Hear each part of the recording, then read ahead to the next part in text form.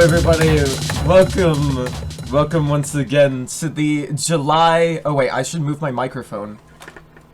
Hold on. No! I move it away from Elliot No! to breathe. Oh my god, what? Why is my, hold on. Shit, hold on. Wait. No! Give me a moment. It's all tangled. There we go.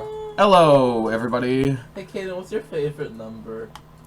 I wonder what it could possibly be. What's your favorite number? My favorite number is 7, and second favorite number is 9. Well, hello, this is everyone. How he reacts to that. Welcome to the July episode of Square1 Developer Commentary, and also a kind of milestone for this series, which is very magical.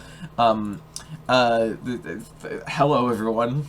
It's the loud day. In today's episode, we will be looking at this behemoth of a thing right here, the Colorful Shatters self-titled album, which is notably my first noise piece, but it is also the last album in TOMAROH Season 0, Chapter 0, which means that we'll be ending an era with this episode, which is very cool. Yeah, that is, yeah. Before we get into that, though, some things to mention. It being July, earlier this month, came the release of Season 0, Chapter 0 bug fixes or changelog or whatever, because I made, on Bandcamp, I made a big compilation of all of this era's projects and made them all available as one price, because on Bandcamp, if you didn't know, even if something is marked as name your price, you can only spend $1 or more. You can't spend less. So if you wanted all 7 projects, you would have to spend $7, which is a little much for how hit or miss that material is and how, you know. So I figured might as well just make it available as a bundle, so you can buy the whole thing for $1. Yeah, and it also includes fucking Backgammon Demo Tapes.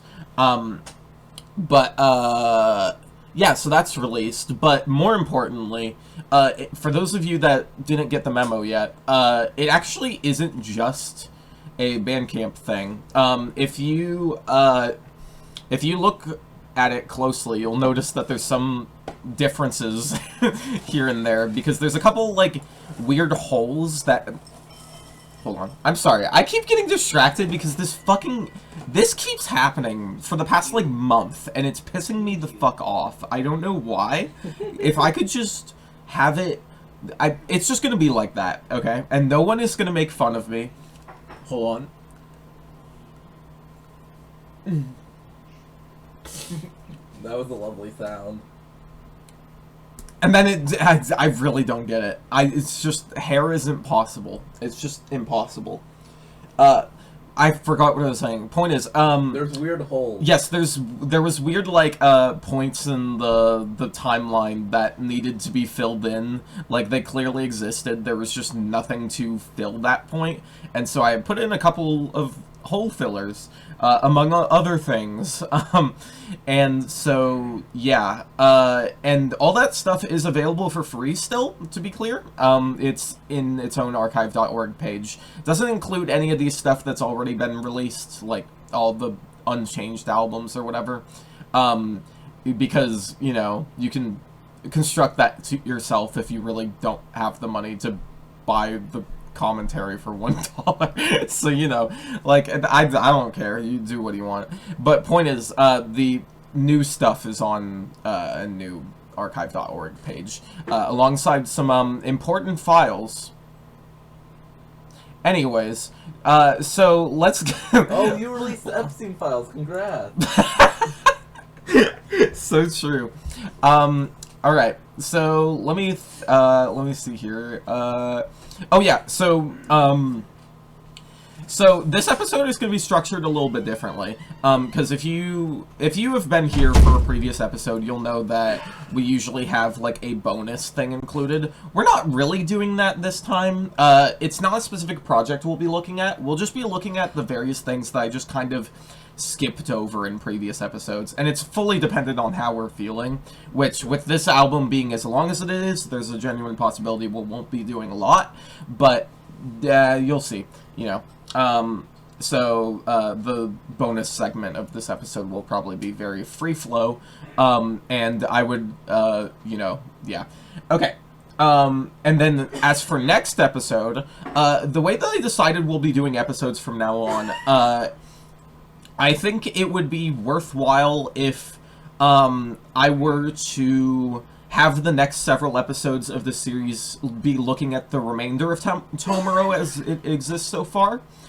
Because there's a second era currently ongoing, but it's been on pause for a very long time because of Cartesian Vertical taking god-awful amount of time. I think it would be a good idea if I get the TOMAROH projects out of the way first and get those out the next few months, and then after we've gotten to what is currently the end of TOMAROH, we'll start branching out into the other major projects of Square1, and we'll probably be starting with like a Zone for 40 release and stuff, which I'm open to actually having more speakers for that. So yeah, just heads up of where the series will be going, and yeah, I think I actually just realized this moment, and I'm so smart. I just realized I don't know if anyone put any questions about colorful shatters that I totally forgot to check. I don't think so. I don't think there were any questions about colorful shatters. There were questions. Okay. I could organize them if you. There was. I think it was just Kirby's square of questions, so I can just have this off to the side and I'll remember it. Yeah, I think if I put it here, it won't cause issues. Yeah. Okay. Cool. All right. I'm very smart. I'm very smart. But of course, there's a genuine possibility that I'm just gonna answer these on accident anyways because I took this much notes for this episode, more than I was expecting, honestly, but yeah, and these are just the notes that are, like, I could have missed them very easily. There's several, like, elephant in the room stuff that when I get there, I'll be like, oh yeah, that's a thing, and I didn't bother writing it down, because it's just obvious to me as the artist at this point. So, you know, this one's gonna be a long one, especially because this album's already long. And, you know, I have a bad habit of being like, oh, it's long, but it will go over quick. We know at this point it won't go over quick, and this is, like, Stop stalling, the point, then. you know. And so, yeah. There's really nothing to say about this project going into it, honestly, that I haven't already said. It's my first noise project. It's under the moniker of Colorful Shatters, which is a new moniker for... This is the first project that this moniker existed for, but there's several other projects at this point. Yeah, and it's a self-titled album. If you didn't know what S/T stands for, that's typically abbreviation for self-titled. Or it refers to the album of the same name. We don't talk about that album. What do you mean? It's the greatest album to ever hit the world. So true. Okay, anyways. Yeah, I don't think I have anything else to really say, honestly. It's pretty self-explanatory at this point. It's just first noise project, and I didn't have very many noise projects at the time. And we'll get more into the context of what this album is, getting into it and why it exists, and yada yada. So I just see no reason other than to just jump into it, shall we? So we're starting off with the first track. Hello. Great job. There we go. So, we're starting off with the single. Fun fact about this, by the way, I don't know how many people know about this. Theta was supposed to come out the same day as Colorful Shatters, and it did, officially. Except it also didn't, because somehow I accidentally uploaded it as published instead of private / unlisted when I first uploaded it. I forgot. So, there... yeah, but this was at the point where anytime I uploaded something, it would get 1 view for, like, a month. So, you know, it effectively was not released anyways. Because I didn't say it was released anywhere, so, like, nobody checked it. But, like, 1 person, I think, listened to it, technically, which is funny. But anyways, yeah, so this is the single for Colorful Shatters. Also the opener. This is... Theta, whatever. Yeah. As typically tends to be the case, we'll be listening to the song in full first, and then talking. Although, heads up, we'll probably be breaking from that format quite a lot throughout this album, because there's a lot of very long tracks where not much is to be said about it, and therefore I'll be talking over it about more wide album stuff, you know? But this is one we'll be listening to in for full, because there's a lot going on. Yeah, okay, this is Theta. Oh yeah, it has visuals, kinda, sorta. It's not, like, color calibration, but, you know.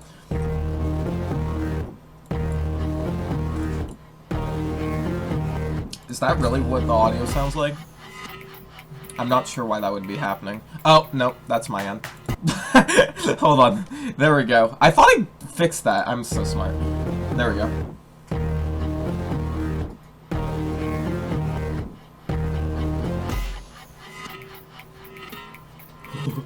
It's the evil one. Can you see him?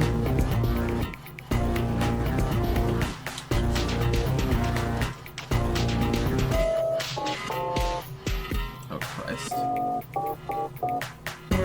Oh yeah, and I've avoided listening to all these songs in full for this dev commentary. It's been a while.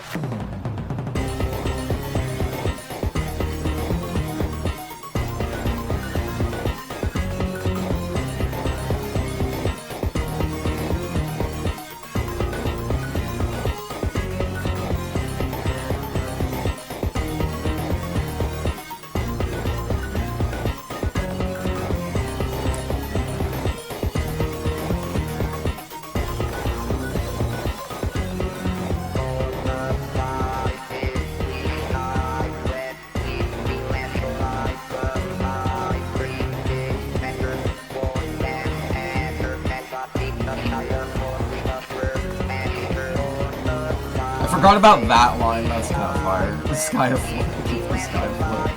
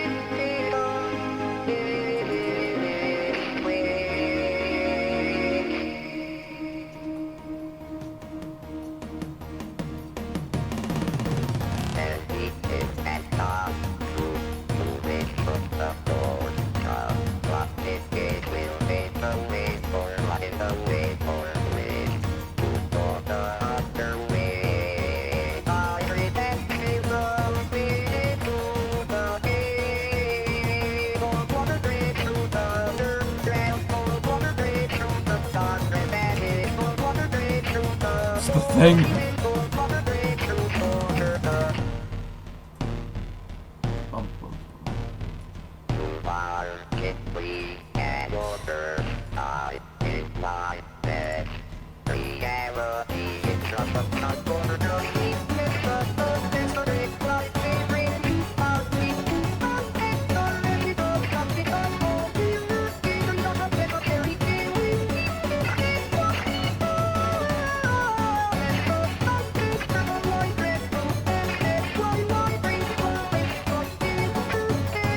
Turning this up a bit.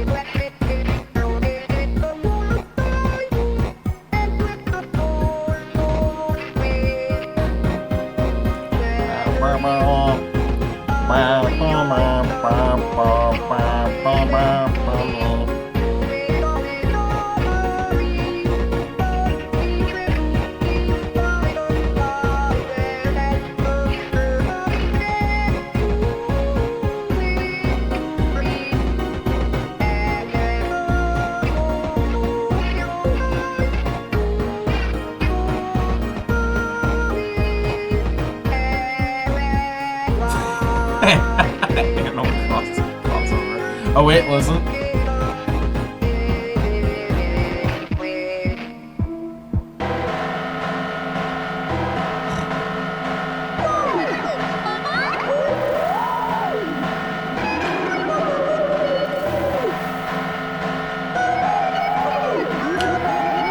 right, actually.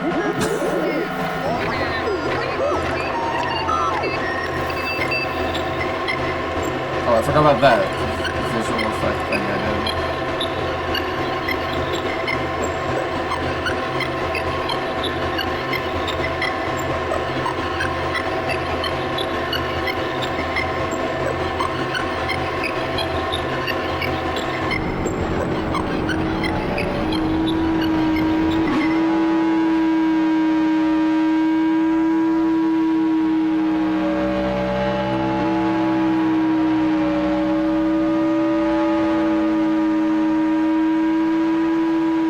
Whoa.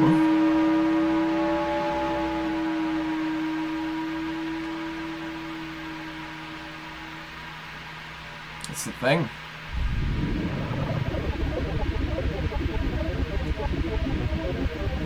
Oh. Do you hear it? Did you hear it? Oh. Oh.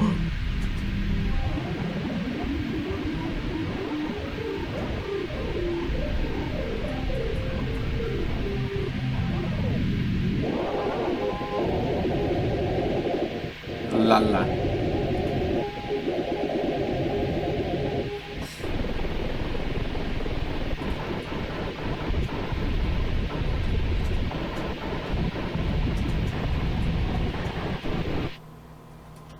And off it goes. Okay. No, don't go forward. Okay. So, let's talk about this. So,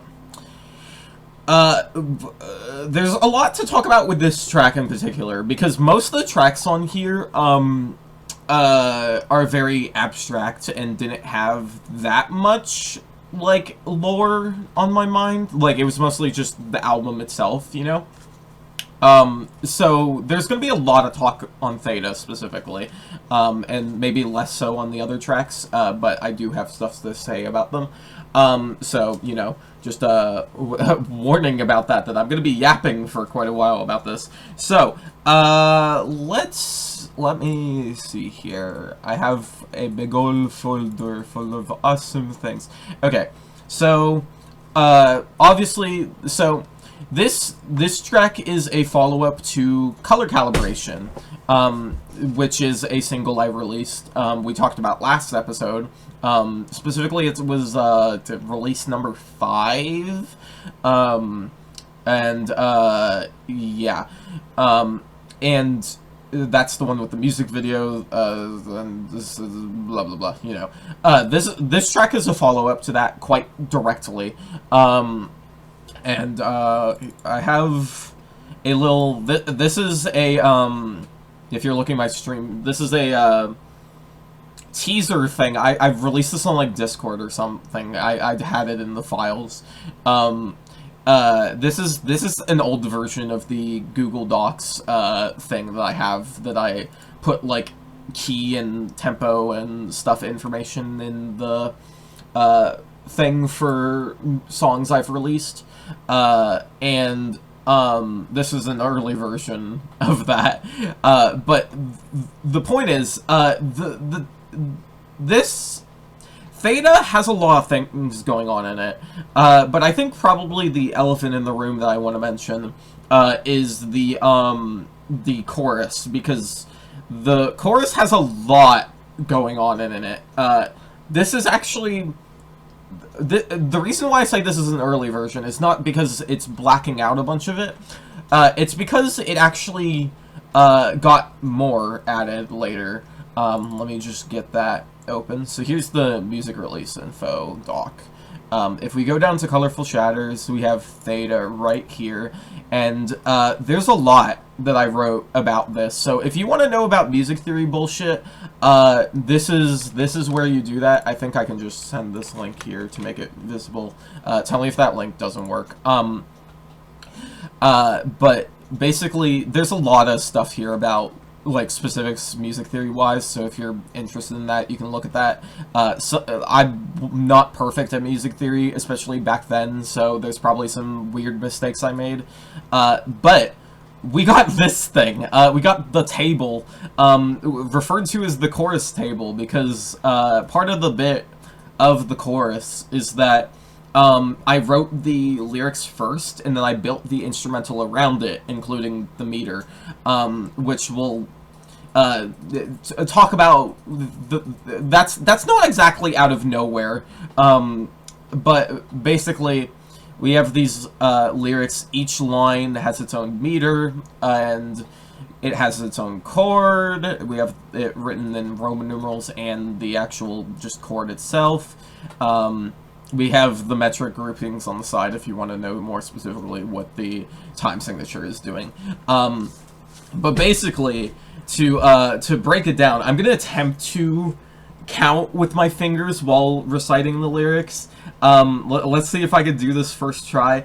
It's something like, I felt the cold snow on my plastic face, rotated the world I knew. Or, hold on, let me see if I can, okay. So, I felt the cold snow on my plastic face, rotated the world I knew, and,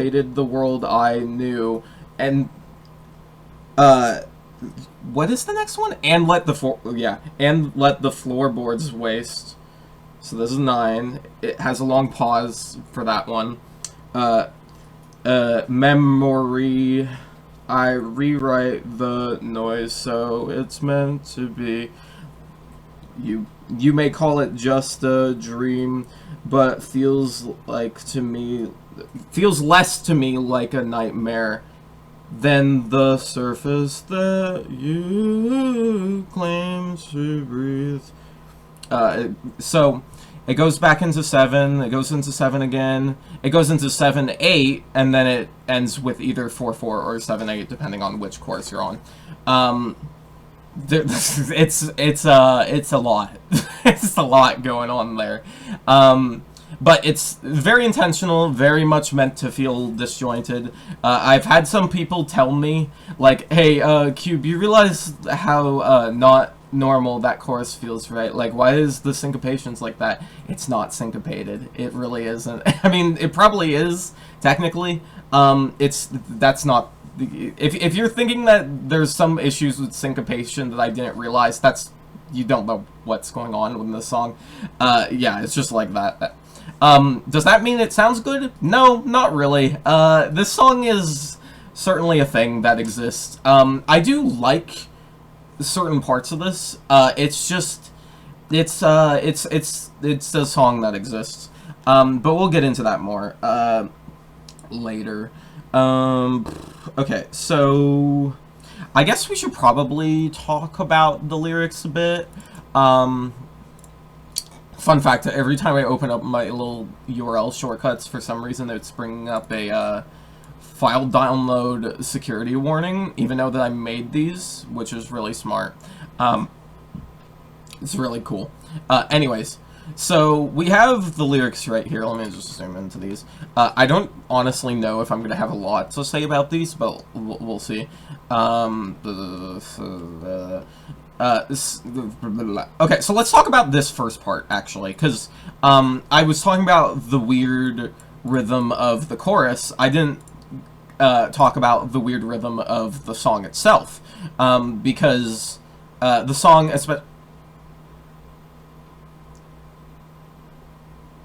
What? Are we dead ass? Why did it do that? Wait, what? I've never seen it do that. It's... What? What? Why did it do that? Why? Hold on. If you can't tell why I'm, like, losing it, for some reason my fucking thing did not a number for... Oh, that's really fitting. That's... Why did it do that? I've never seen that bug before. It's actually meant to be. It's actually meant to be. Anyways, that's on past and that's magical. Anyways, okay. Point is, okay, there's so many things. I think we should go piece by piece for the song, actually. That would probably be a good idea. So, because that's what we did for color calibration, we might as well do that with theta. So, first thing let's talk about is before theta itself.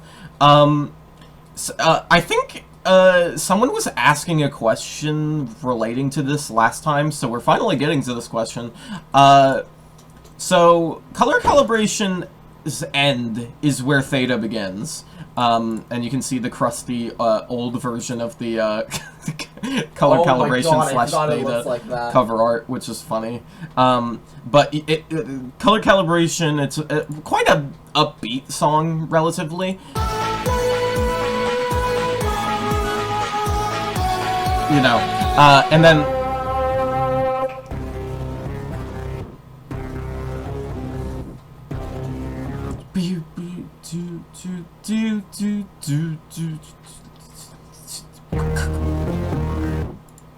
So, one thing about this, because this intro with theta, if you pay attention to it,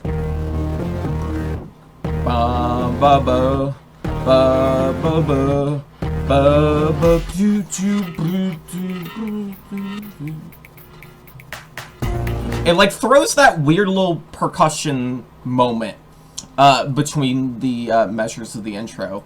That's actually technically in color calibration. It's just only the music video, because I added 5 seconds of silence to the end of the video, and that percussion thing is actually a nod to that. Specifically, if you want to get more specific, the tempo of theta is, I wrote it down, I think it's 160, or 120, rather. Where is it? Maybe I didn't write it down. It's something like that. It's 120. It falls in sync with seconds. So the fact that this outro has 5 seconds of silence means that I was able to make it just be, oh, it's a blank measure of 5/2. So I had measures of 5/2 after the thing in theta. So, if you were to take the color calibration music video and then seamlessly put it before the theta, just theta the song, it will actually work properly. If you were to take the 5/2 part and put it in the space that color calibration just goes silent at the end, it will sync up properly and move normally. It's just that you don't hear it. It's a secret. It's secret. Yeah. Yeah. And theta does is in a different key, but not actually. It's just, I don't remember if it's actually in a different key, if it treats this as the start. It goes up and down all the time here. Because it starts here.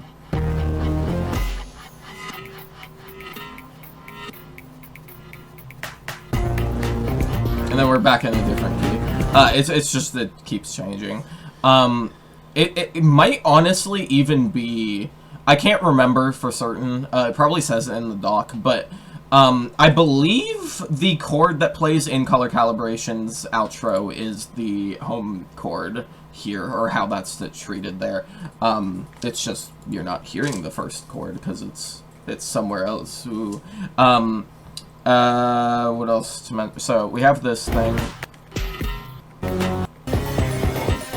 So another thing to point out, we'll get to the specifics of this later, but there are flavor text for all of the Colorful Shatters tracks, and we'll talk about why and stuff later. Well, we'll talk about what they are later. There's not really a reason as to why. I was just kind of like, oh, it's a noise album, it might be nice to throw in some extra lore, considering this is the lore album, you know.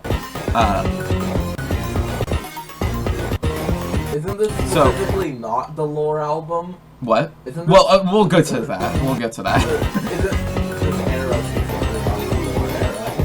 So, if you count this...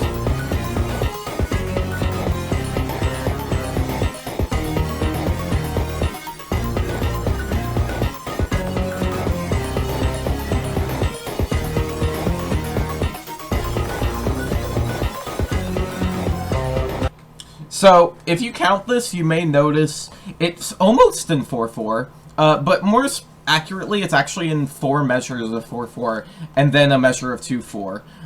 It's swapping at certain points. Except it isn't actually entirely that. It's intentionally made to sound like that, and it effectively is that. But once the lyrics come in...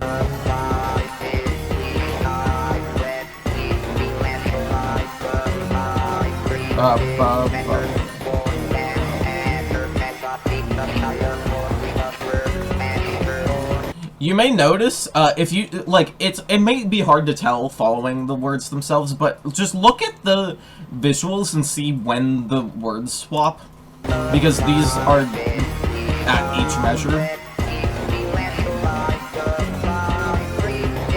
You'll notice it's not unequal at all. It's all the same.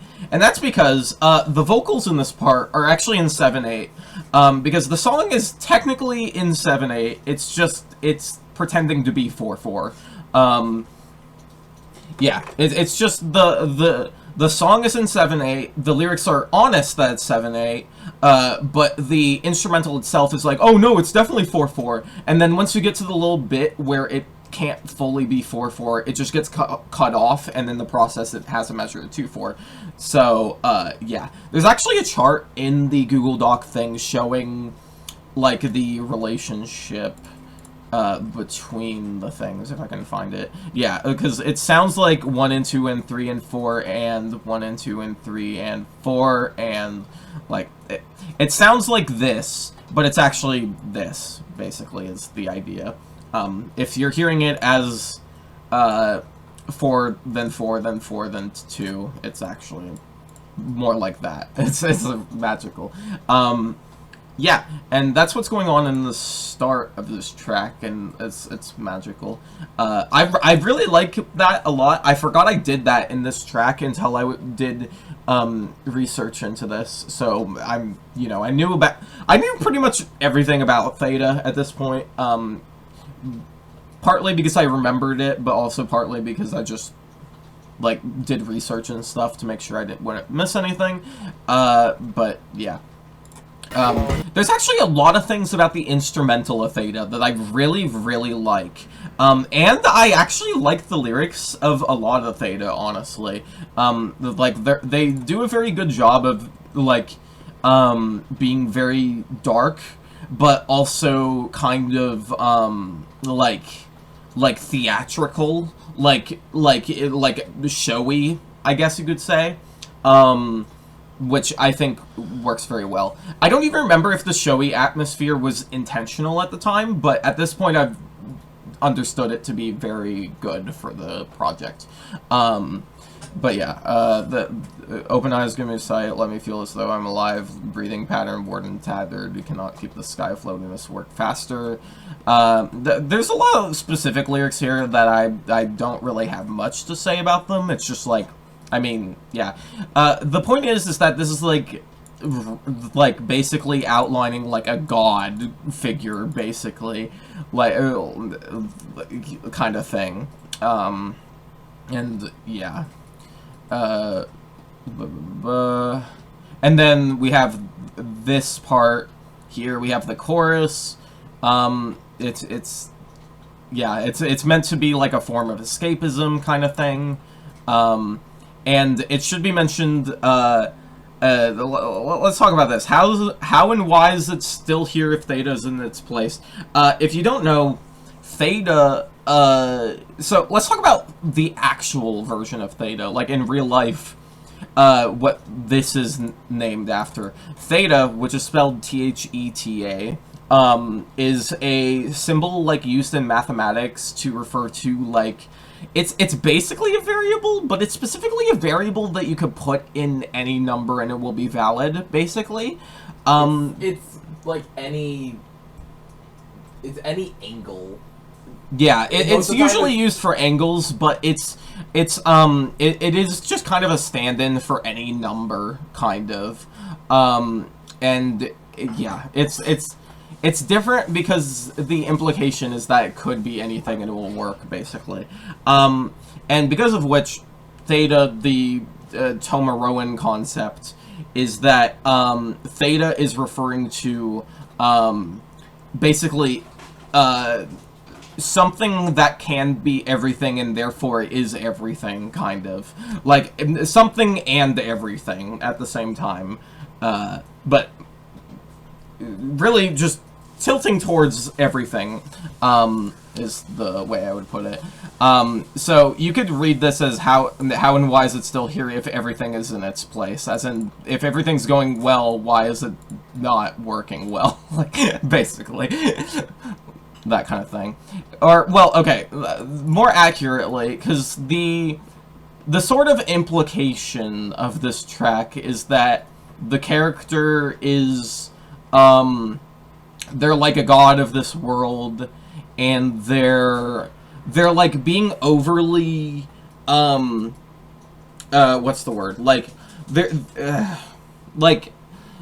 leaving every stone unturned, but in a bad way, because they're like trying to make sure that everything they make doesn't fall apart or something. But the problem is that like as a god, you have to be like aware that yes, actions have consequences. Because like one thing that I like to imagine, and one thing that very much is like something that I want to explore with my art, is the idea that maybe like what if like imagine if you were in the position of a god. Like, imagine you randomly woke up and you suddenly have, like, control over the whole universe. Would you be good at being a god?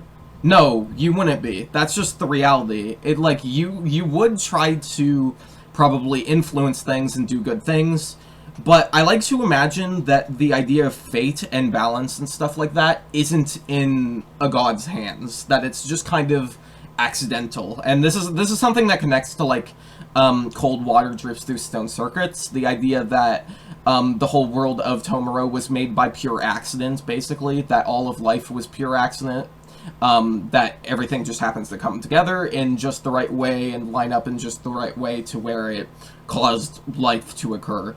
And the idea of this is that, well, this is what happens if you go against fate itself. Like, if you're like, oh, I have control over everything, I have the ability to control balance, but you really don't. You don't. You just create things. Like, why would you have the ability to change things that you haven't created? Why wouldn't you have...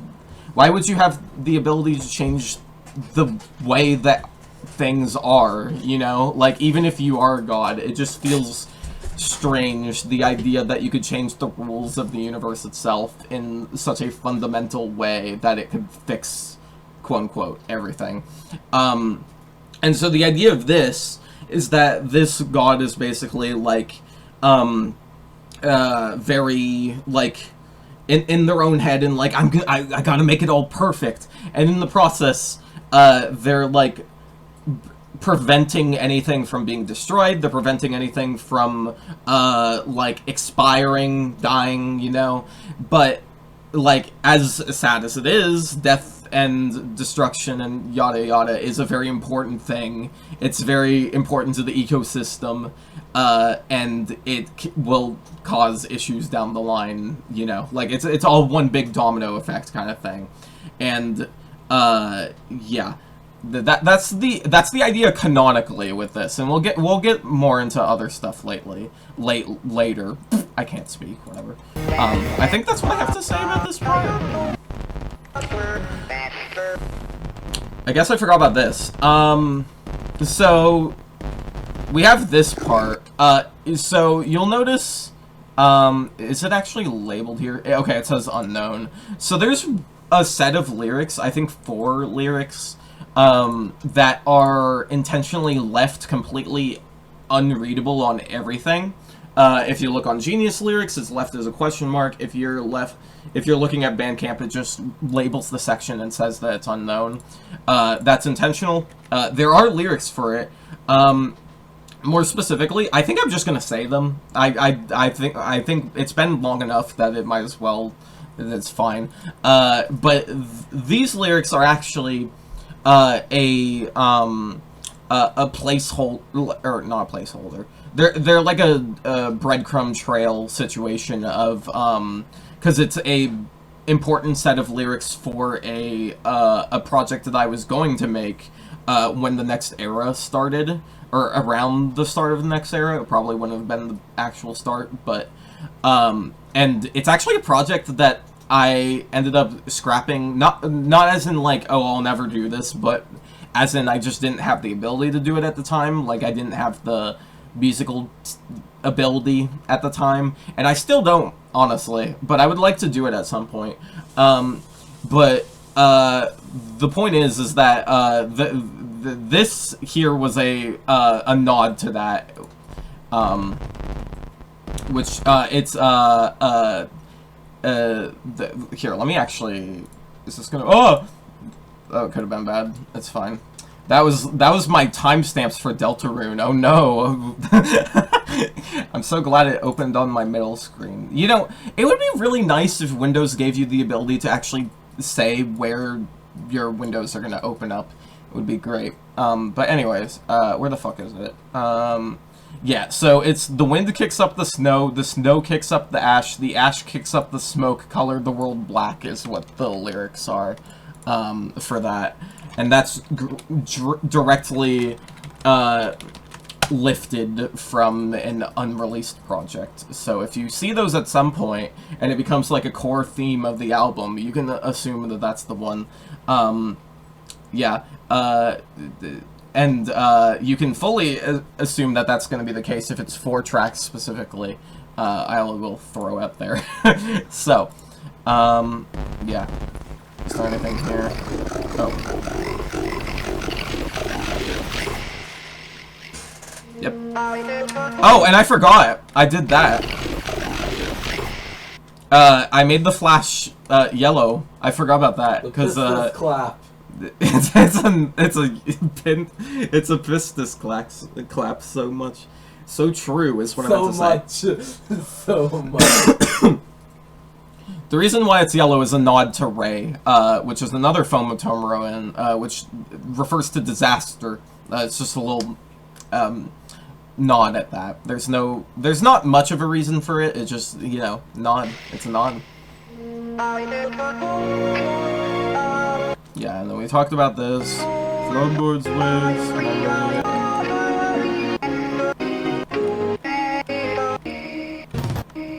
So then we go to this part.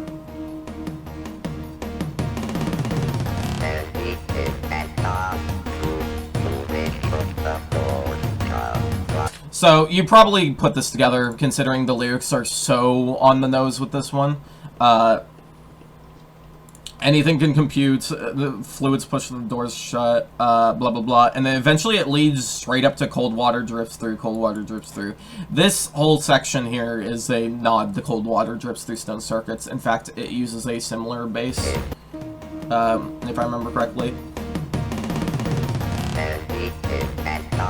And it's specifically hammering on one note, like Cold Water does.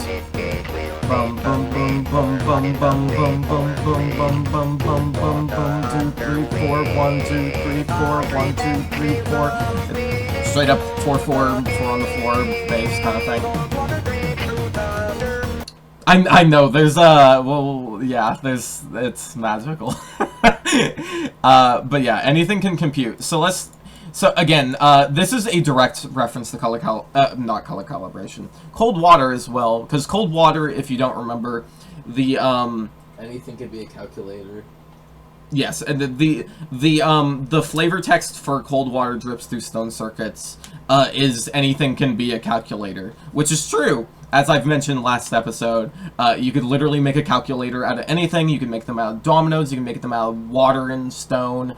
The idea of Cold Water is that something that happened to accidentally be a calculator accidentally got activated by something else and accidentally created life in the process, is the idea of that, and that's a core idea of how life came to be in Cold Water, in TOMAROH, bruh. In Cold Water. In Cold Water. I mean, I guess technically.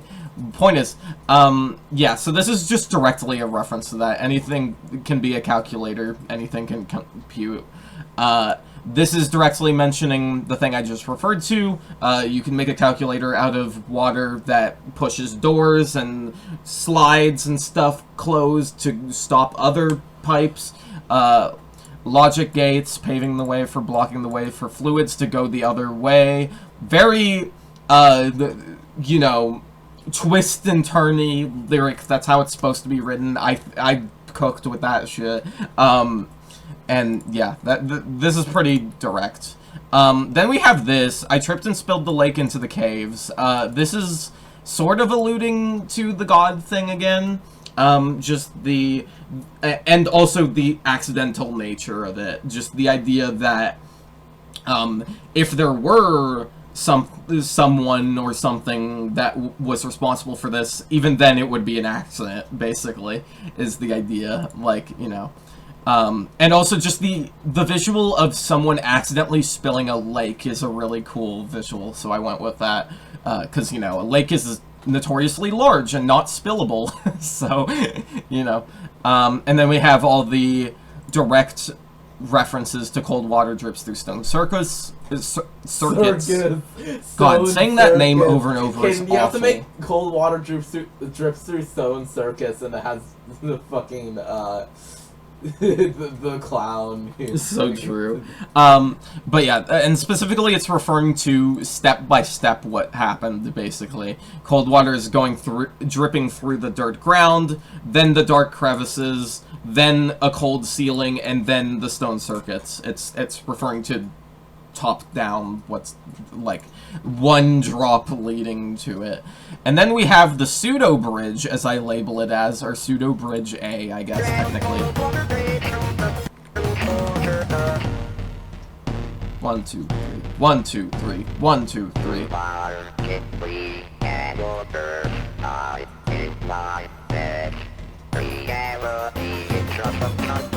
So lyrics there are pretty. This is where the song really starts to show its true intentions. Because we have like a lot of stuff about like a god, and they're like they're making sure that everything's perfect and yada yada. Points like this are what make the god's intentions fully true.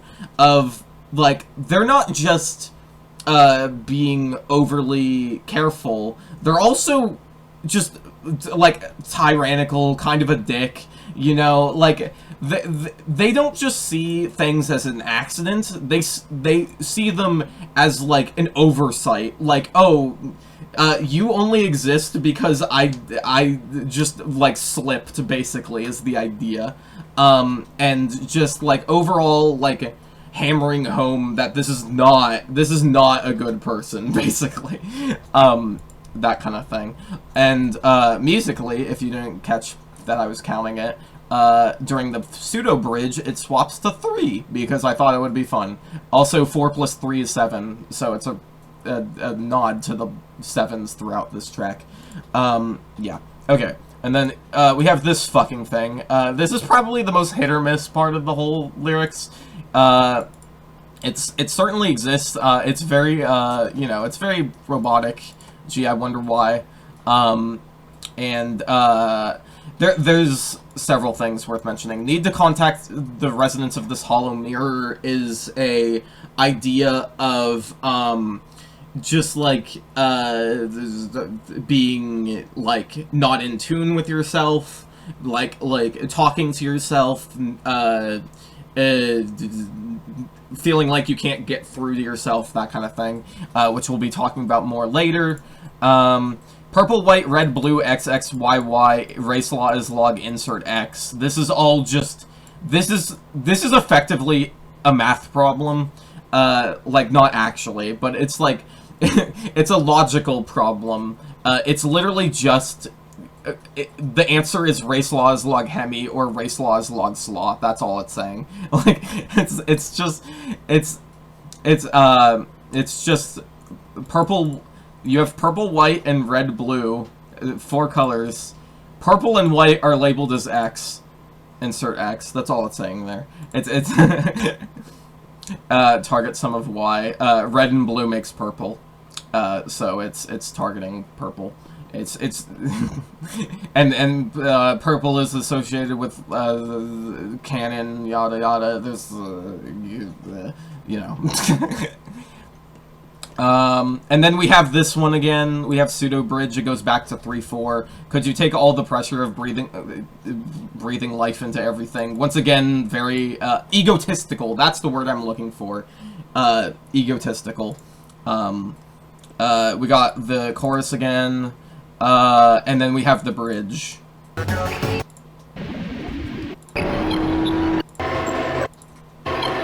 Oh, and I guess I should mention, I pointed this out earlier, but again, the lyric place here, instead of being played in 4/4, as it should be, it plays in 7/8, and so it awkwardly throws you into the bridge.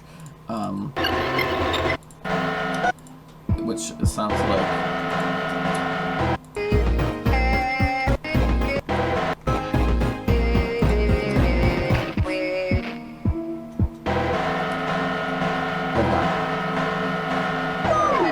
Narcissistic is a very good way of putting it as well, yeah.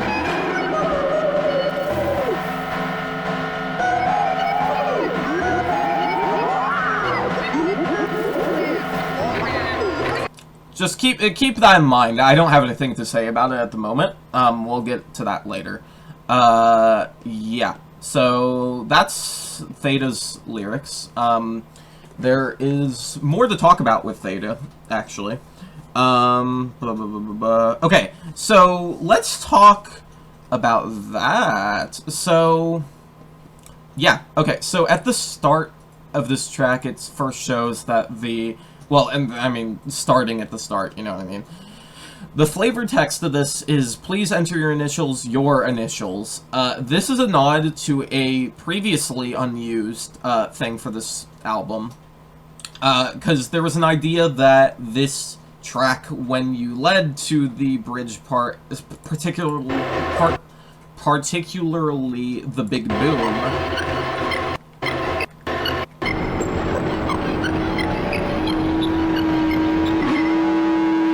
Here, you have the slow fade out,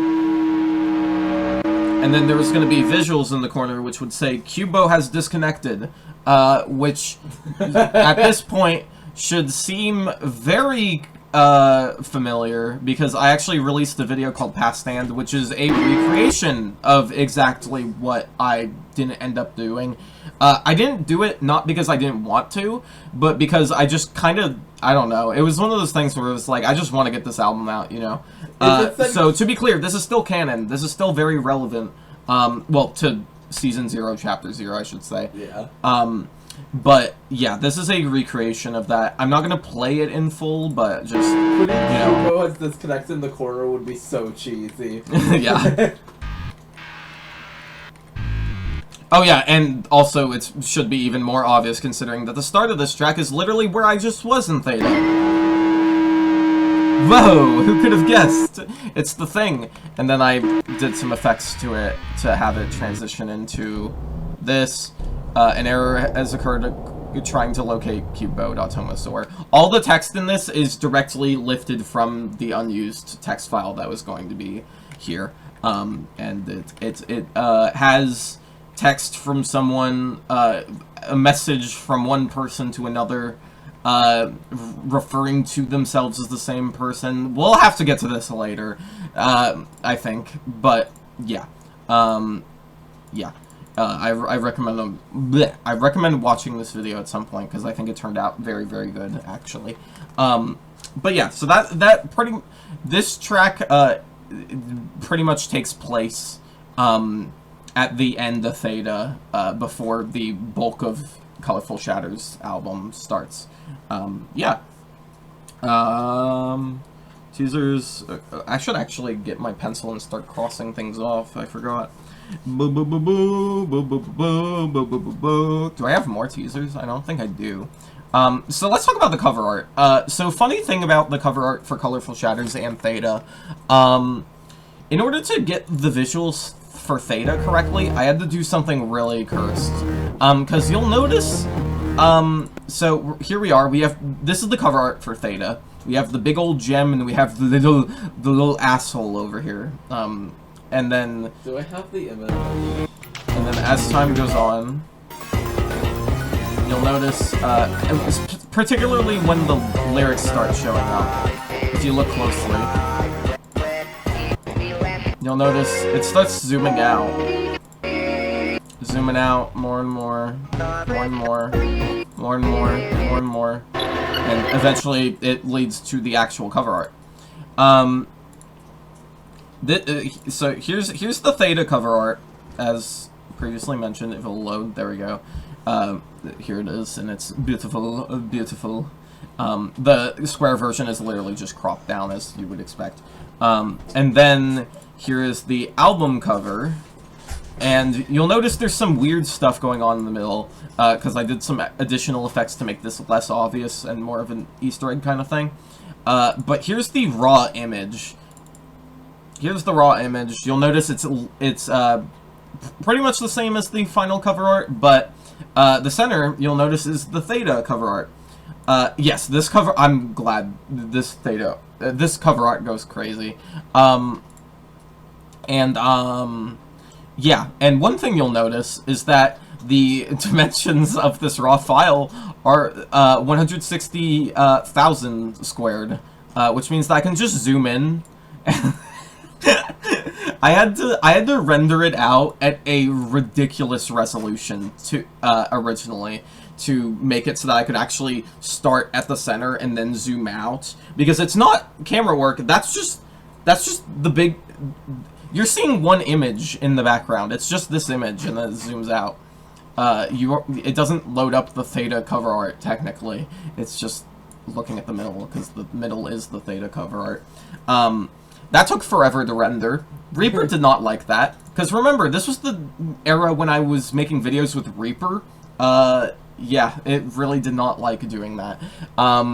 So, you know, I like how the listening to GPJ thing is in the corner. What? You've also mentioned, isn't this what Cubital Flesh God's, like, icon is? It's just, the Colorful Shatters. Yeah, we'll get to that. Hue shifted or whatever. Oh yeah, I found this video. What the fuck is this? This is me testing the big file size for the first time on the older version of the cover, as you can see. You can see the normal colors of Cube as well here, which is really cursed. And then we have this one last teaser. This is what Theta's project file in Reaper looks like. I'm trying to see if there's anything worth mentioning. I like naming my channels goofy little things sometimes. I don't know if there's anything worth mentioning. We got End Boom. Wow, that's magical. Echo Hell. Symmetry. Why is there a thing called Symmetry? Oh, I guess that's why. Okay, noted.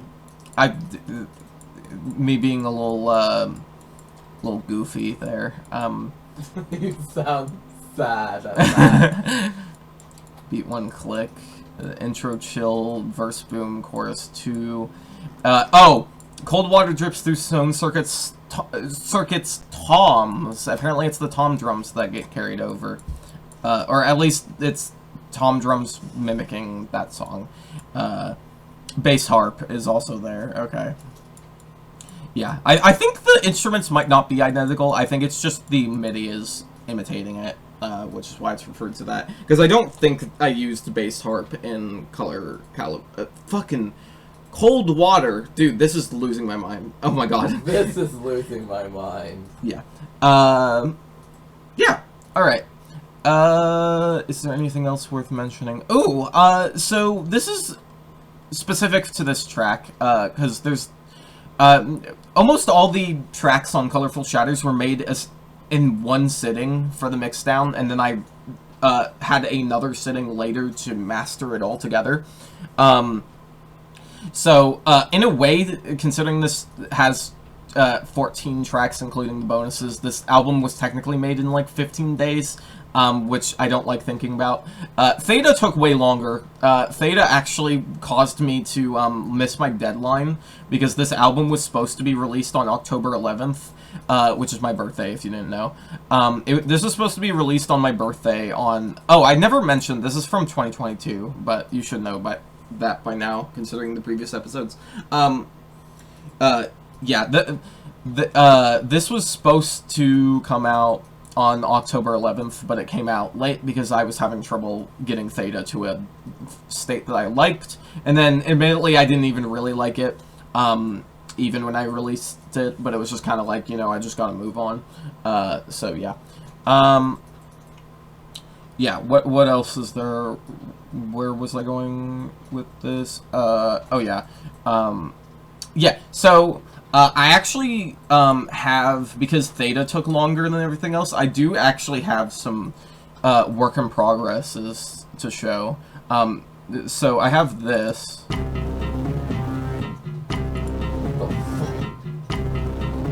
Early version of the song. It's particularly the intro. And you'll notice there's no 5-2. It just skips it. I think it goes hard, honestly. It's kind of cool hearing the metal thing more clearly. 1,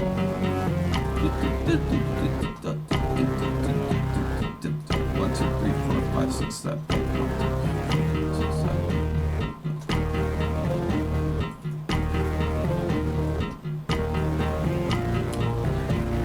Yeah, you get the point. It's pretty much that. I don't think it goes anywhere else. Oh, wait. Oh, hold on. I forgot it does include the transition out.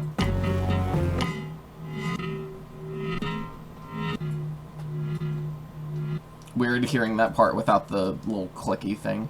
And then we have this. This is subtly different, but if you notice, it's gonna piss you off.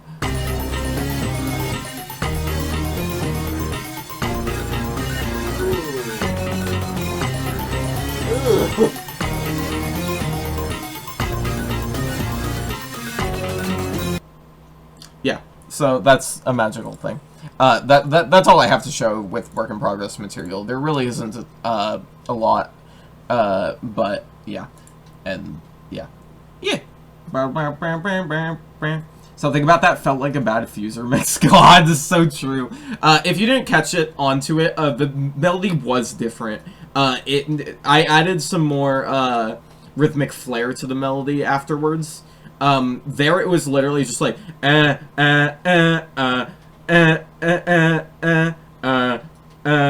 like it was like almost always on the downbeat, but I like did some like syncopation magic in the actual thing, and I also had way longer notes at certain points, and then I just cut them up later, which is very common for me. But yeah. Yeah, I think that's everything I have to show about Theta. Let me check my notes really quick. Yes, I talked about that. I talked about the big cover art. I talked about Past and.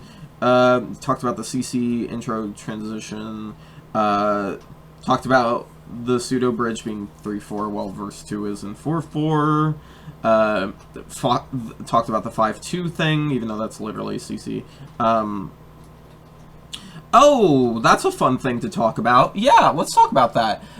So this is my last thing worth mentioning, and it's a fun little detail that is... It feels like something that only I would ever notice, but... yeah, I put it in anyways. So, if you listen really closely to the bridge in this section, and try counting it.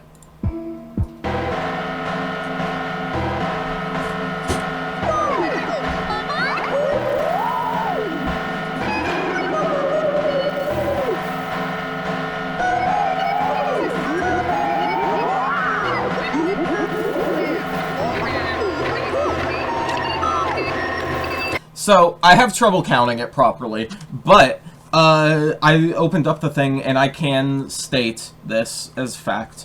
The bridge is almost entirely in 7/8, and then eventually it becomes just like noise, and from that point on the rhythm doesn't really matter.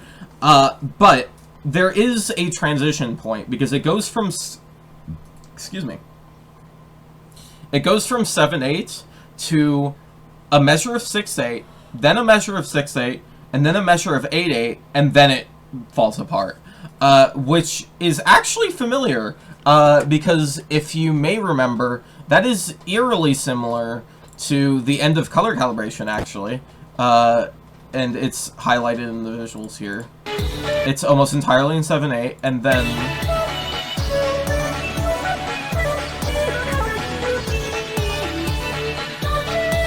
one 6/8, an 8/8, and then another 8/8, and then it goes back. It goes to something else.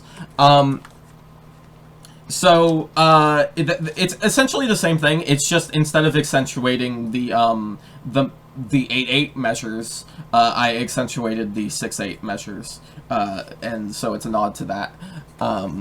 Yeah. And I think that's the last nod to color calibration that happens. Oh, and final thing.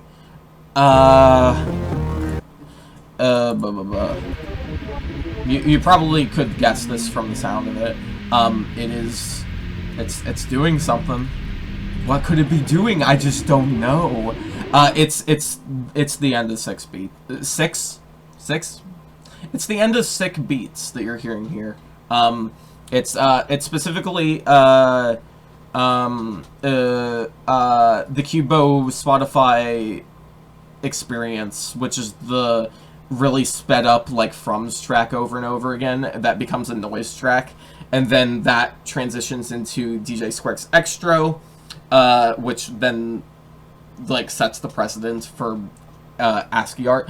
Yeah, it's the noisy parts of that. Yeah, which actually you'll notice that the end of Past Stand also has this to further allude where specifically it takes place, because it ends with the...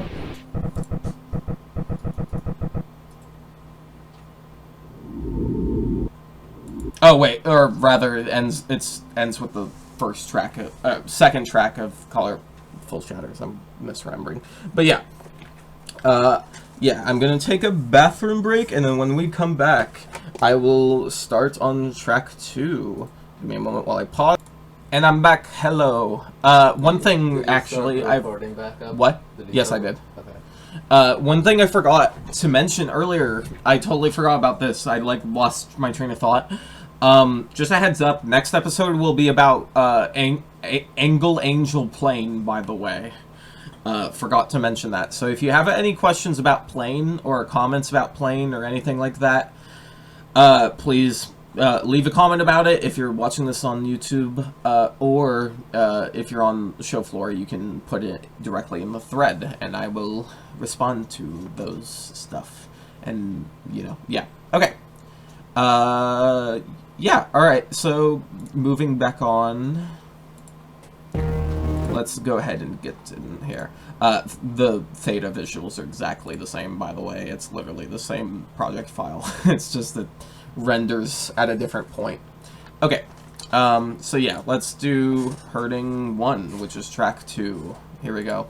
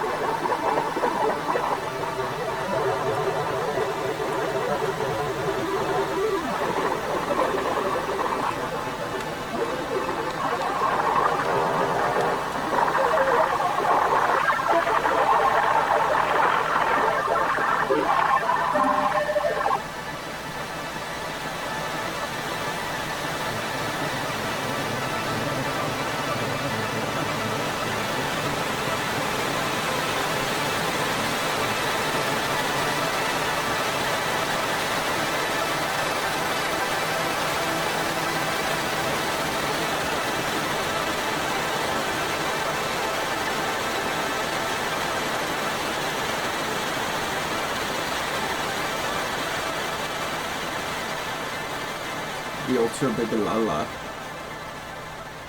Fucking. Okay. So that was Hurting 1. Effectively the first track on Colorful Shatters, which is why it says every soundtrack has a track 1 despite it being track 2. Because, again, this is a noise album. Theta is intentionally juxtaposing the rest of the album as an opener, because I thought that would be cool. And then it devolves to noise at the end and leads to the rest of the album. This is more like what the rest of the tracks on Colorful Shatters are like. The title to this is a nod to Music 1 and Music 2, technically. But it doesn't actually sample Music 1 or Music 2. It samples Symmetry instead, which is going to be a very common thing, you'll notice.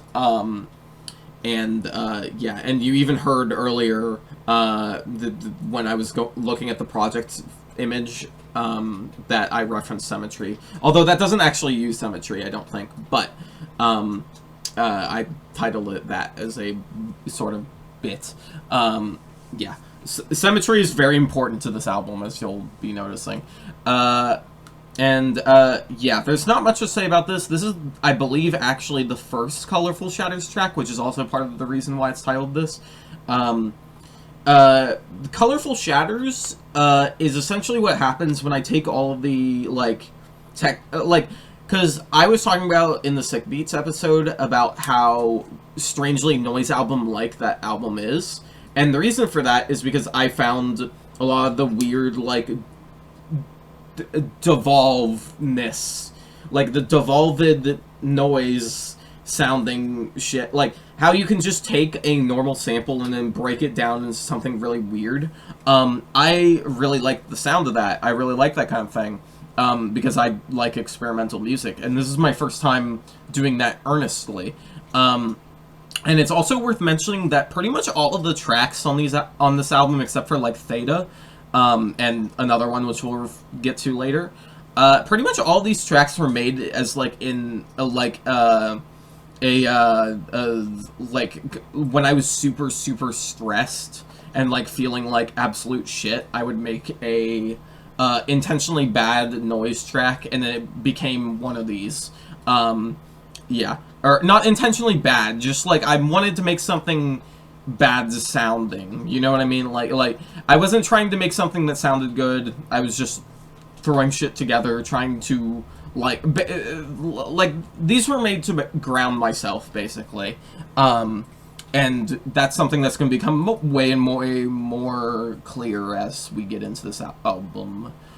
Yeah. There's not much to say about this one. This one's pretty much just a in a way, a palette cleanser, considering that this album starts with Theta. It's readying you for the rest of the album. This is actually quite a pretty track. I really like this one still, despite it being very minimal and specific. Yeah. And again, pretty much all the tracks on here were made in a single sitting, except for then later being mastered. This one, the climax of the track was so fucking loud before. It was really loud. And I almost wish that I kept it the same. But it was just one of those things where it was I was too worried at the time of doing something really strange mixing-wise. But yeah, if you're someone who has heard It's, imagine this with It's mixing. That's pretty much what this used to be. With that last, it's just like fully enveloping. I think I'm glad I did this for this, but yeah, it's just a funny little thing to think about. Yeah. Yeah, I think that's everything I have to say about Hurting One. Yeah, we can move on. Next track is I'm Nothing.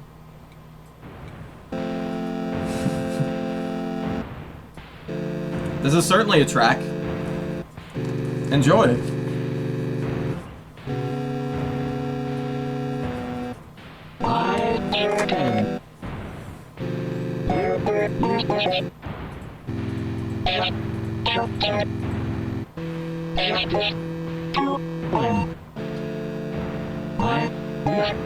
I haven't heard this album in such a long time, by the way.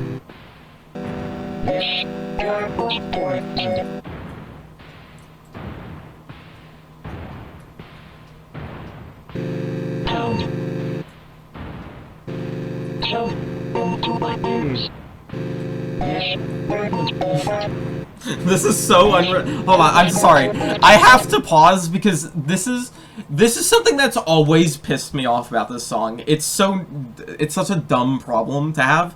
Every time I hear this fucking track, I mishear the lyric here. Sound into my ears is sound into my knees. What? And it really makes How? no sense, and it throws me off every time I hear it. Please listen.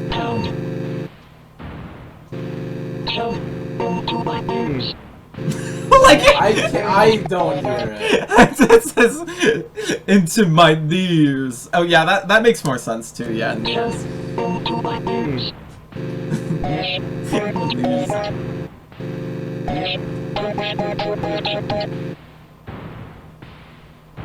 I forgot I put a serpent line there.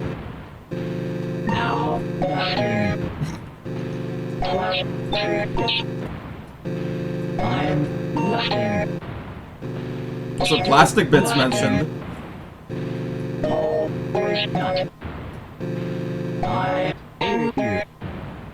Alright, everyone listen up.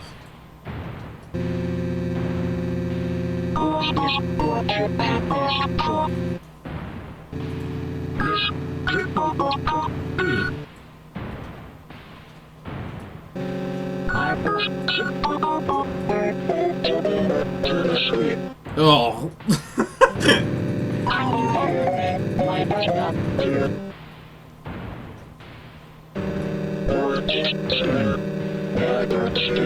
Another one.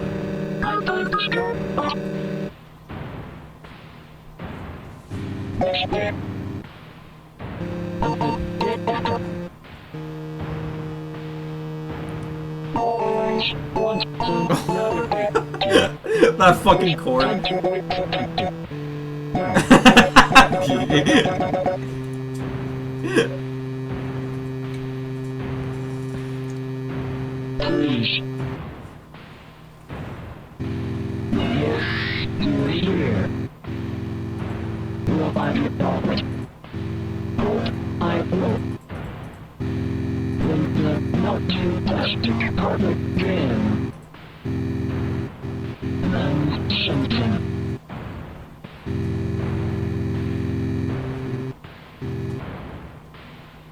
Oh, I forgot it did that. That's a nice visual touch.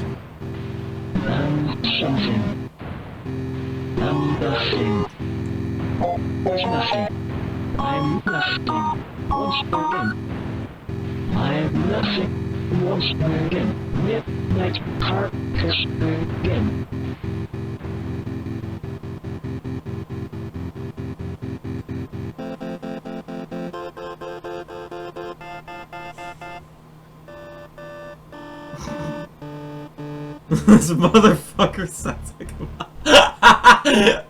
That's awesome.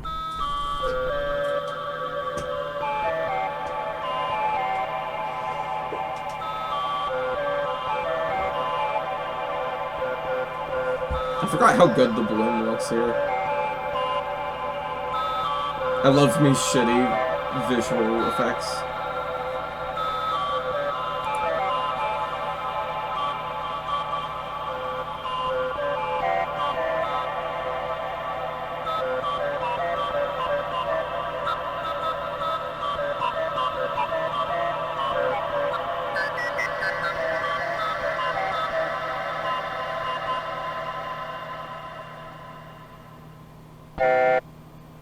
Yeah. Alright, so let's talk about that track. So this is the most blatant example of me trying to ground myself with a track. Like, I was not having a good day when I made this. I was like, I don't fucking know what. I'm just gonna make something weird, and I made this. It was magical. This track was made, this is gonna surprise no one. This track was made by, the noise you hear in the background is an LFO situation. This was very common, especially when I made music in Reaper, where, because Reaper has a built-in LFO system where you can take any knob and then connect it to its built-in LFO thing, and it twists the knobs for you. And I like to do, like, repeating things in Reaper with that. And that's what the noise is. It was just going on loop. In fact, when you open the project file for this, and for several other project files, this is the case with, like, background noise that just is there the whole time. If you just have it, if you have the project file open, then you'll pretty much always be hearing the noise. Like, it's just constantly going. Yeah. Yeah. When you, so what I did was that I played the sound, and then I MIDI recorded just random shit on my piano. I don't remember if I was listening to the sound at the time. I think I was listening to the noise at the time. But yeah, so I've recorded weird MIDI for the chords, and I recorded weird MIDI for the lyrics. I don't fully remember how I did the lyrics, honestly. But yeah, so yeah, and I mean, I don't know if there's anything specific to say about the lyrics. Let me double check. I mean, it's pretty clear. Like is I don't know. It's the thing. It's simply the litter you threw into the street. This was referenced in Theta. Theta was made after all the other tracks on this album. I should mention that. Yeah, I was simply the litter you threw into the street. That part originates from this song. I referenced it because the sound of the melody combined with the lyrics just, like, was very evocative in a very unique way to me. Similar thing with World Keeps Spinning, Ever Spinning. It's not referenced again in this album, I think, but I have referenced it in other places. So if you've ever seen that referenced, then there you go. There's where that comes from. So that's where that comes from. I'm good at talking. Wow. That was like a 2016 KubeBow thing to do. Anyways, sorry. I don't know. I just gave myself the ick for a second there. Yeah. What else is there to mention? I don't really think there's much else to mention about the actual thing. But yeah.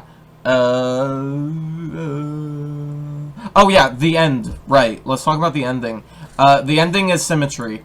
Again, I was, again, live recording the MIDI. I played symmetry on piano. Very sloppily. Was not good at it at the time. I put a shit ton of effects on it and thought it sounded really pretty and thought it was a really cool, like, bait and switch for the end of this track. A lot of the tracks at the start of Colorful Shatters are actually very, like, warm, or have a warm part, I should say. Yeah.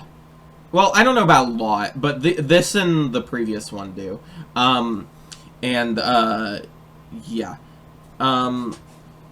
Oh, and then the very end, when everything goes out and then it plays that one note, I kept that there because, I don't remember what caused this. I was messing around with the effects and I was like, oh, that sounds really pretty, and I was like kind of in a trance, and then I guess the song accidentally looped back over and it played a note without any reverb, and it jump scared the fuck out of me. Like, it like freaks me out. Hearing like a very pretty, like being in a daze because of like a very pretty soundscape, and then just hearing a standard tone is the most jarring thing to me, especially when it's late at night, which it was when I was making this. So I kept it into the song at the end as a little thing. I thought that was a cool little detail. Okay, next up, song that plays when the sunlight beats into my skull, track 4. Oh wait, what was the? Oh yeah, it was just the lyric, right? Okay, really, okay.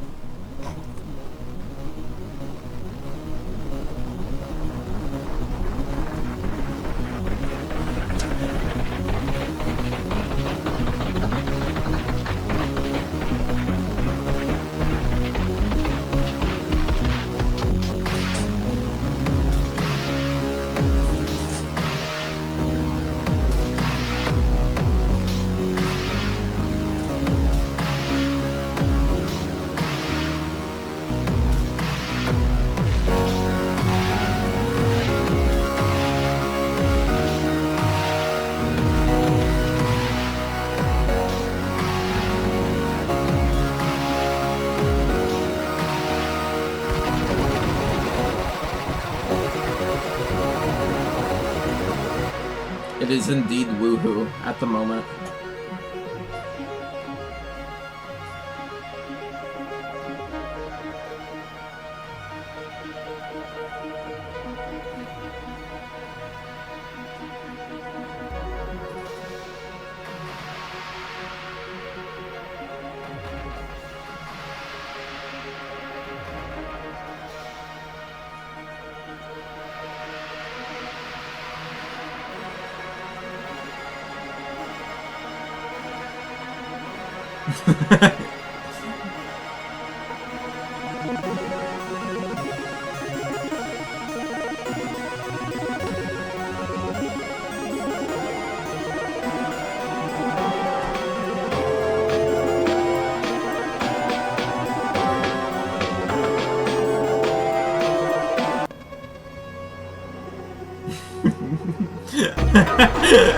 Jin's losing it.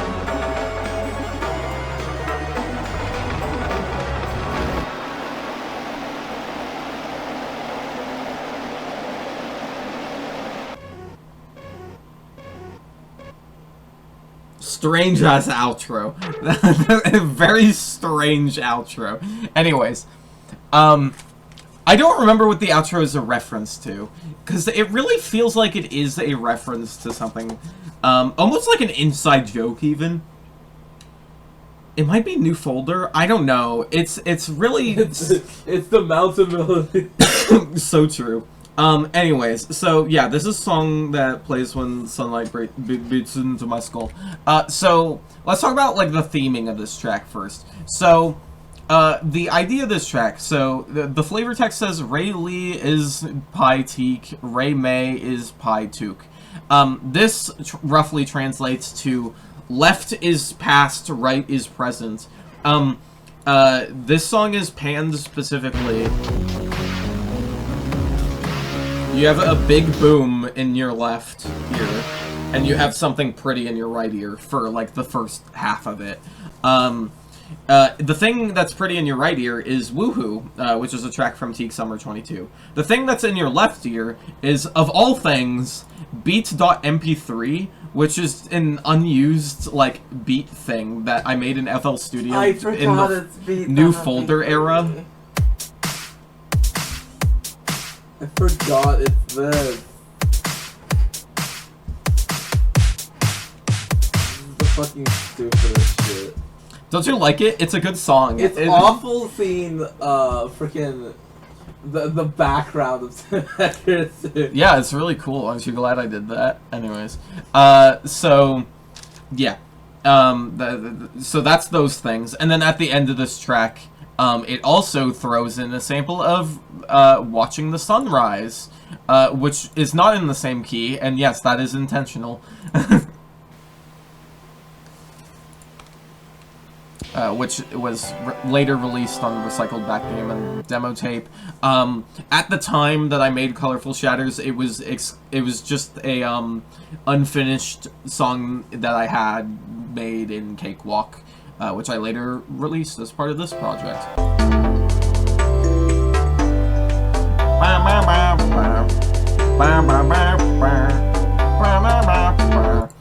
And you'll notice it says sunrise, and the track is referring to sunlight.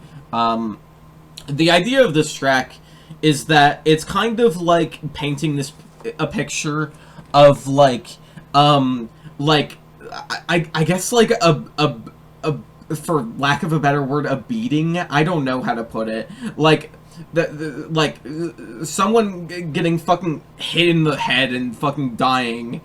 Like that's what you're hearing in your left ear, and then the right ear is just their dead corpse on the ground. That's it. That's what you're hearing. I don't know what to put other than that. That's what you're hearing. And then the last part is just like extra different thing. I don't know. Yeah. Anyways, that's pretty much what that track is. I don't know if I had anything else to say about it. Yeah. Oh, one last thing. Fun fact, this track used to be titled Boo-Hoo because it uses Boo-Hoo, and it's sad. I did not know that. That's fucking stupid. It's really good. Don't you like that? Anyways, next track. My Tomodachi Life version is pointing at DJ Square. I'm good at talking. It's a sentimental image. What? It's sentimental. It's very sentimental. Here we go. Terrible mixing choices and terrible music by terrible people. You might recognize this one. You might recognize this one.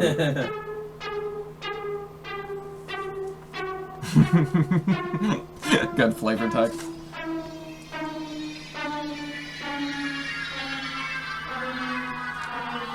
I wonder what this could possibly be a reference to.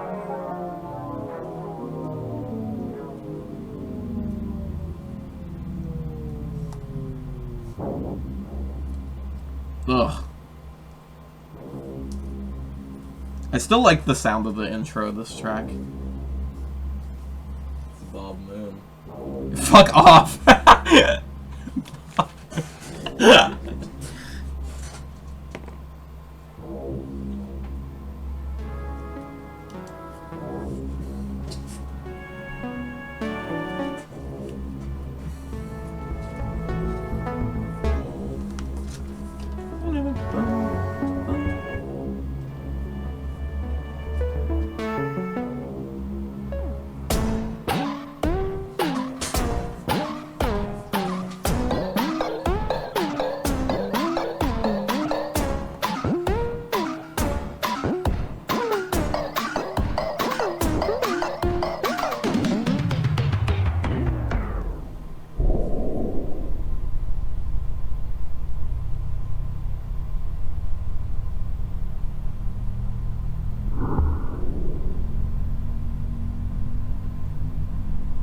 Don't worry, it just ran out of juice. Give it a moment.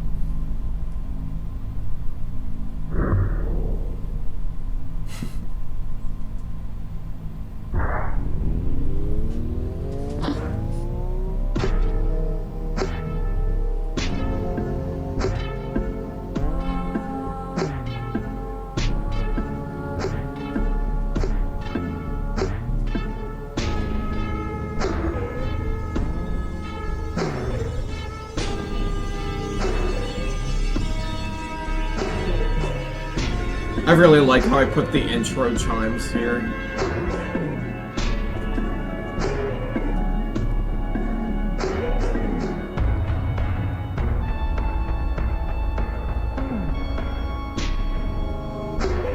Yeah, okay, a lot more of the starting tracks of this album are much brighter than I remember, which is cool. Though still creepy.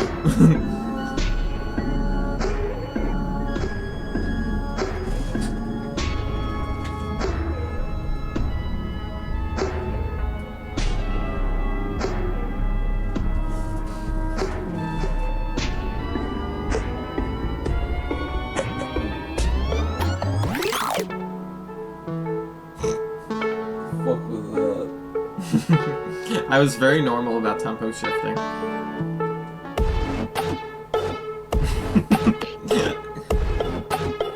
The thing.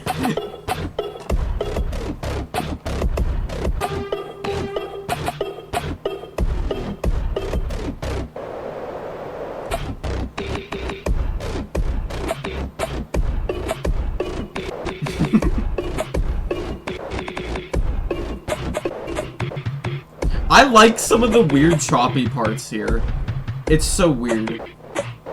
This could be a good fuse. Also, hold on, I'm sorry, I need to point this part out. There's a point here, there's a single moment where you hear two versions of the same track play at the same time in both ears, and one crossfades the other. That. It's fucking weird.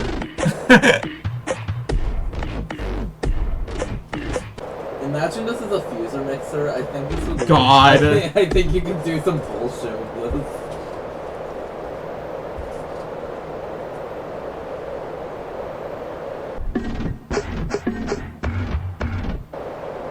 That fucking part as well.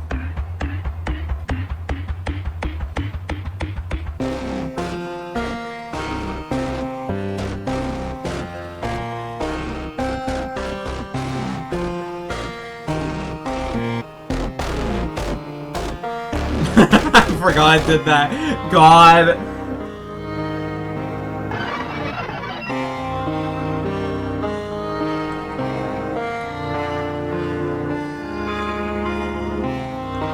Banger part incoming, guys.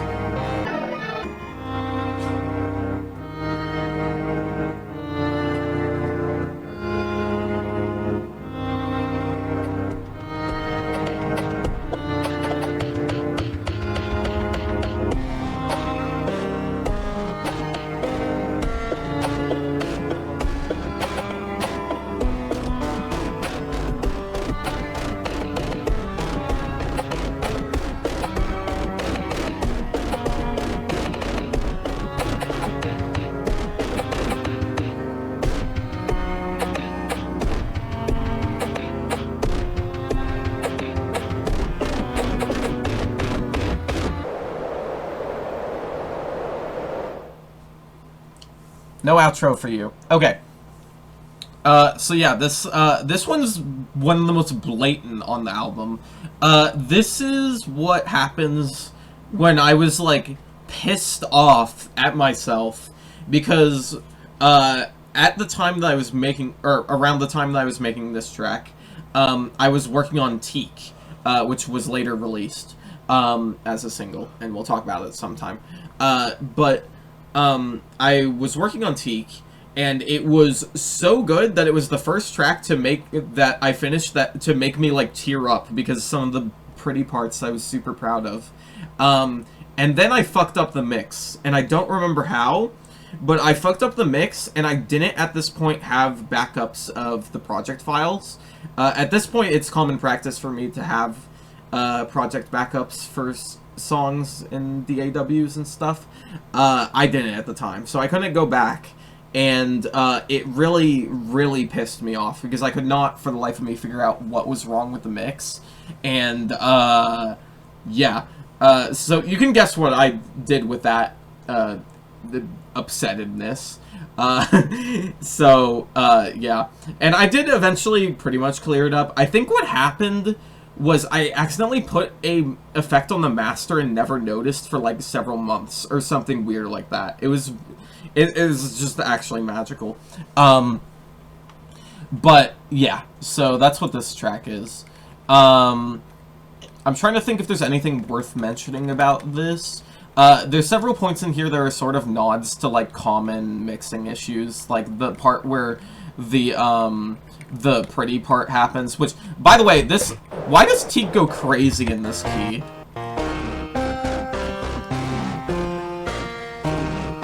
It's actually that thing. The synth just randomly being loud in the pretty part, that's a very common issue that I have in work in progress mixes that I put there. Stuff like that. There's also a part where it, like, fast forwards, because I guess the outro went on longer, maybe? Or maybe I was pretending it went on longer as a nod to that issue that I often have. I don't know. Point is, yeah. And final thing worth mentioning, if you've heard Teak before,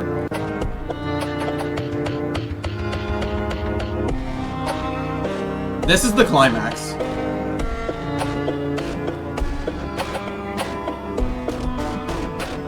You'll know that the climax had some stuff added. It didn't exist at the time. That directly dates this.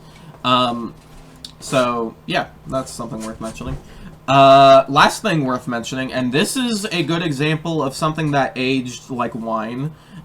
Here is, word for word, what the original title for this track was.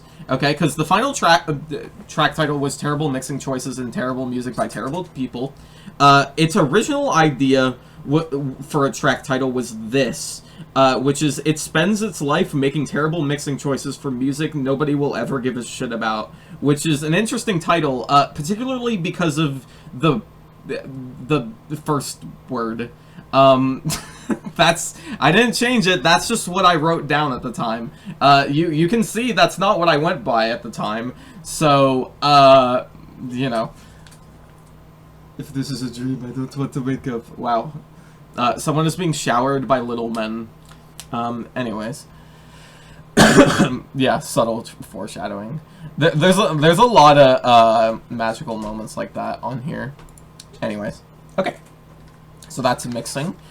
Moving on to Can I Go Home, I Feel Sick, which is probably the first, like, actual, like, scary song on this album, I would say.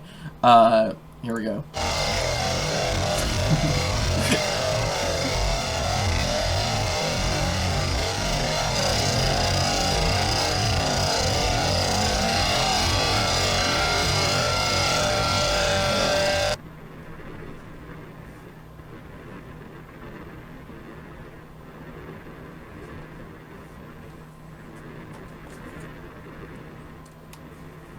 Call me the Drinkly.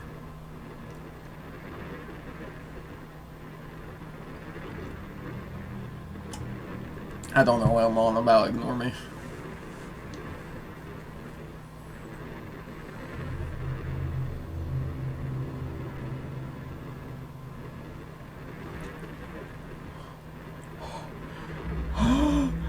What the fuck?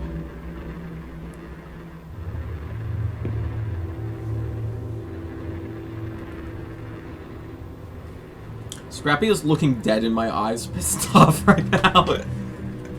Why are you doing that? What do you want? Hi. How to get into noise music. So true.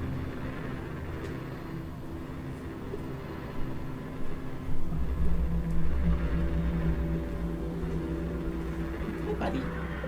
Hi. I love you.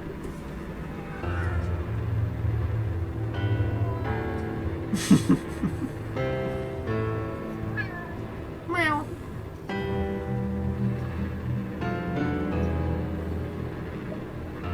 Okay, move off. It's getting to the funny part.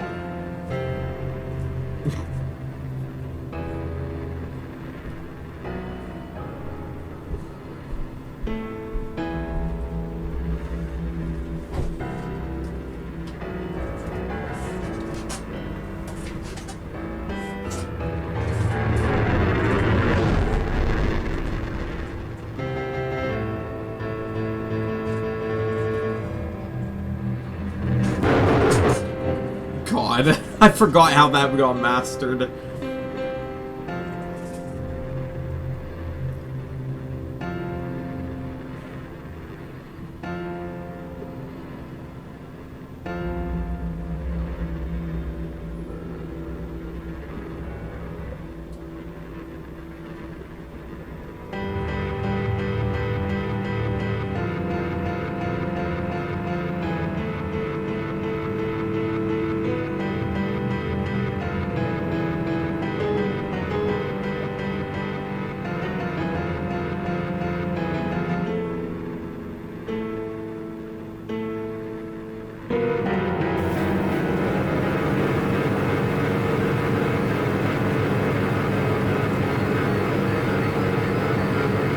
Oh, the ocean is coming after me.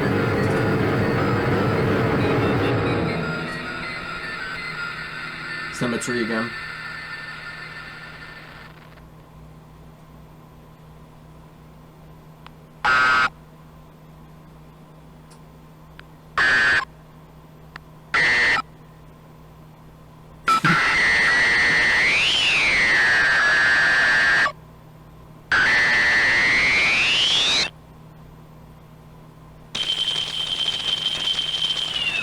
Oh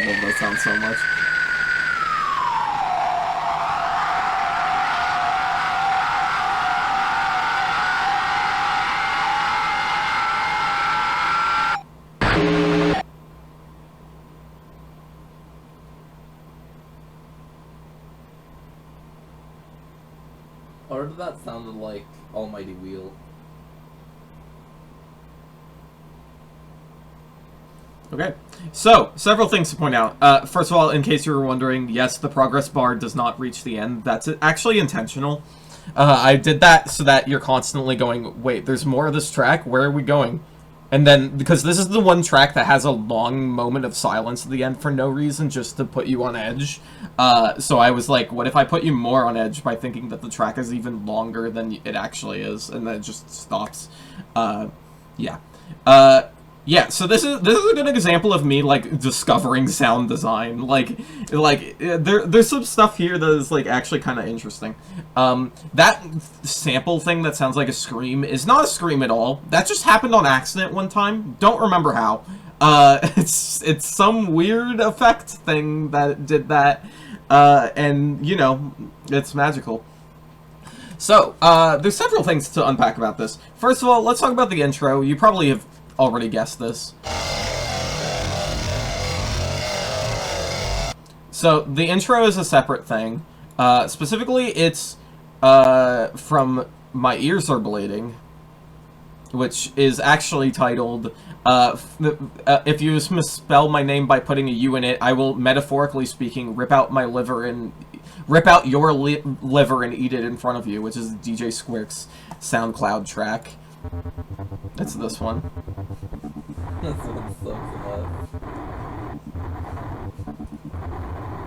Let's skip forward a little.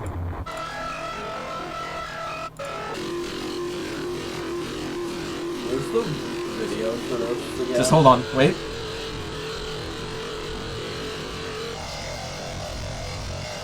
There it is. It's just there. It's there. And to be more specific, it is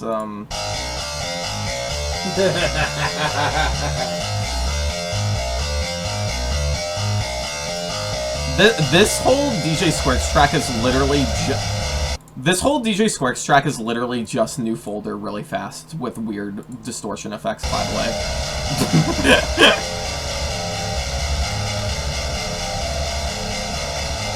Yeah.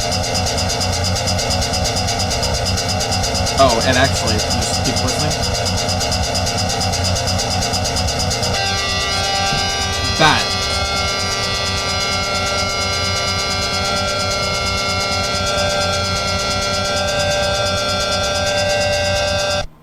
And then it cuts off.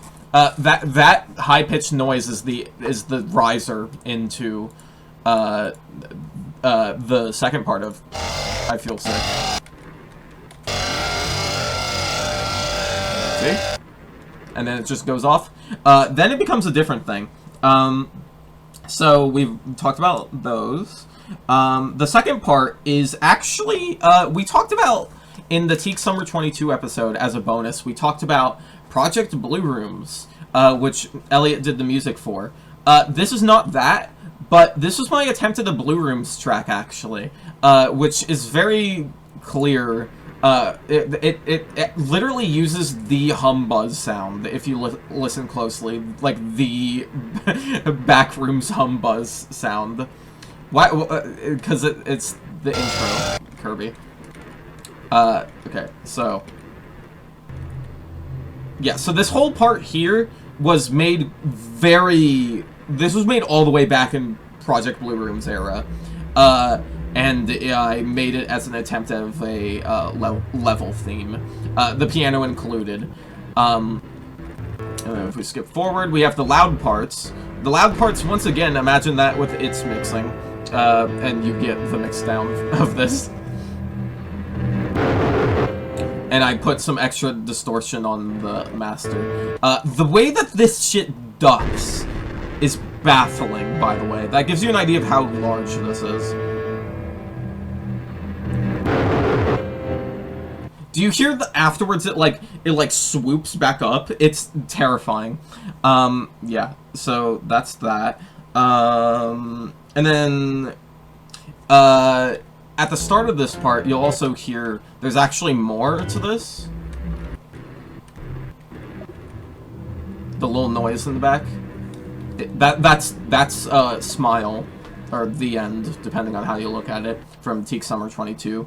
It's the little noise thing that plays before that thing. It's the little... Yeah. And that's in the background. And then finally it has I'm Nothing in the outro, apparently? I don't remember that. Hold on.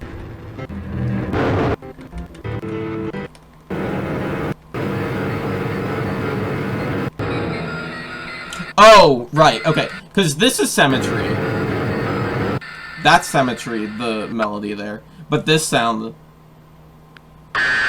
That sound is actually, originally I'm Nothing, if I remember correctly. Or maybe it's... Yeah, I think it's that one. Because I think the weird... Where is it? This one is Smile again, with a shit ton of effects on it. But the weird screamy thing is I'm Nothing. Which probably explains part of the reason why it sounds like a vocal, actually. But yeah. So that's what I have to say about that one. Oh, actually, also the flavor text. This track is supposed to evoke the idea that, because, like, when I was younger, and this is the case for many other kids like me, when I was younger, I didn't understand what anxiety was, and I just would constantly say, like, you know, I have a tummy ache right now. Can I go to the, like, the school nurse? I didn't realize, it makes obvious sense at this point. I have really bad social anxiety, and I just didn't get that at the time. And one major point of frustration thinking back to my life is how much better it would have been if I knew that I had anxiety so that I could, like, maybe get treated for that quicker. Because that would have been very helpful for many, many reasons. This is a nod to that. Yeah. I don't think there's anything else worth mentioning. Yeah. Okay. Next up we have the big one. Or, well, not the big one, but you know what I mean. This is one of the big ones. This is Soaking, track 7. Better hang on tight for this one. Right. Hey, there's it again.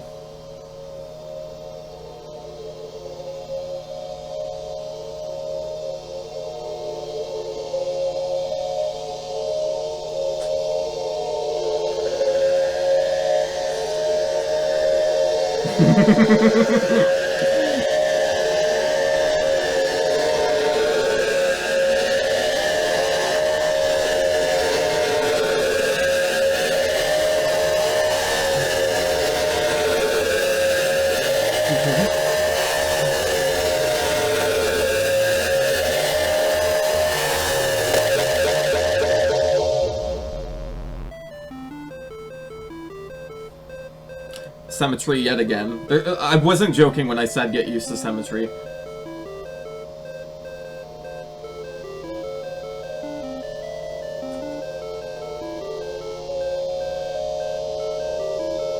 Yeah, this one is the track of the album for me.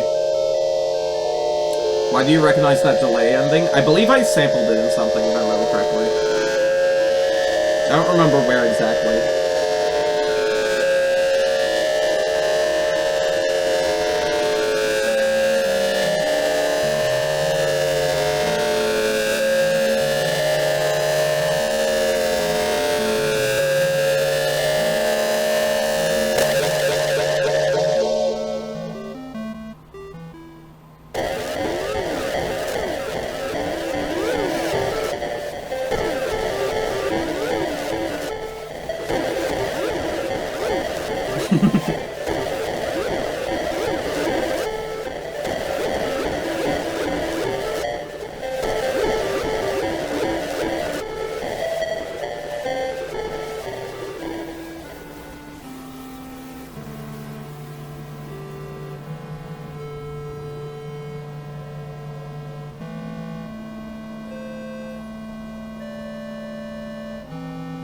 I'm gonna turn it up a bit. There we go.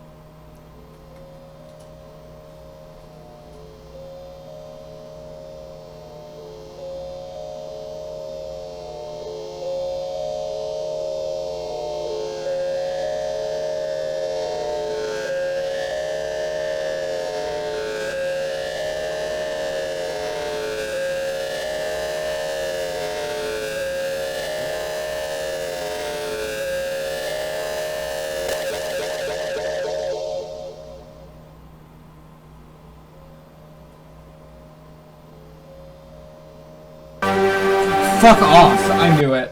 I knew it every fucking time. I was waiting for it. So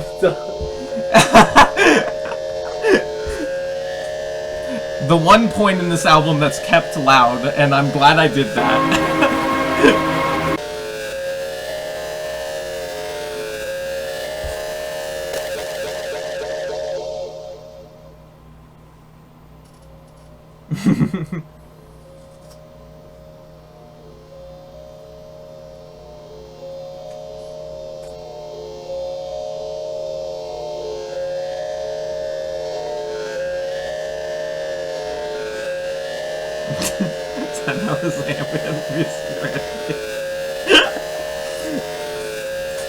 well, I was just referred to as blue.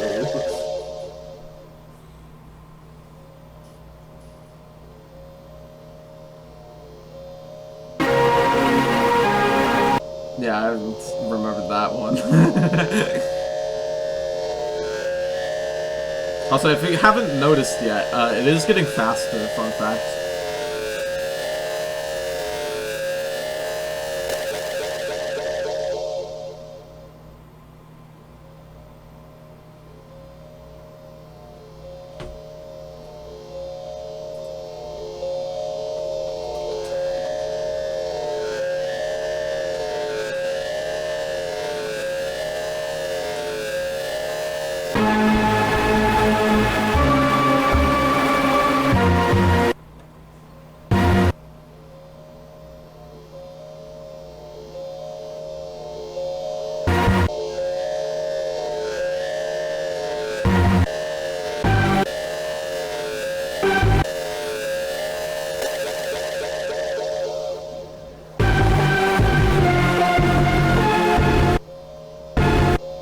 God.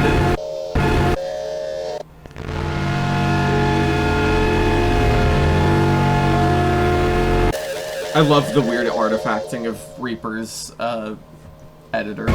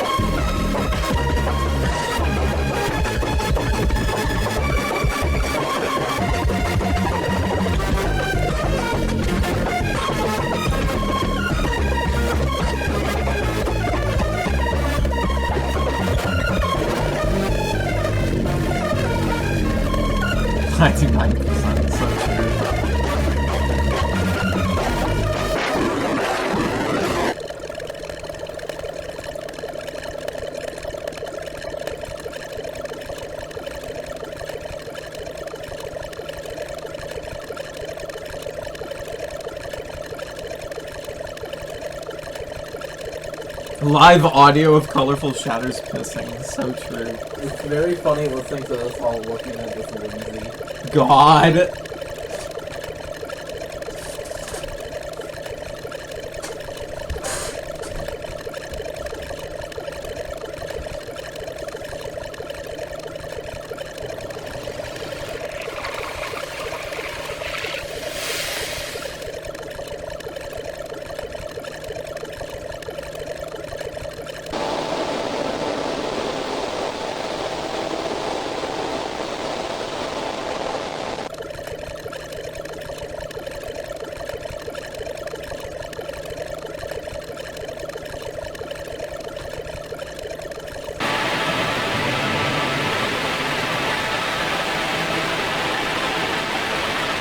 I'm guessing that's probably hurting one. I think that's hurting one, if I remember correctly. Yeah.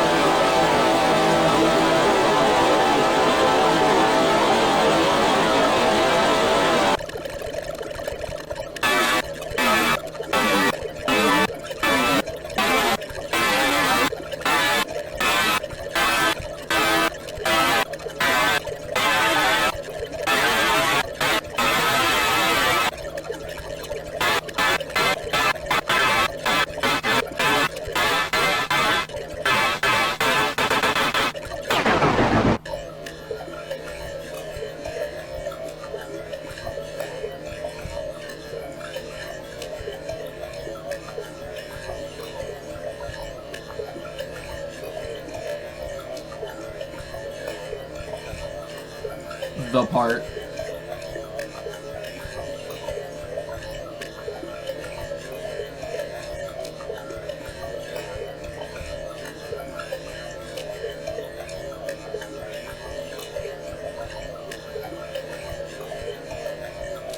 Yeah, I intentionally made this title normal because I really like having one normal track and it being the most ominous of the whole album.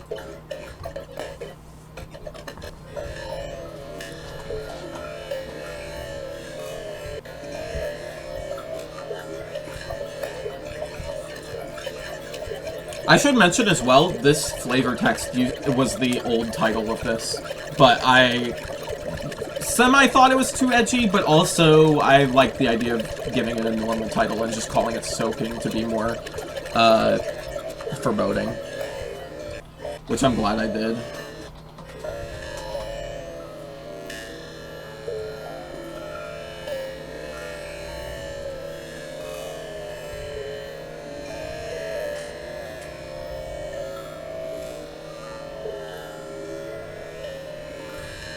Trying to think, I could probably talk over this outro a bit. Actually, I should probably wait. That was a cool sound.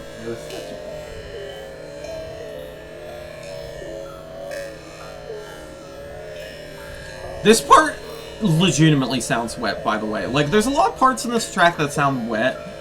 This part legitimately sounds like, you know when you're draining a bathtub and it makes, like, the bubbles make, like, a metallic blooping noise?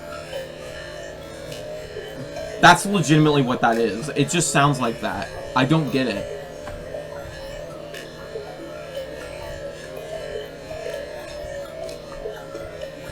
The rhythm slowly being more noticeable again.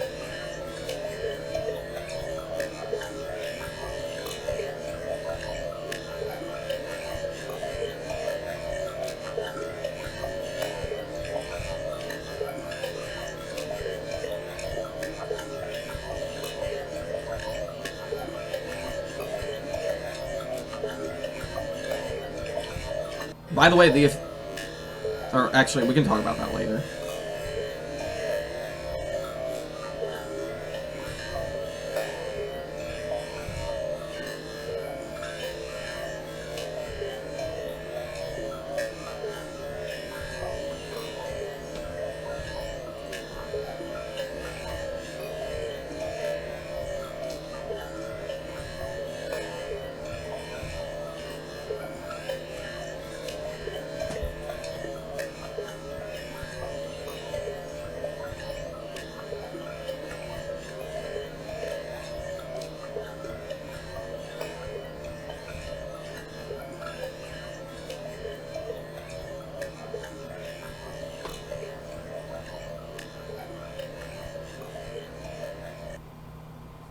Okay, so that's Soaking.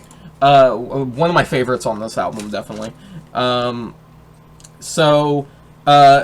Several things to mention. So, first of all, I haven't mentioned it yet, but there's a lot of very weird isms in this album, the cubisms of, like, this is what happens when someone who's never made a noise album makes a noise album. Things where, like, it just throws in, like, a music sample and it's like, oh, yes, it's clearly music now. That kind of thing. This is the track that I think makes all that make perfect sense, because this track does do that, but in a much more, like, well-adjusted way. Mainly because of the blue thing. Let's talk about the blue. The blue is, some of y'all already figured this out. Hold on, wait. Where the hell is it? Here it is.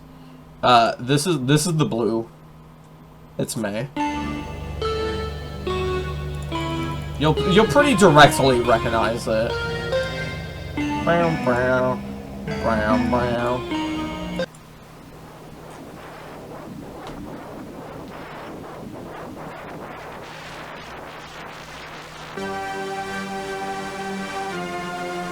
There it is. There's the chords. Hear this part. That part. Yeah. That's why it was kind of familiar. Yep. It's just chopping up parts of May, throwing it in. This exact version of May, well, technically this is different because it has the surface noise for recycled Backgammon Demo Tape, but this... I forgot they all have that. Yeah. The actual mixdown of this is the exact version that you hear in Nan, just chopped up. Is May used anywhere else? I don't know. I think I referenced the chord sometimes. I don't remember. I feel like I recognized May before you released May itself. God. I don't know how to describe it. That's magical.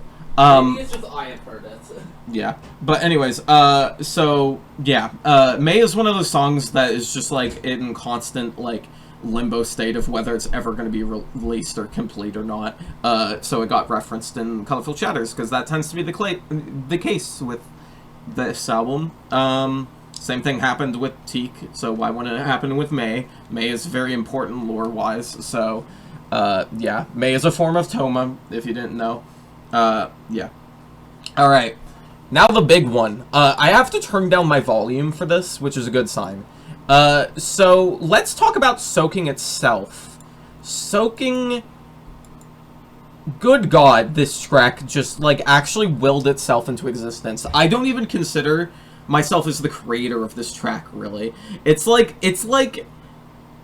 creepy. It's so creepy. This track just happened. Like, here, let me play the sound. The creator of it, not Caden. I imagine you're in an awful mood. It is really late at night. You're on your computer. You're making music to, like, feel a bit better. This wasn't even me making noise music, by the way. This was just me making music. I was making music. I put down a drum channel. Or a drum instrument, and I put some drum MIDI. Reaper glitches out and pauses when you hit play. It gets stuck in place. The playhead gets stuck in place. You see the volume meter is still on, and then you hear this. Let me turn that. Let me turn that up and do that again. Imagine hearing that at 3 a.m. I shit myself. I could not describe. And by the way, what you just heard, this is a version that gets cut off because this is a render. Imagine this sound getting louder and louder and louder and never stopping. It was really cool. I felt amazing. Thankfully pausing shut it up, but anytime I would hit the play button, it did this. What did you do? I don't know. To this day, I genuinely have no idea what happened. I'm so glad that I rendered it out, because after rendering it out, this never happened again. I restarted Reaper, completely fine. Same project file, it was just fine. It's never happened. Nothing like this has ever happened to me before. It's so fucking weird. Now, with that in mind, this sound is actually just the rise that happens throughout the entirety of Soaking. The...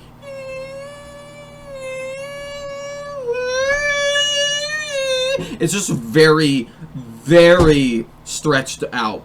And Reaper does a really good job of stretching audio in a way that sounds really magical. Because when you stretch out audio, it has this very wet quality to it. A very digital but wet quality. Which, one thing I've noticed, like, I don't know what it is, audio sampling things are just naturally wet.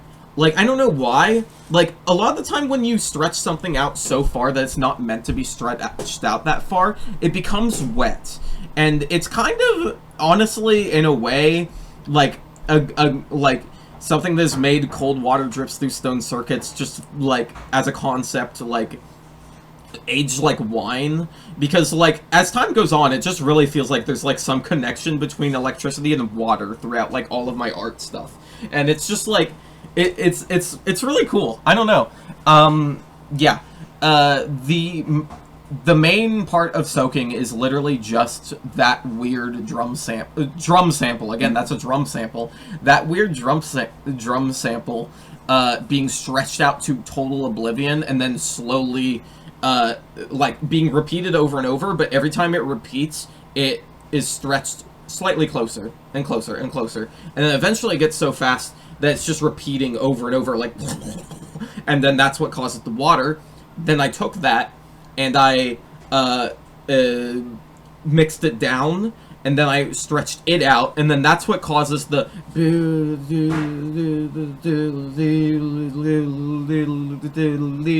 That just came out of nowhere. I didn't do that. That's what the stretching algorithm did. Yeah, and then I added stuff on top. I added symmetry, I added, the May jump scares, you know, and I added hurting one with some extra effects. Yeah, yeah.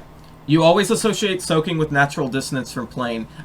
Spoiler alert, that's exactly what it is. We'll get to that more later, actually, this episode. But yes, yeah. Okay. Alright. I'm trying to think if there's anything else worth mentioning about soaking. I don't think there is, actually. I'm going to take another bathroom break, and then we'll continue with my actual favorite track on the album. And yeah, you better be ready. I'll be right back. Unpause. Hello, I am back. Okay, it is time to continue. We're continuing with the next track, which is my personal favorite on the album. This one's... You'll see. This is If September Is This Bad, I Fear December, track 8.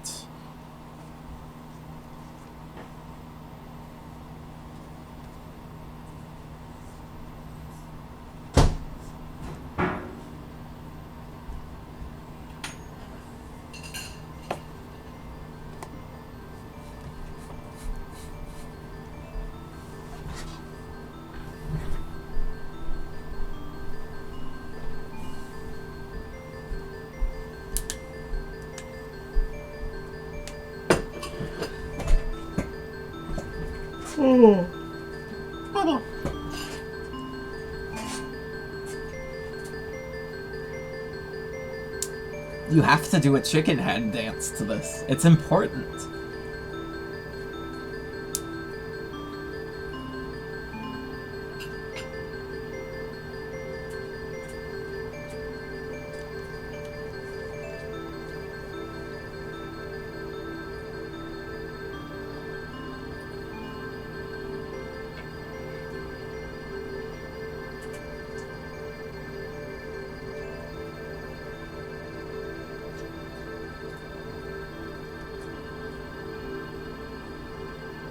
It's very fun. I like doing it a lot.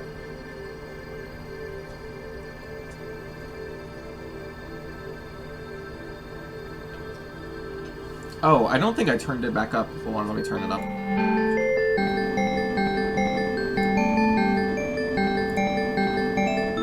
I forgot.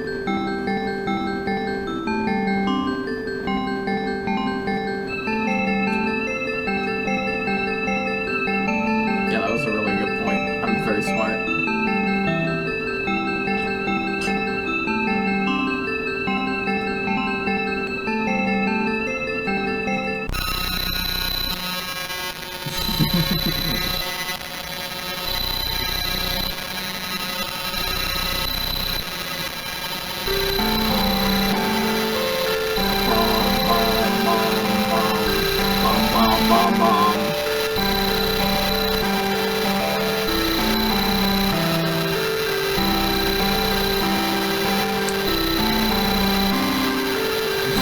God.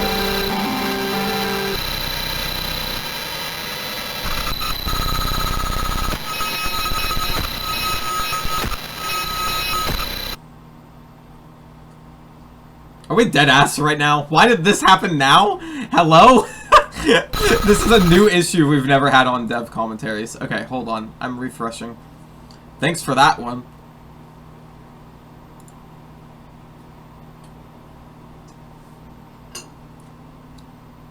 My internet has shit itself, clearly. Hello?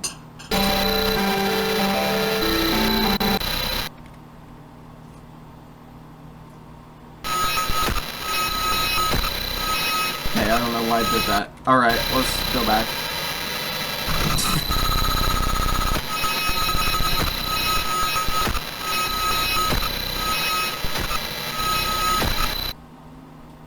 Oh my fucking god. Okay, give me a moment. I'm pausing. Alright, continuing. We're using archive.org for the moment because YouTube's being a... Okay.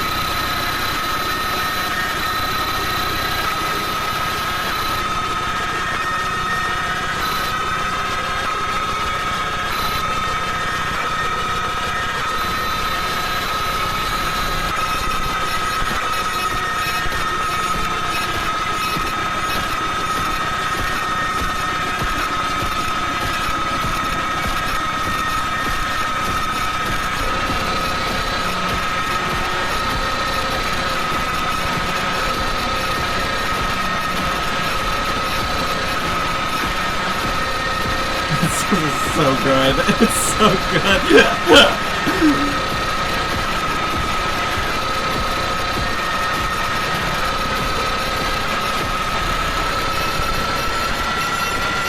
I forgot about the magic system.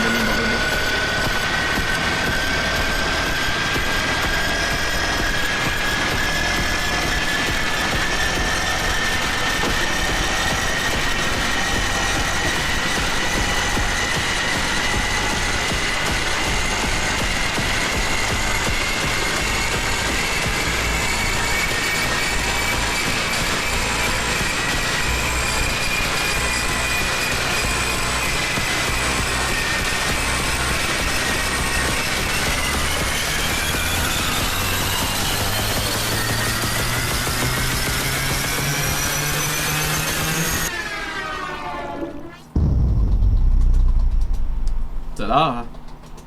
And that's my favorite track. You can guess why. Yeah, it's very normal. So, let's see here. What do I have to say about this? So, let's get the elephant out of the room first.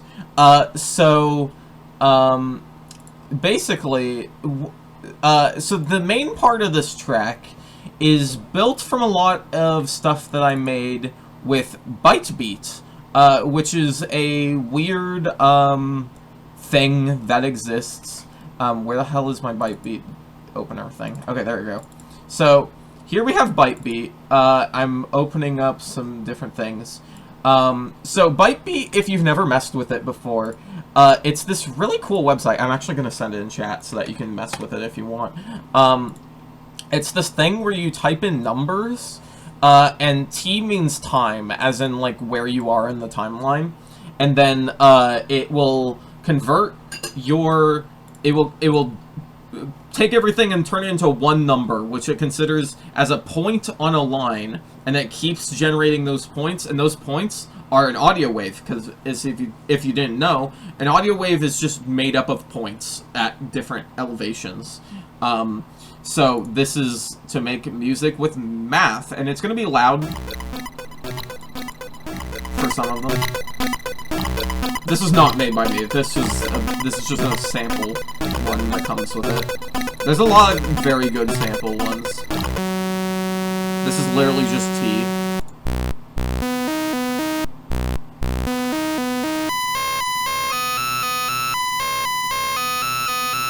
The 42 melody. It's extremely small, and yet it still sounds melodic.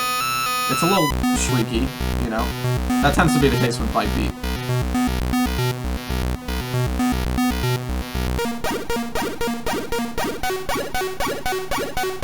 You know, there's some cool stuff in here.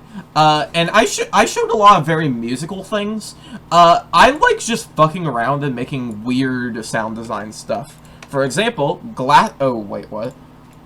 Oh, whoops. Okay. For example, glass signs. Oh, wait, hold on.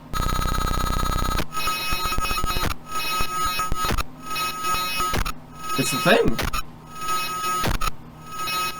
And you'll notice because of the way that it works here. I'll actually, This waveform is... I'll put this in chat so that you can mess with it without having to copy it character by character. But it's getting faster and faster, as you can see.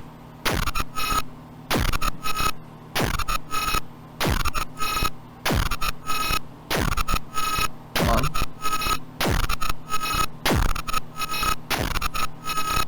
I don't know why the rhythm does that. It's so, it's so good. And to be clear, this is just like me tinkering around until I found the cool stuff. I don't know what I'm doing ever when I'm making byte beat. It's just like tinker numbers until it sounds cool, basically. So I sampled this one. I also sampled Hungry Stars, I believe. Yep. This is the first one that happens.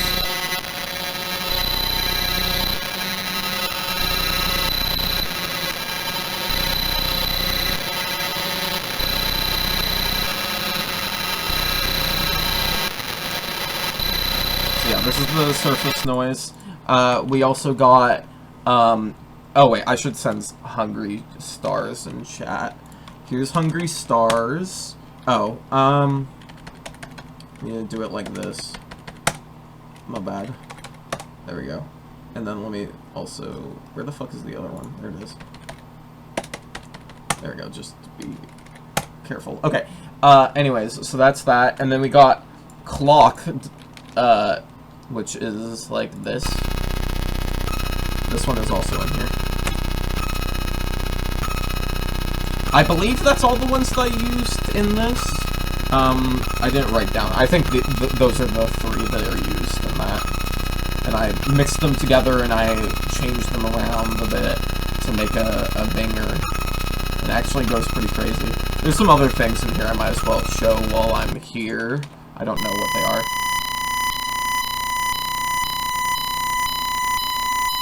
Roundabouts.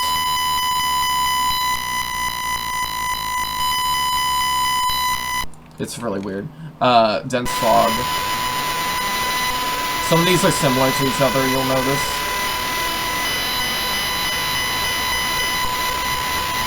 What the fuck numbers?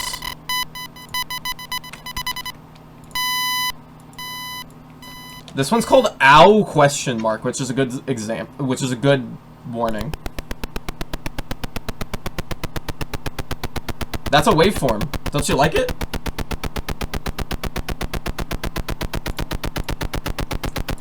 Fire, what is this? Divide a whole thing by numbers for a sick bass shift.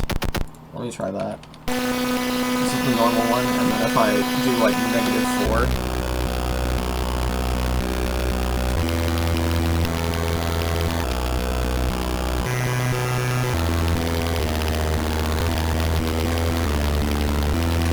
You know? Oh, I don't remember what foreboding is. This one might be relevant. No, it isn't.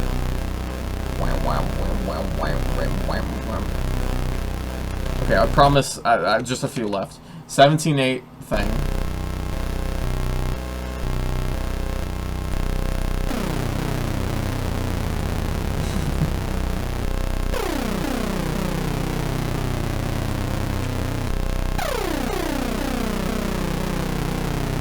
Egg Sniffers Incorporated, you'll very much recognize this one.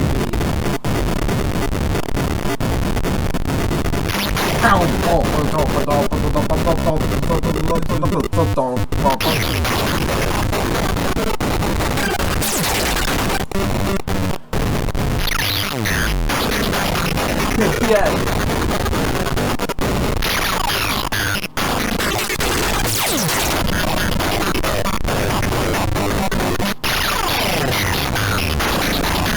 It has a melody in the back somehow, and that's what baffles me. Right here.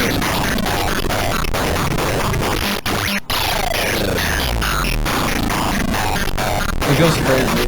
Learning that this was Byte Beat for the first time was like learning that swap paste. Yeah, and then this is the last one I'll show. Fake Out.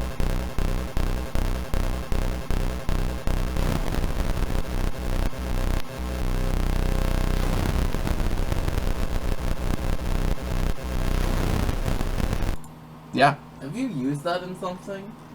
I don't know what you're talking about. Yes, there's indeed a reason why I played that one in particular. Anyways, so yeah, that's Byte Beat. So yeah, that's how I made most of it. It's also worth mentioning the climax of that track is inspired by Thumper. If you know, you know. Yeah. Yeah. June knows what I'm talking about. What specifically? You'll know. Anyways, so next up thing worth mentioning is the first part of the song, because the start of the song is quite pretty, isn't it? So you know how the song is called If September is this bad, I fear December? Well, okay, first of all, this is very blatant. This is me extremely depressed. Because if you didn't know, I have, like, a seasonal depression kind of thing. During the winter, I'm just fucking dead mentally. I was feeling that in September, which was very not normal for me. And so I made this track, and I was like, why is this shit bang? Wait, what? It's really funny. Yeah, so I'm... one thing, because that's what this is referring to, but it's also a subtle nod to the fact that the start of the song is a unused Jumbox song called Christmas. It's called Christmas. That's what I titled it. Is it Christmassy at all? I can't remember. Oh yeah, it's this. I love Christmas!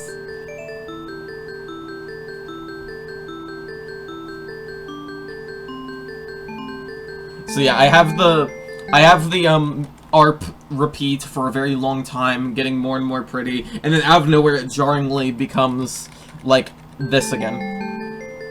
And it has like weird glitchy effects. And then I let the just high-pitched tone stay there that literally does nothing.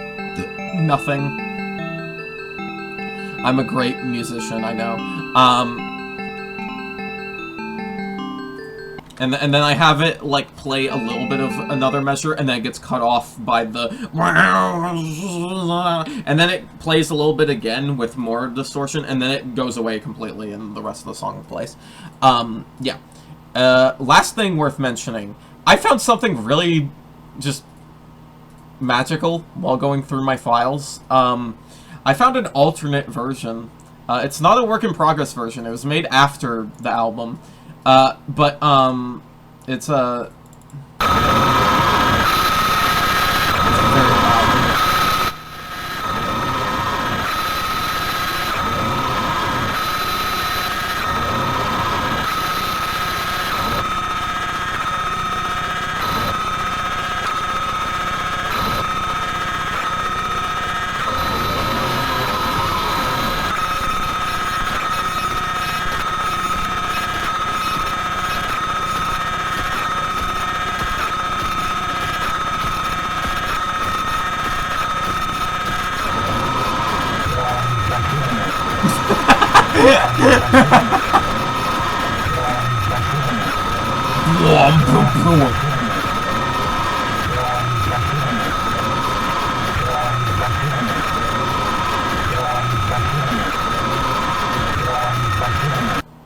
It's certainly a thing. I made that as a meme at one point, and I forgot about it. Here. It's small enough to send in Discord. Here it is. It's very loud. I can't find the sample. Trust me, I looked. There's a sample of someone I knew on Discord going, they were like, epic rap battles of history. Me versus my sleep schedule. Begin! And then that's the whole audio. It's just them going begin, and then they snore really loudly. And I sampled it in that. Also, if you couldn't see, that was titled, first of all, the artist is Lawlerful Shatters, which I guess we have to talk about. We'll get to that in a second. The title is, My Seasonal Depression Makes It Harder to Sleep in the Winter, which is a magical title.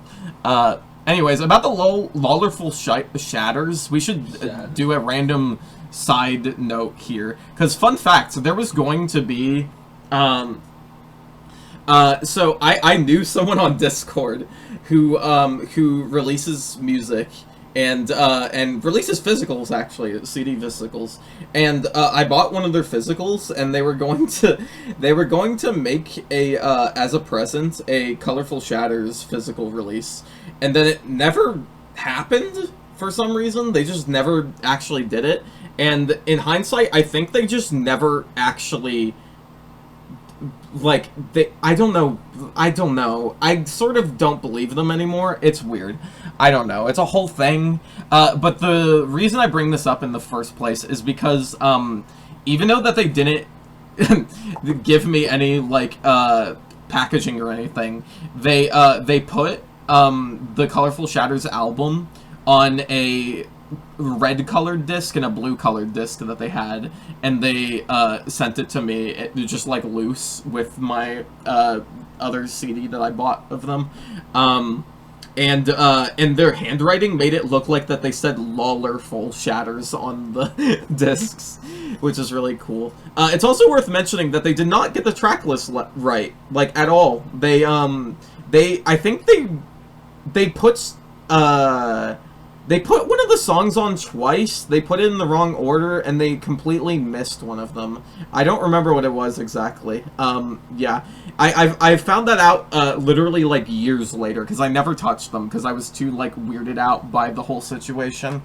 And then I randomly got curious and looked at them somewhat recently, like a year ago or something, only to realize that the track list was completely wrong, which is magical, because it has to fit on 2 discs, which, you know, it's like, I feel like if it has to fit on 2 discs, you would be extra careful, but, you know, yeah, so that's a random fun fact of the day. Yeah, okay. Okay. Alright, I don't think I have anything else to say about this track. Yes. Okay.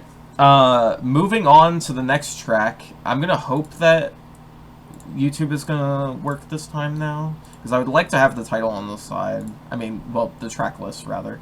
Alright, next up we have Manufactured Eradication 010722. Here we go.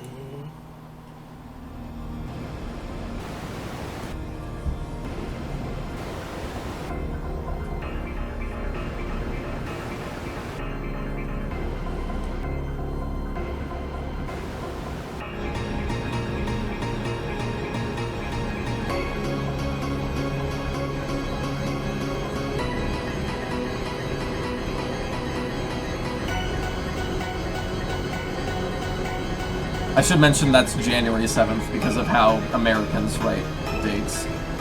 Which is the superior way, by the way. Us Americans do a lot of dumb shit, but the date system is better, and I will die on this hill. Having the month first and then the day is actually helpful, and then having the year last just makes sense. Anyways.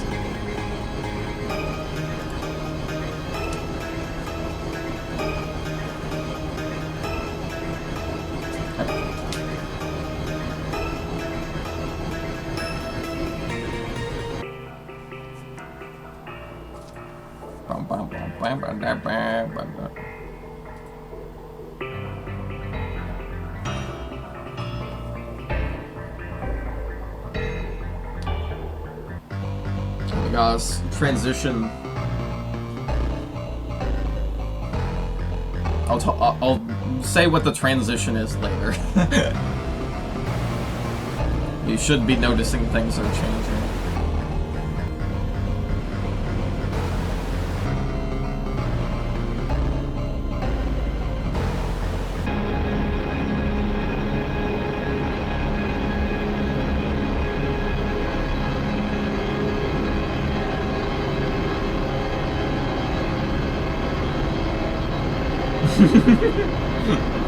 Intentional, very intentional.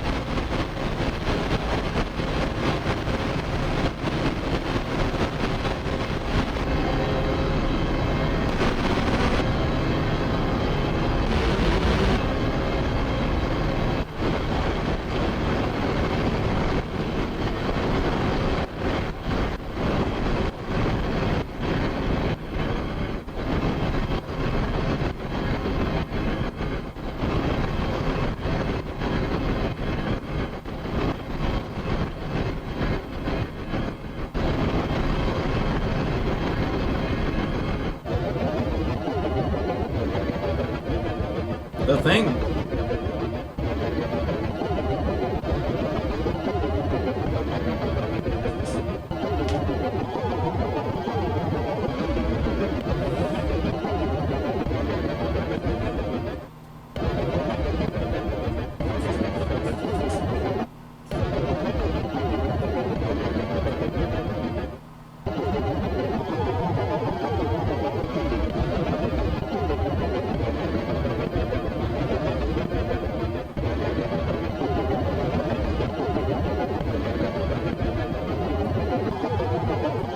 Yeah, there's 3 very long tracks. Soaking, this, and Eternal Quantization. Or, no, fucking Rainwater. What am I talking about?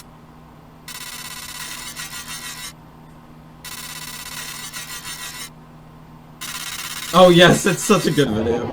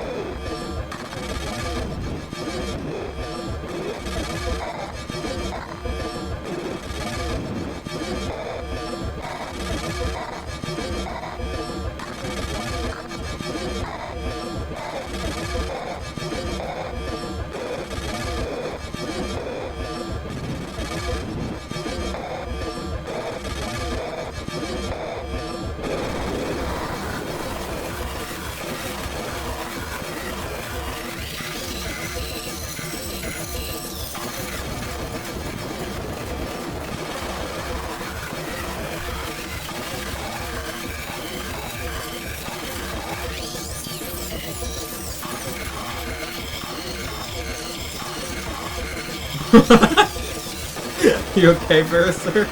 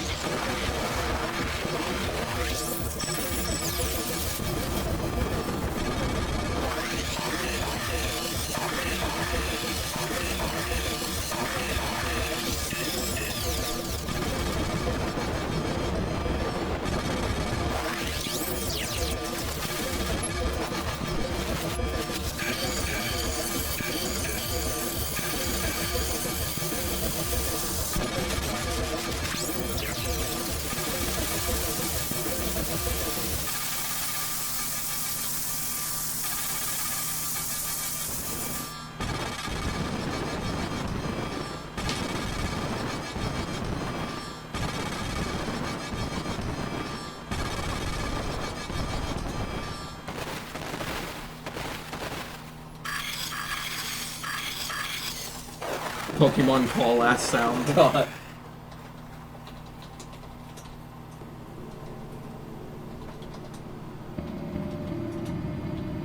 This is another example of slowing down things.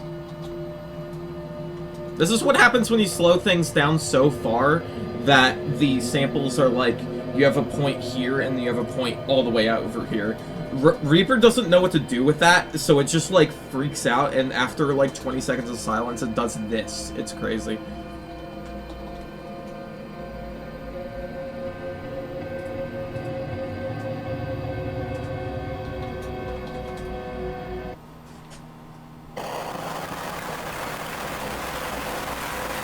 I love that transition, especially because there's a little like very quiet thing that happens in the silence. It's not pure silence.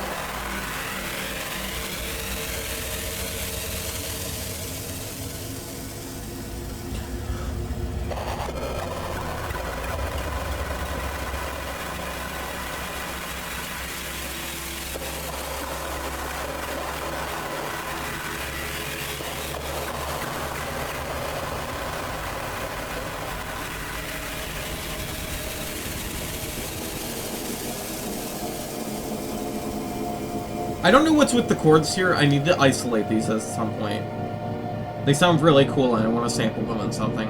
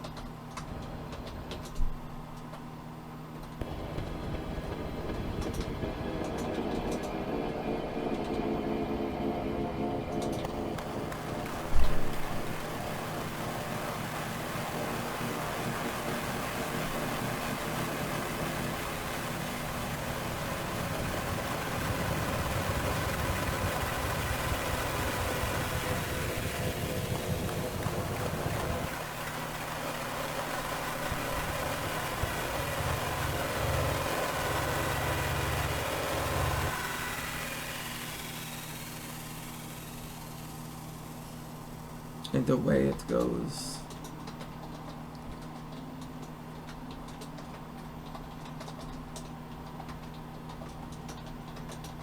Okay, that's manufactured eradication, which was track 9. Here it is. Okay, so things worth mentioning about this one.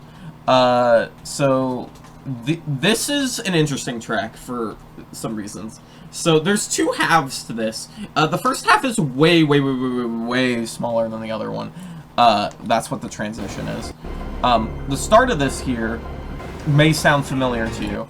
And that's because it's based on a track from New Folder, but specifically a remake of a track from New Folder, because I don't use FL Studio anymore, and I was trying to get the MIDI of Random, the second bonus track from New Folder, because I really like the sound of it. I actually like a lot of elements of it and want to make an actual version of it. I can't figure it out. I can't. It's weird. But I have some parts of it, and I gave them new instruments.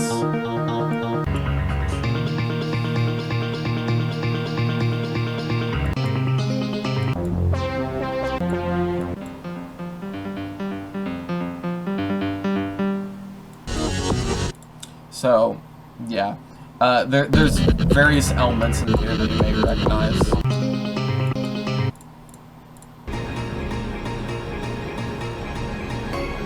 The chords are new.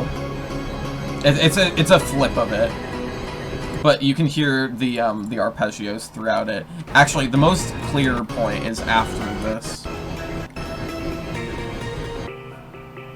There it is. And then there's more stuff thrown on top of it. So this was a separate thing. I took the remakes instruments and I made a separate thing. And this is actually technically the oldest Colorful Shatters track because I made it before Colorful Shatters was even a shatter of a concept. And that's what the date in the title is, January 7th, 2022. That's because the original title of that first part is 01/07/22. I thought I was getting better. That's what it used to be titled. And then I was like, oh, well, this is just like a small thing. I need to turn it into a full track. But weird issue with this album. I was feeling fine. That was a problem for Colorful Shatters, technically. I was just doing okay, but I was also like, you know what? Actually, it might be interesting to hear what the difference would be if I was in a normal state and made a Colorful Shatters track. So if you're thinking to yourself, wow, that track was way flatter than all the others, don't worry, it kind of is, actually. That's just because I was feeling fine at the time, which is really strange. But, yeah, this one was basically just me exploring, inspired by things like, the previous track, If September Is This Bad, I Fear December, and Soaking, especially. Those two tracks, had some crazy sound design stuff, so I tried to do some more rhythmic sound design stuff here, and I think it's pretty cool. It's just, you know, it's different. Yeah, and, that's what that is. Did I forget anything? Okay, and is my statement true? We must know. This is a lore question. What statement? My statement. Shut the fuck up. Shut up. Oh, yeah. So, there's a melody that happens in the middle. This is a common thing for me. This part.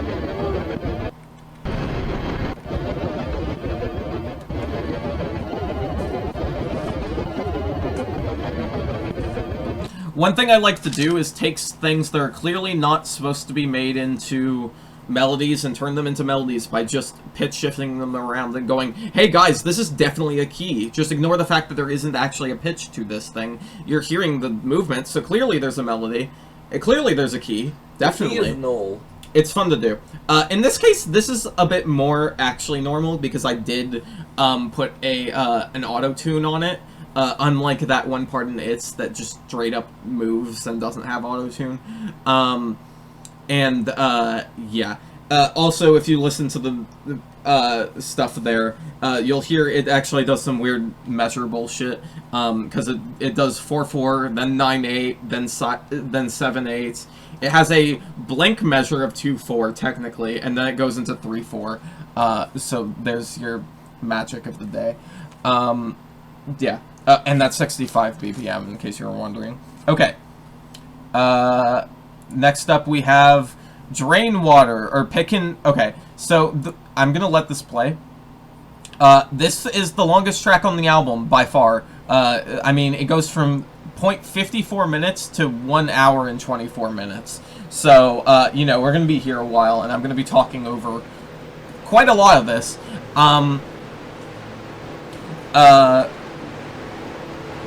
Yeah, because this one, so the title, by the way, is is picking at my scab's Drain Water Take 2, in case you were wondering how you're supposed to read that. I'm gonna actually turn this down slightly, because it might be drowning out my voice a little bit. There we go. Why is it Take 2? What? Why is it Take 2? Oh yeah, we'll talk about that. So, Take 2. Let's talk so here's the flavor text. Live recording of tearing the skies to shreds, but I pressed the wrong button, so it didn't save, and I had to do it all over again. That is based on a real situation. I was making this track, I meant to hit stop recording, and I hit stop, and it deleted the recording, and I had to do it again. It's really cool. So, there was an alternate universe where Drain Water sounded completely different, technically, which is funny to think about, but it used the same tools, so who cares? Yeah. So, what you're hearing right now, there's a raw sample for this track, which you might recognize. I don't remember if I've used it elsewhere, but I'm pretty sure I have. There's a raw sample, just a weird, wacky piano thing, that I put a shit ton of effects on, a shit ton of Valhalla Supermassive, shout out to that plugin, it's free, it's awesome. Yeah, and it's just a shit ton of effects, me recording, slowly moving the knobs. This is technically my first live piece. Well, there's other live elements in this album, but still. Oh, you can start to hear it.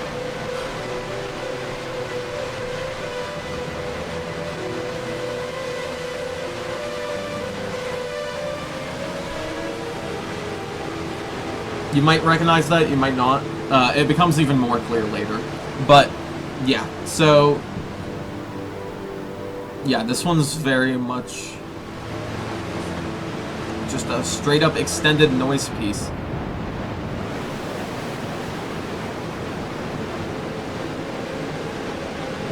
There's the first one. That's gonna be very common. You'll know what I mean later. Okay. Let me check my notes here.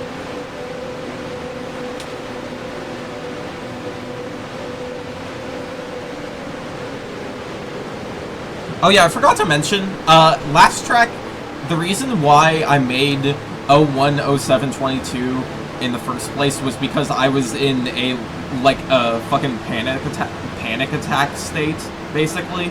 Or not, like, not to that level, but, like, I was doing real bad. I don't remember why exactly, but it was like school shit, because of course it's school shit. It's always school shit.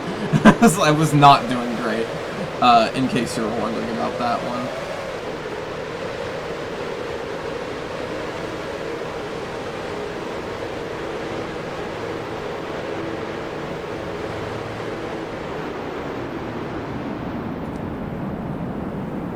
Also, you may have noticed, I forgot I did this until now, the progress bar is actually set up so that it makes the track look shorter than it is at first. The progress bar moves fast, and then it slowly moves slower. It's actually the Mr. Beast technique. That didn't exist at the time.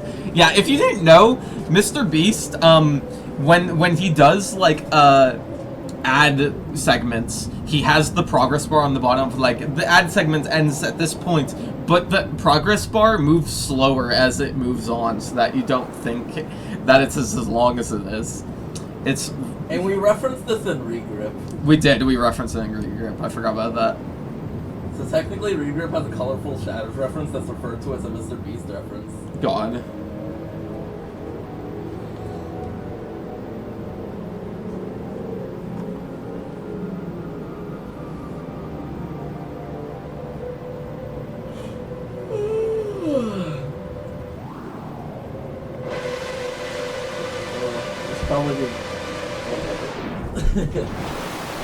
Oh, we got another one.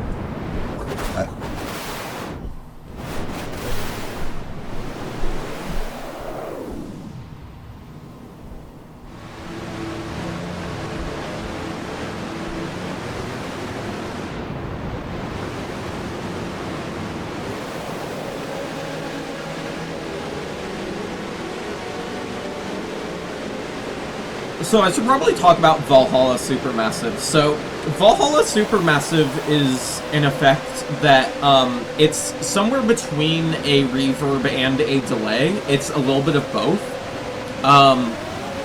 It lets you blend between the two, and it's an effect that mimics both of them and is its own thing as well.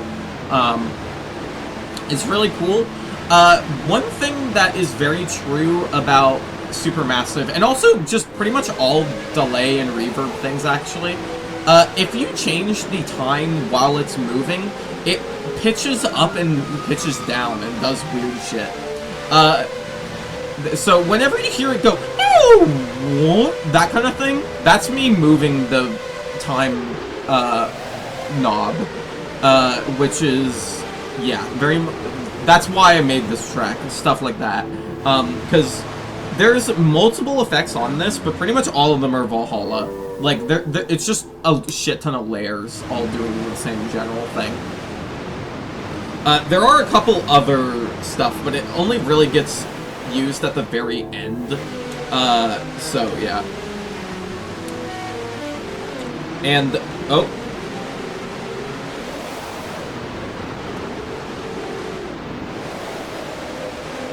There was a little bit of it there. Yeah, what was I saying?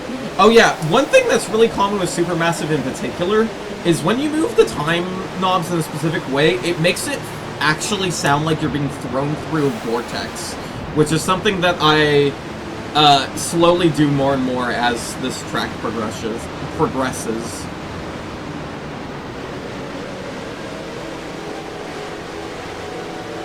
God! I'm sorry to hear it, Perp.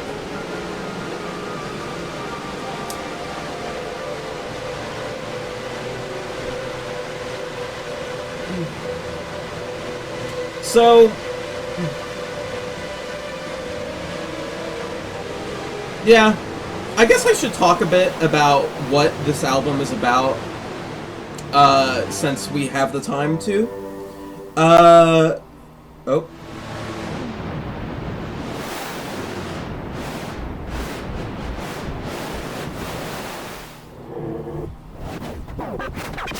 Yes, this part.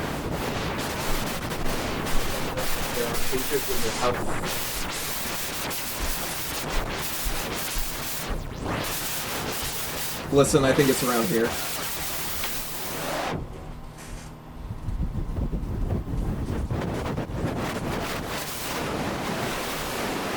That part right there is my favorite in the whole track, by the way. Like, I think I've sampled that in something, actually, and I will sample it again. It's so weird. Yeah, okay, so, to talk about this album as a whole a bit, so I've been sort of like, you should know this by now, if you couldn't put together already, because in Theta, you see KubeBow, and KubeBow is me, technically. The idea of colorful shadows is that, okay, how do I put this? Because color calibration, if you were here for that, color calibration is about, me being infatuated by my own art and, like, sort of falling into it more so, I guess. One thing that I don't remember if I really got into last time, I was not in a great state at the time. There was a lot of shitty things going on. I was really just stressed out by my school situation. I was talking about how crappy my senior year was in the Teak Summer 22 episode. Pretty much all of the things that I've talked about before that were upsetting me were the spark of this album, and were the direct source of anxiety for a lot of this. One thing I didn't really get into, though, is that, like, one thing I noticed that made me really uncomfortable as time went on was that I kind of realized that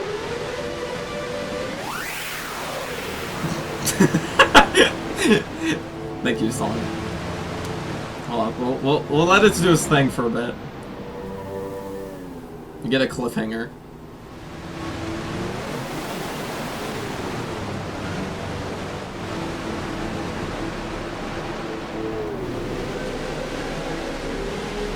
Okay. So one thing I realized is that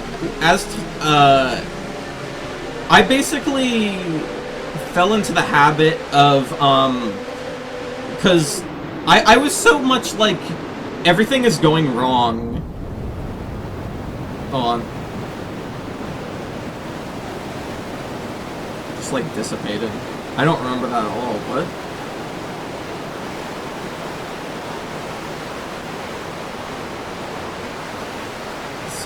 Anyways, point is, one thing I noticed is that, basically, in real life, when I was talking to people, I realized I got a lot more agitated, just in general.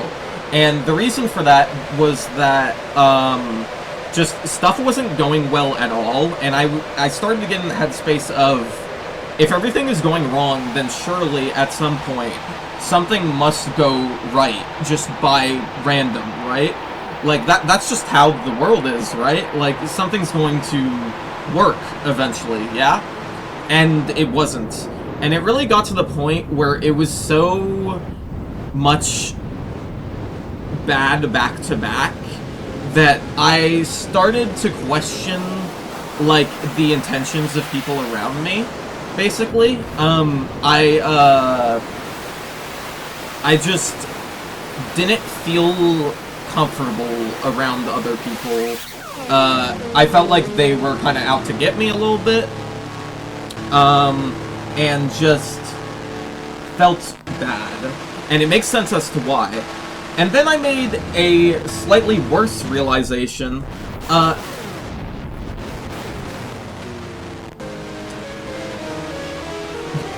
forgot it does double ear stuff. What? Anyways. I made a slightly worse realization that, I think I have some kind of a god complex, of all things, because I literally am making a art project, and am like, whoa, I've made this, I have control over this little world, I can do whatever I want in here, and I'm just ignoring the world around me, and just, like, getting agitated when things aren't going my way, and I was like, oh, that's really not good at all. And, that was something that really stressed me out a lot. And still does a little bit, because that's still something that kind of exists to this day a little bit. But, yeah. And that's what Theta is about. To be a bit more specific, I kind of just...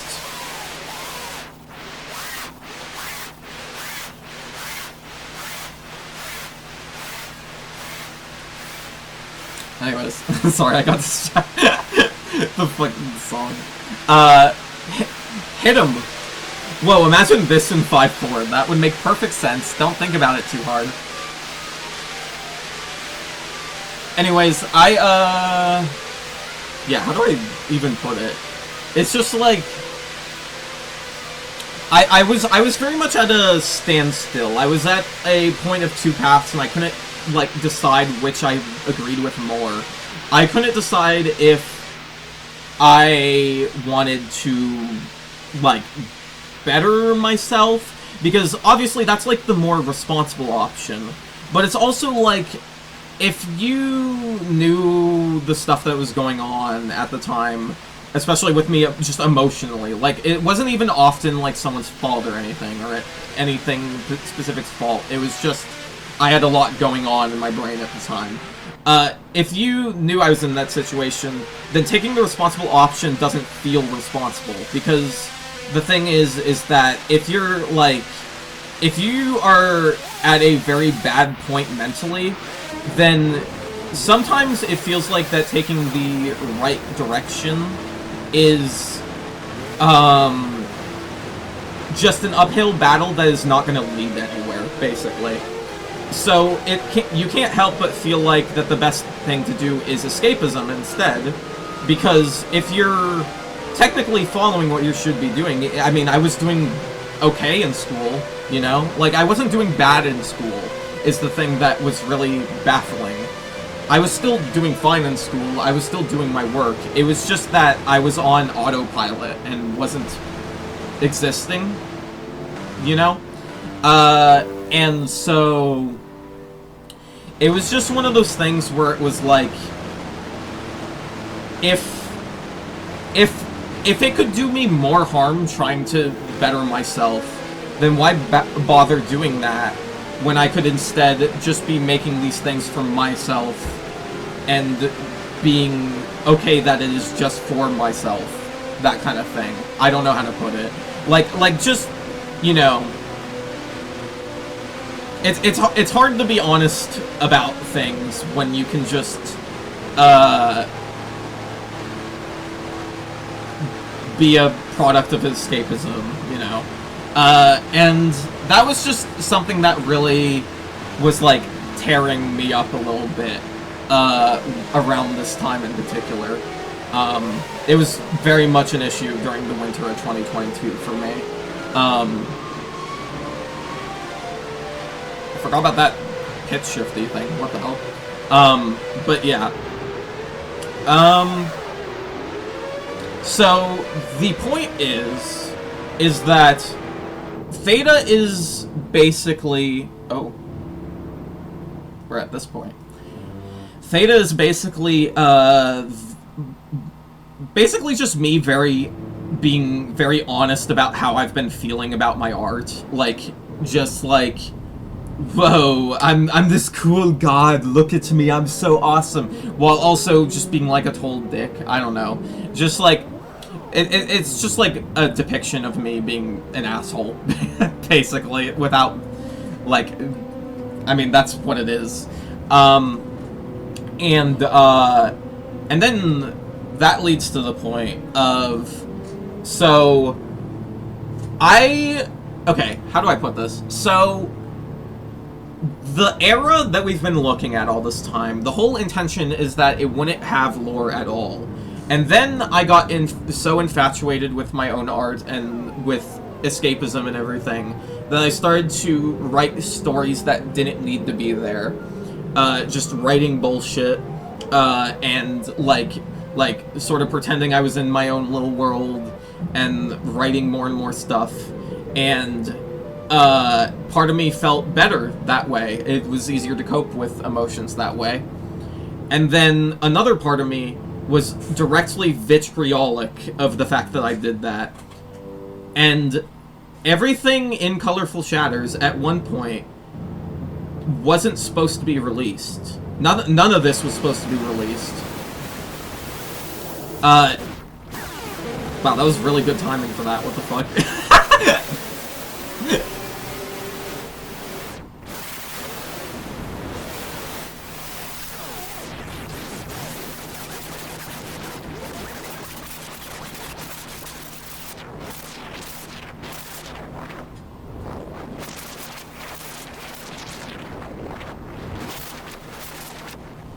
Because again, pretty much all the tracks on this were made to ground myself. They were made to not sound good, not be something worth listening to, but to be something worth making. And then I had the idea of, oh my god, this would be a perfect end to the era. And my artsy self was like, that's awesome. And then my real life self was like, what the fuck is wrong with you? I spent all this time making all this stuff to just feel better, and you're trying to capitalize off of it, is pretty much where my brain was at. And it wasn't, like, necessarily that literal, you know? Like, with the way I just described it, it almost makes me sound like plural or something. I'm not in any way like that. But, like, it's just... Yeah, it felt, there was something very wrong feeling about taking all the tracks that I had made that were intentionally badly mixed, and then mastering it down and making it edible for a wider audience, and then making it available as an album, and then having the album start with a normal song, a good-sounding song, especially because the artsy side of myself couldn't get that song to sound good at all. It sounds like ass. And then all this time later, all the theatricalness of it, which I'm pretty sure was probably an accident at the time, it makes so much more sense now. It's like, you know, yeah. And that leads to the last point. You may notice that there hasn't really been any mention of KubeBow in any of my art since, and that's very much intentional. KubeBow is dead, canonically. Pull up the DJ Square's cover art. What? Pull up the DJ Square's cover art. Which one? For the bonus track. Oh, I will get to that, yeah. It's describes it. Yeah. So, yeah. The big boom in Theta, is, like, because colorful shatters, plastic, there's been mentions of colorful plastic. KubeBow just exploded. The idea is, yes, exactly, it's death of the artist, that's literally the idea, yeah. It's, because it's basically like some weird reverse version of Death of the Artist, where, like, because Death of the Artist is the idea that if someone releases a project up into the world, you as the listener can take it how you want. You don't have to listen to the artist's intentions. You have intentions, and you can take it your way. The weird thing is that as the artist, I started taking my intentions and putting them back into my work when they don't fit there, when they don't feel right there. And yeah, so it was essentially like you have this artsy side of myself, KubeBow, the canonical KubeBow, and then you have this real side of myself, Colorful Shatters, who's just constantly arguing, couldn't figure out where things should go at this point. And then Colorful Shatters kills KubeBow, is essentially what happens, and then KubeBow becomes Colorful Shatters. Something weird like that. It's abstract, you know, but that's essentially the idea. KubeBow doesn't exist anymore in universe. In fact, I just now remembered this. How many characters in in TOMAROH is just your corpse? So true. Oh yeah. I should mention that. In case you didn't know already, Colorful Shatters is just canonically KubeBow dead. This is like dead corpse. Yeah. And yeah. And then if you look at this, this is my current banner. This is for Season 0, Chapter 1. You'll notice there's several characters here. We have Colorful Shadows, we have DJ Squarex, and KubeBow, who is crossed out, and it says, error, cannot load file with broken character.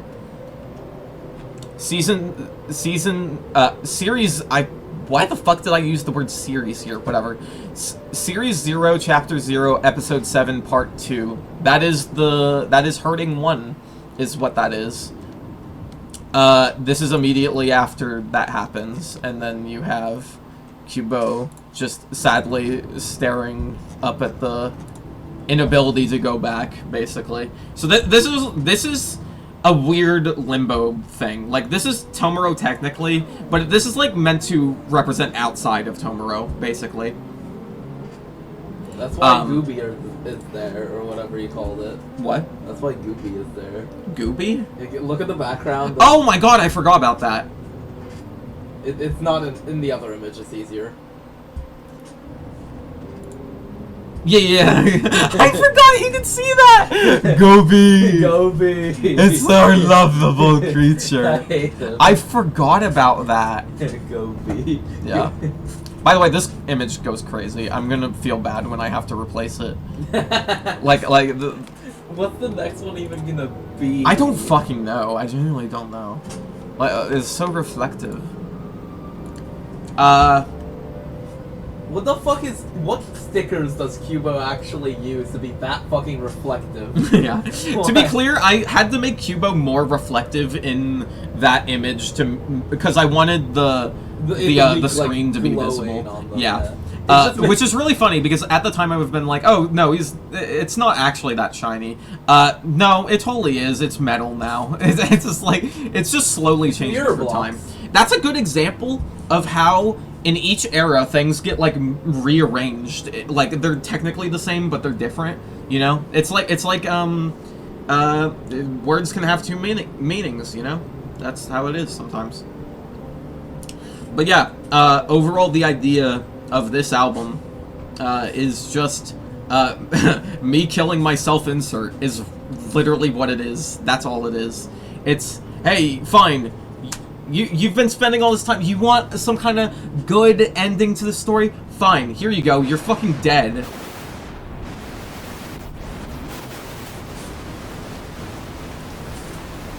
And it you know, because it makes thematic sense, you know? It's a good next step of of the timeline. And we're already nearing the end of this, which I'm surprised by. I'm glad I've actually thought of stuff to talk about. I was a little worried that we would have a lot more silent listening. I mean, not to talk over this track. I do like this track. I think it goes on way too long, but I like how long it is in the context of this album. I think it makes perfect sense. But yeah. Oh, my cube keeps blowing up. So true. Actually gonna take a bathroom break for a moment. I'll keep this running.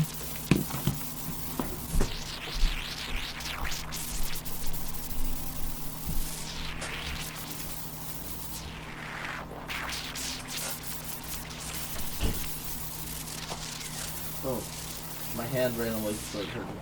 Ow. Oh, ow. One moment. Oh my god.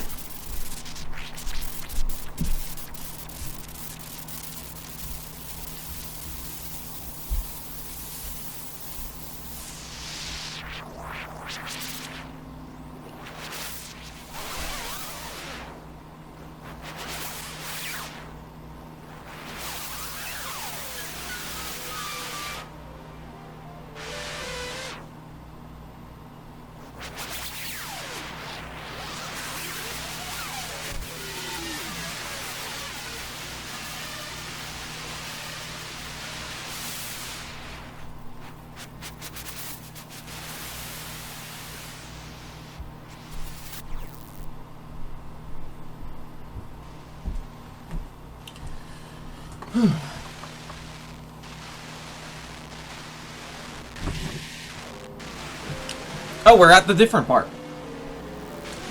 This is what I meant by there's a other event effect, like at the very end.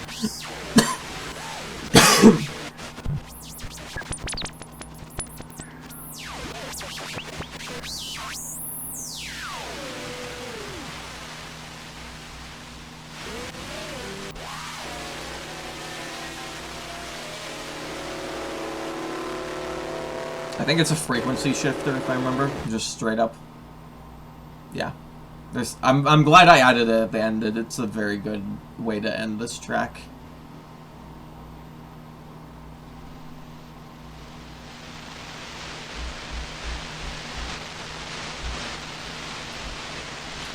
Oh, one last thing I should mention about draining water. The mix down, or like, there was technically multiple versions of this. The oldest one said in all caps, "not loud enough," which I think gives you an idea of how this is.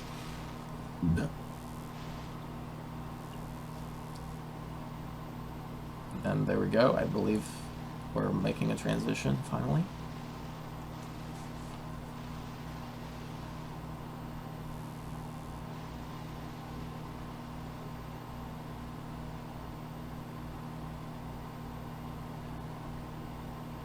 And away it fades.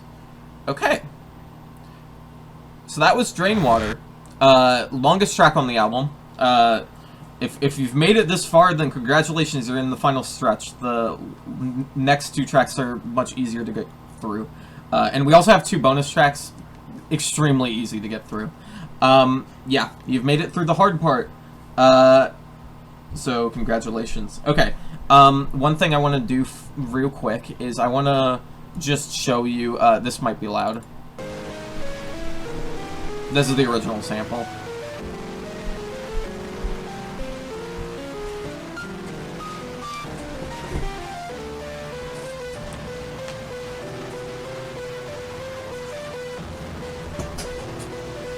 Yeah. I think I've posted that somewhere. I don't remember. Or used it in something. I genuinely don't remember. But, yeah, that's what that is. And at that point, we go into breathing pattern, eternal quantization, which I want to throw out here, just for the record, real quick. Yes, I know this title looks like it says breathing porn. I thought it was too funny to fix, so I kept it that way. Anyways, breathing pattern, eternal quantization. It looks like it says birthing porn. What? It looks like it says birthing porn. Fuck!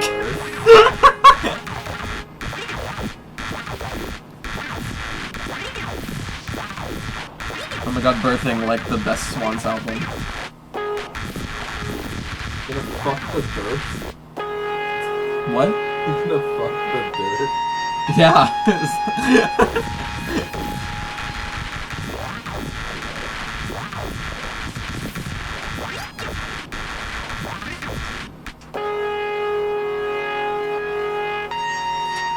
I still really like this track.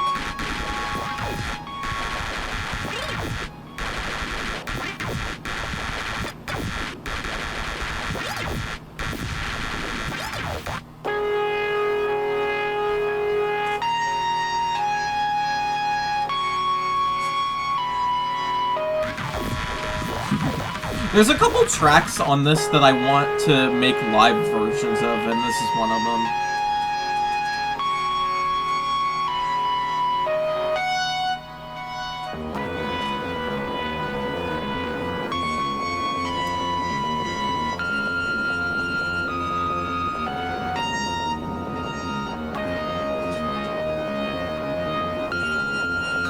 God.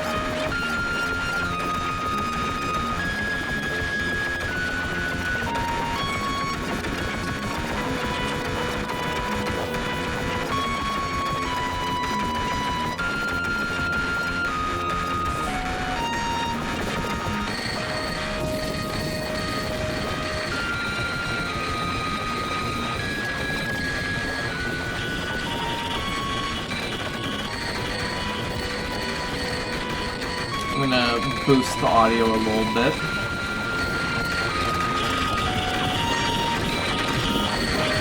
That's probably good. Actually, maybe I should put this down to 6. There we go.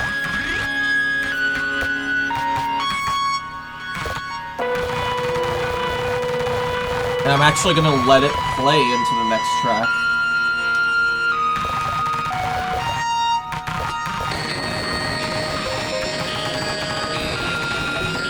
Such a fucking good transition.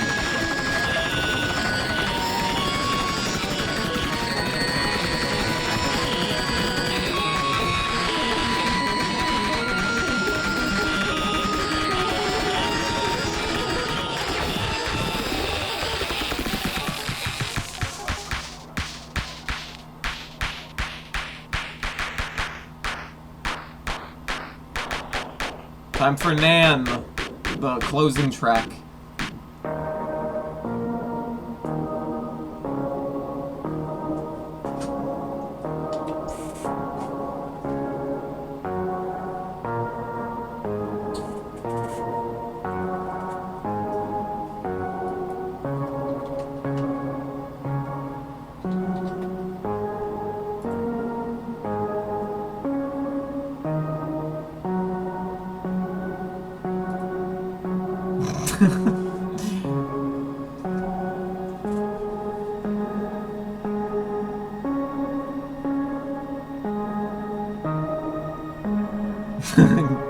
empty.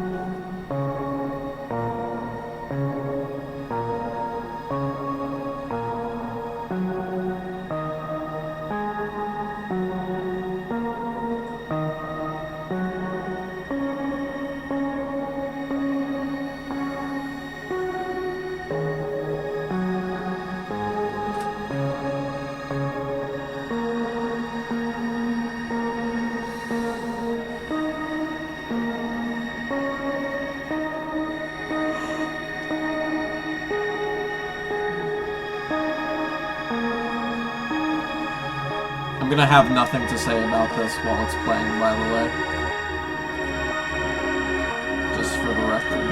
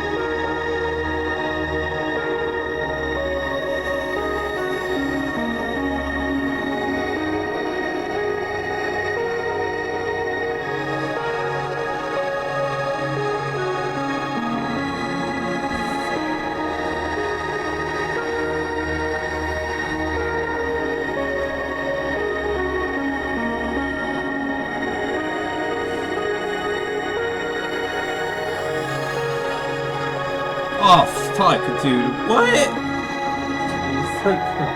Oh, God.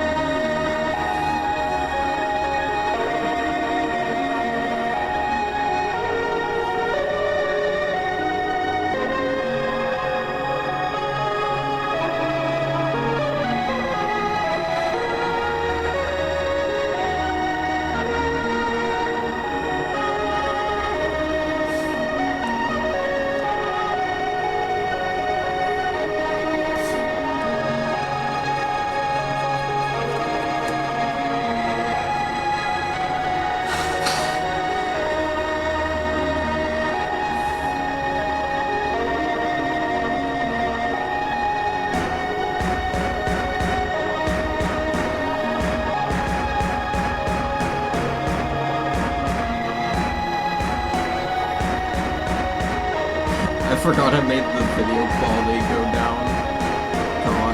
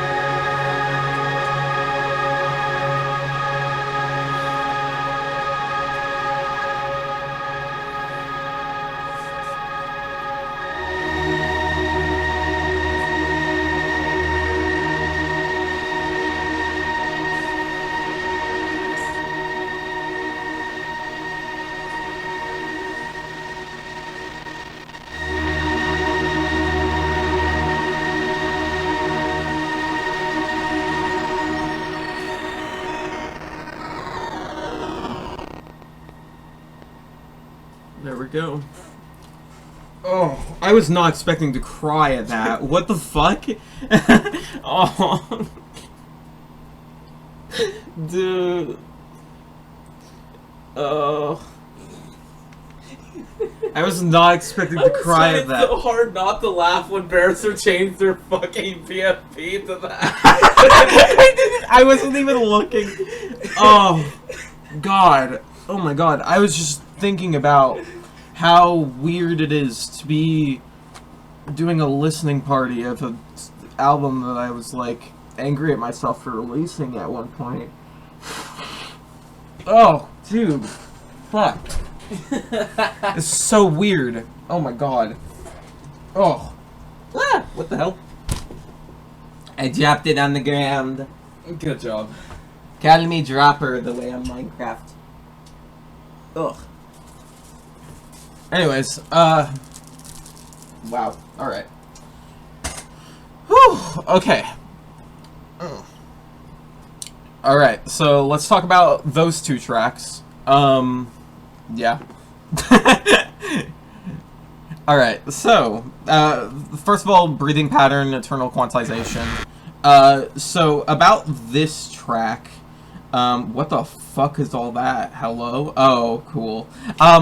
So, technically there's some time signature bullshit. Considering there was technically time signature bullshit in Sick Beats at one point, I felt it would be a good tradition to list these off as well.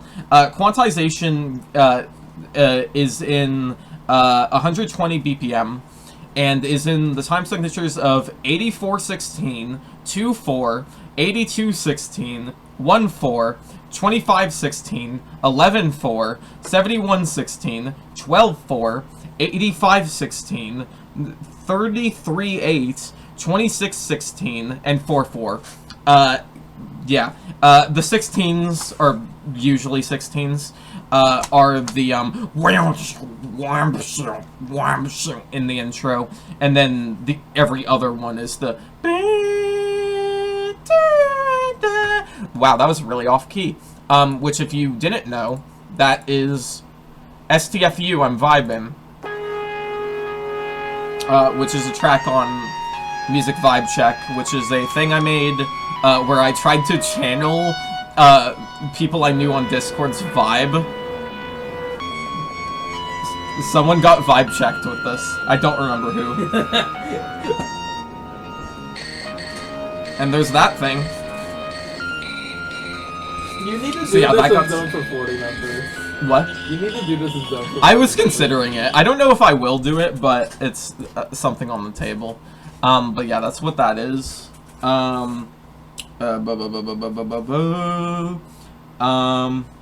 The original title of this track was "Sick of Quantizing My Breathing," because it's like the colorful shatter side of myself being angry at my KubeBow self for trying to make things perfect artistically and so smart and stuff, and writing rules of like, oh, this has to be here, this has to be here, that kind of thing. Though, Sick of Quantizing My Breathing didn't mean that, because, again, these tracks were made, as, like, grounding, you know? That was just, like, some title I made that I later realized was a perfect, like, meaning of that, I think. If I remember correctly. No, actually, I think this one was made for the album. No, yeah, it was. Never mind, I'm wrong. That was a normal title. Yeah. Because, hold on. And we'll get to that. So yeah, weird time signatures, sick of quantizing, shut the fuck, I'm vibing. Okay, cool. And then, so the idea, so here's the thing. The original idea for Colorful Shatters was that, it was going to be a flip, because it's like, the motif is that, okay, Canonical KubeBow wrote all these rules, and has now died, now we're ruleless. This is the ruleless album, you know? But the twist was that it was going to end with a track called Nan, which was specifically written as an idea. There was a specific idea in mind for how this album was going to end despite everything else. And you might know that is now available. If you have heard Nan Bad Ending, that is a recreation of what the original end of Colorful Shatters was going to be, which you can imagine was certainly a thing that existed. Yeah, I took it in.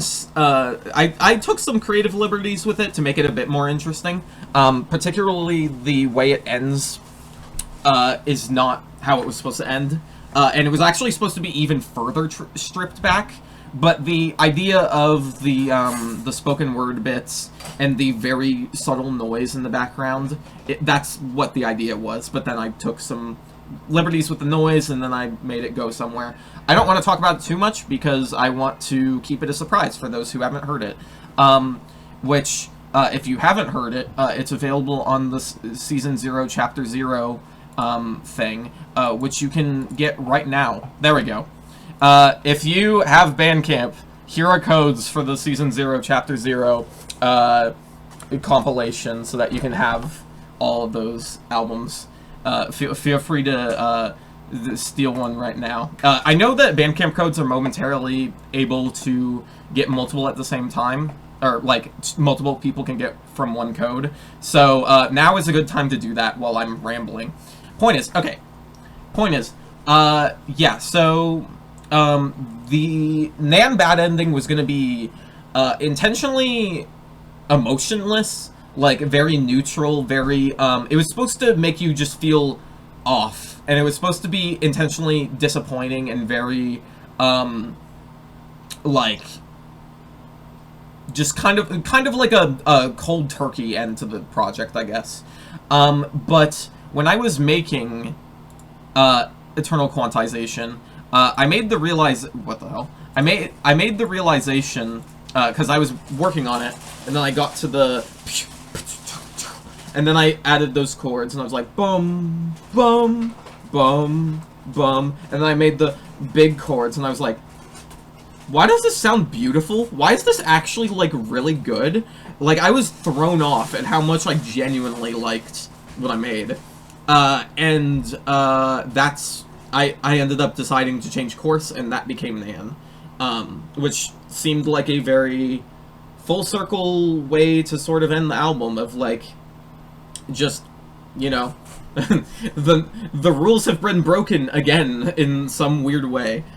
In some weird way, the artistic side of me won, which is cool, I think. And yeah, even though that, you know, KubeBow is canonically dead. So it's balance. Yeah, it's balance. It is. It's balance. And yeah, do I have anything else to say about Nan? So the doc for saying like stuff about rhythms and such about the songs.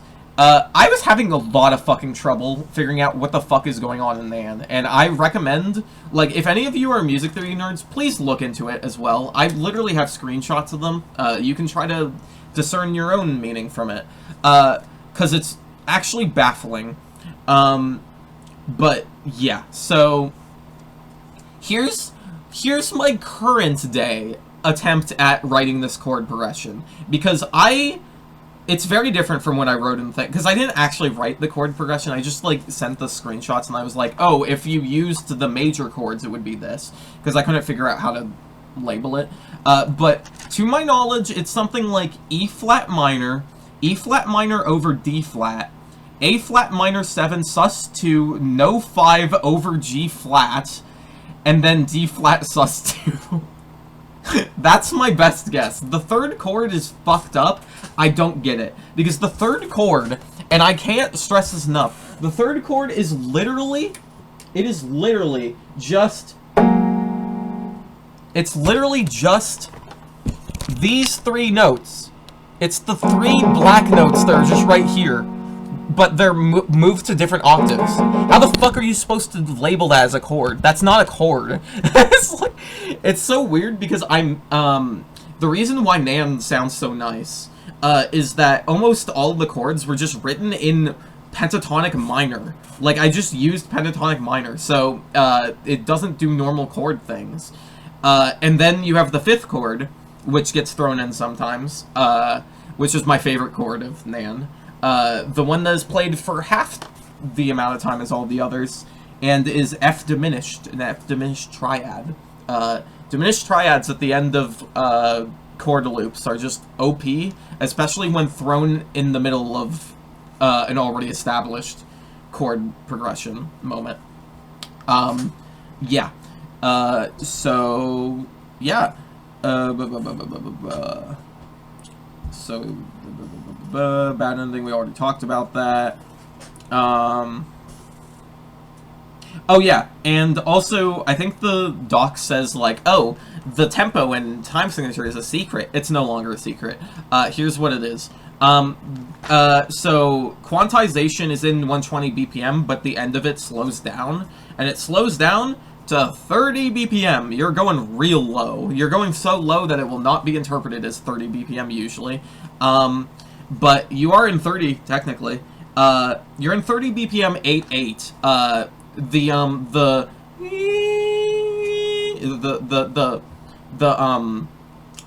What do I call it? The fucking... So it's 15/4/4 at the kind of...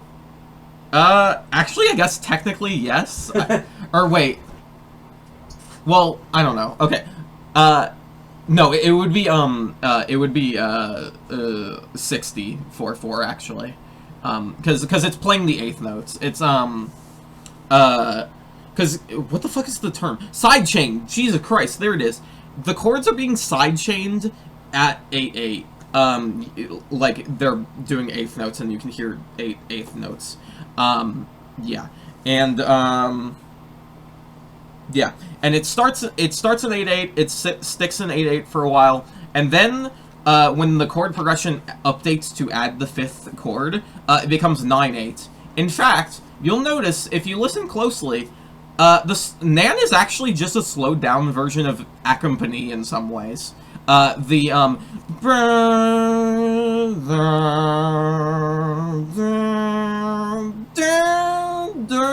That's just like ACCOM PANI really slowed down, which is the whole reason why I kept it a secret that the tempo was slow. Because if people realized it was slow, then people would probably immediately realize, oh, that's ACCOM PANI, and I wanted people to find that out naturally. But you know, it's been enough time at this point that if you didn't already know that, you deserve to know. So, yeah, and it's definitely my favorite sample flip on the whole album. And Nan is just so fucking good. Yeah. Yeah. It swaps to 9/8, and then it swaps back to 8/8 eventually, and then it does whack. Yeah. And then, final thing worth mentioning is, you probably heard it. Let me go back to it. Where the hell is it? There's a couple important moments in this. Oh yeah, let's talk about this.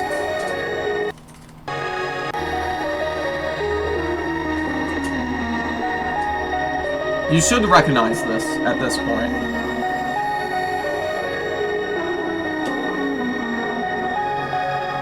That is, I was simply the litter you threw into the street part of I'm Nothing. It's the synth there. But then...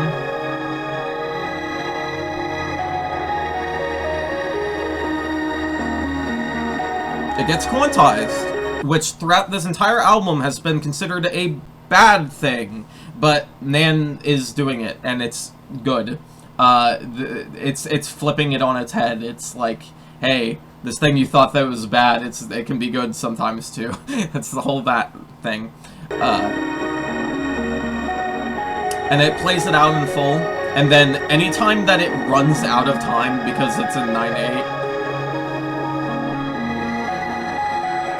it just repeats when it gets back to the start of the chord progression. So it results in...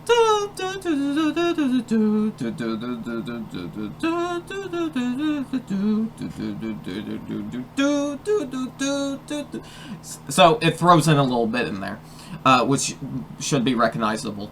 We'll get to that later. Yeah, that plays out...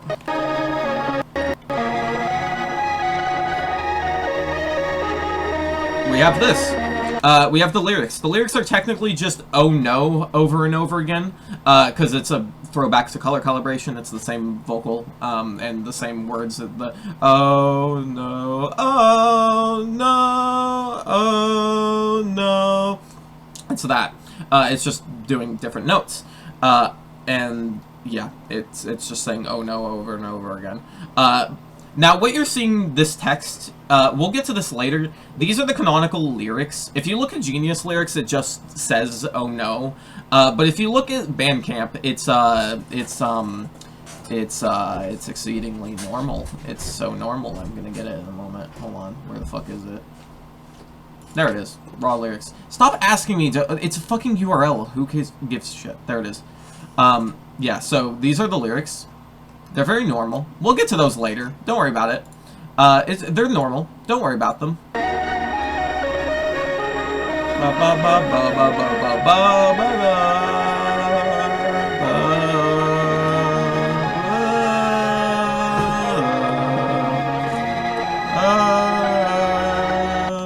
Yeah. Following the chords in some way. And then you have... I don't know where it is.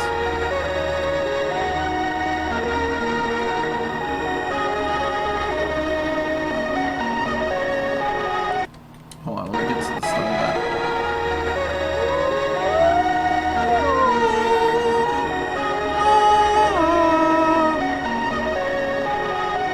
So, the rhythm is different. That's the color calibration melody. Or rather, the KubeBow melody. It's the da-na-na-na, da-na-da-na-na-na, da-na. That's what that is.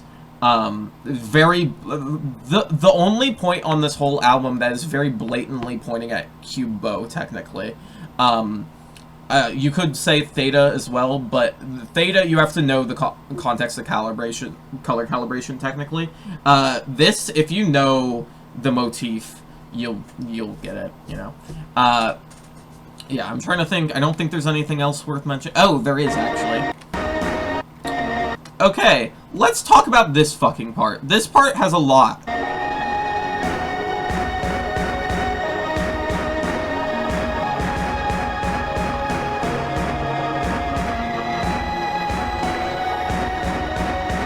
So we have the drums come in. The drums have 4 patterns that's playing back to back in a row. I don't remember every single one. I recommend you looking into it yourself. I've done it several times to see, but you know, I just forgot to write them down for today. So, well, I'll leave one mystery to you. I will mention this. I believe it's the 3rd pattern.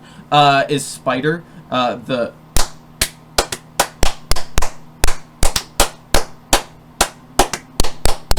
that one. And then there's also ACCOM PANI reference as well, with the...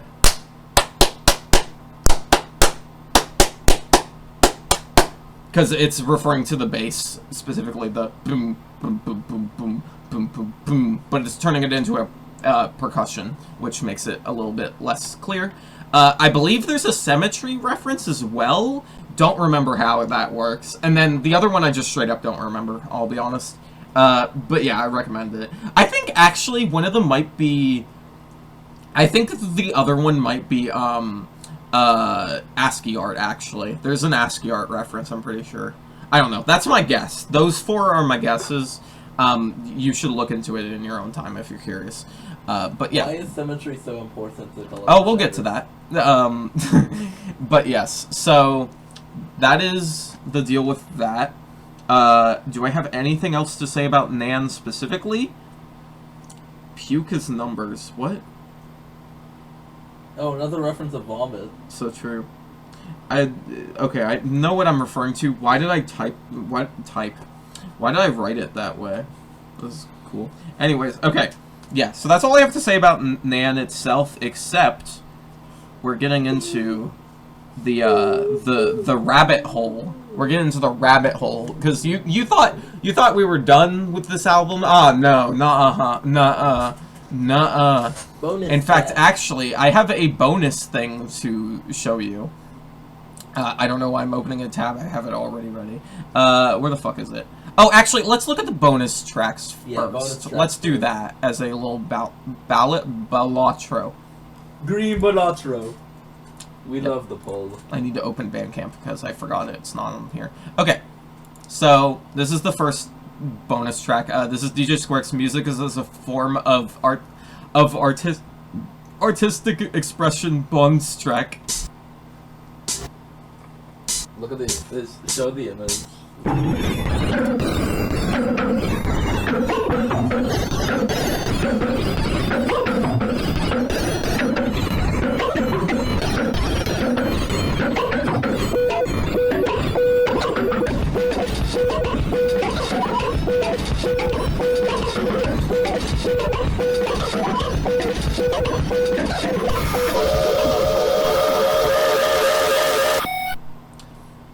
Did you like it? I like how this is the one that spells out what happened to KubeBow the best. Yeah, this one actually is genuinely helpful because of the cover art. I have gone insane-o. I lust for... So, first of all, this is a reference to King Gizzard and the Lizard Wizard of all things, in case you were wondering. Anyways, because the lyric is, I have gone insane-o. I lust for volcano. It's a track from, it's from, Infest the Rat's Nest, which I recommend listening to. So good. It's really good. It's so good. Anyways, here's the fat-ass gem that makes you go cuckoo crazy. It's the theta gem. The gem that, like, resonates with notes, the Toma notes and color magical. Canonically exploding into... Anyways, I lust for canonically exploding into a million pieces. That way I am healthily distant from my works of fiction. There you go. That's the explanation of this album. There it is. You now know the entire album. Congratulations. It's also worth mentioning that the flavor text for this is specifically the overlap symbol, which, because DJ Squarex is the overlap Tomasaur. Guys, where does this fall on the Eggman joking scale? Which is such an inside joke that doesn't even exist anymore. At the time that I released this album, I had a Twitter account. Well, I do still, technically, but I, like, deleted it and made a new one. On my old deleted Twitter account, I made a post, like, in the time I was teasing Colorful Shatters. I made... Because, you know the Sonic fan dub, You know the Sonic fan dubs? You know the part where Eggman says like, ha ha ha ha ha, this isn't a joke, I'm not joking anymore. He says that at like one of them, and I took a clip of him saying that, and then I put in the corner the Sick Beats to Disintegrate 2 cover art, and then when he says this isn't a joke anymore, it changes to Colorful Shatters. That explains the entire creation process of this album, because again, Sick Beats to Disintegrate 2 is basically just a beta of Colorful Shatters. Colorful Shatters is Sick Beats done genuinely, if you think about it.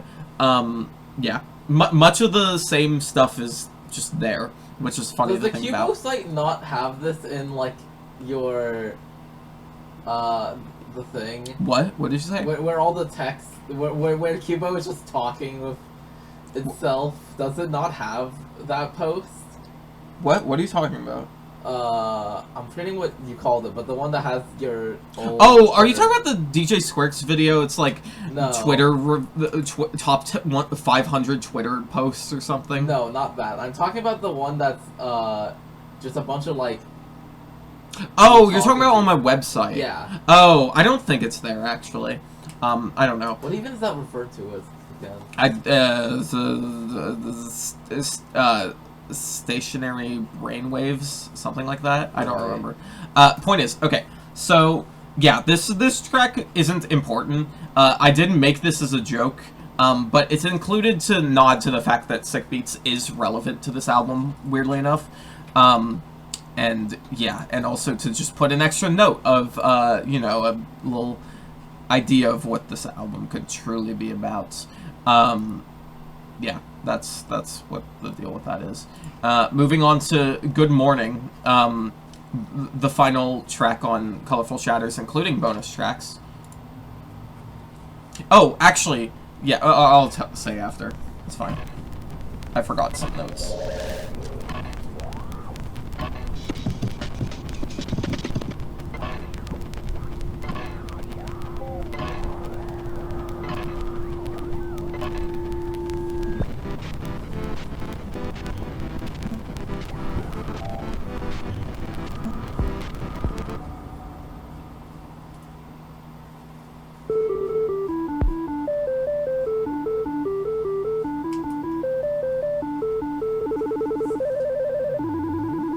Guys, where is it?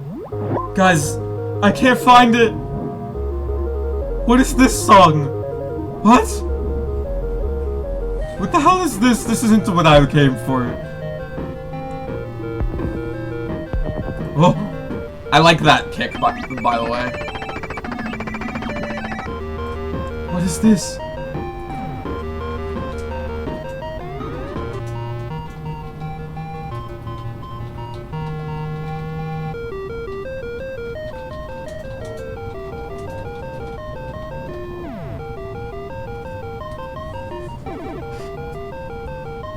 Where is it? I can't find it.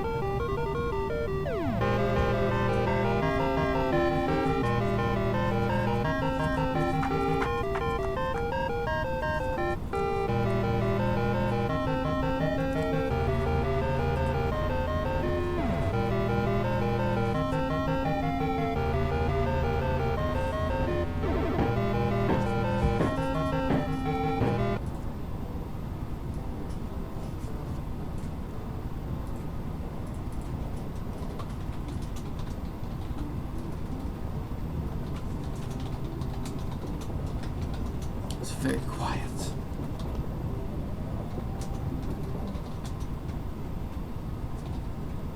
Okay, so yeah, that was Good Morning. Good Morning is a track that I made alongside all the other tracks on Colorful Shatters that didn't make it on the album because it's very nothing. There's just not much. It never really got turned into a full track, and I just didn't know what to do with it. So I included it as a bonus, and it made sense to do that. Yeah. So, and also it samples a bunch of Teak Summer 22 stuff, you know. What the fuck is this? I can't remember. My stupid fucking cat broke my CD player.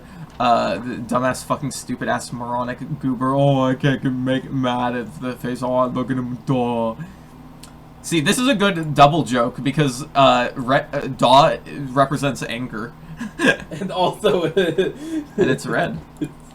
Misread my calendar saying the assumption of the based Virgin Mary. I'm done. That's so true. What could have been possibly said? I don't remember.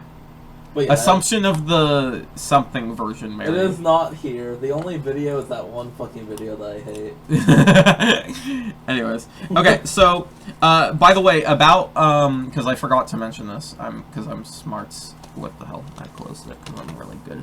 What the close? Help me. Help me, I don't have clothes. What am I talking about? Where is it? Bro, what? Okay, we're using this then. This track, by the way, I forgot to say the samples, because there are samples for this. So, one of the samples for this one, is a... Wait, did I not... Oh, okay, I'm mixing up my notes. Okay, we're good. So...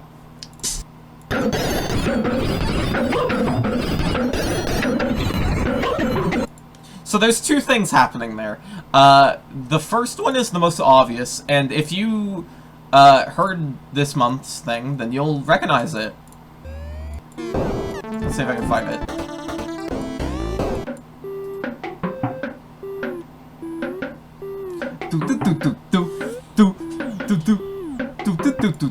It's right there. It's just right there.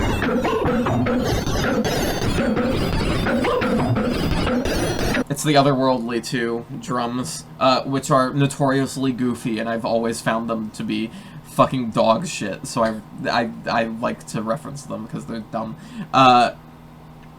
So that's that, and at the same time, the weird, like, high-pitched bullshit is Cindy is Evil of all things, with, like, a shit ton of effects on it. This thing, from the end, Seek Summer 22. Yeah, it's very magical. And then finally at the end of this...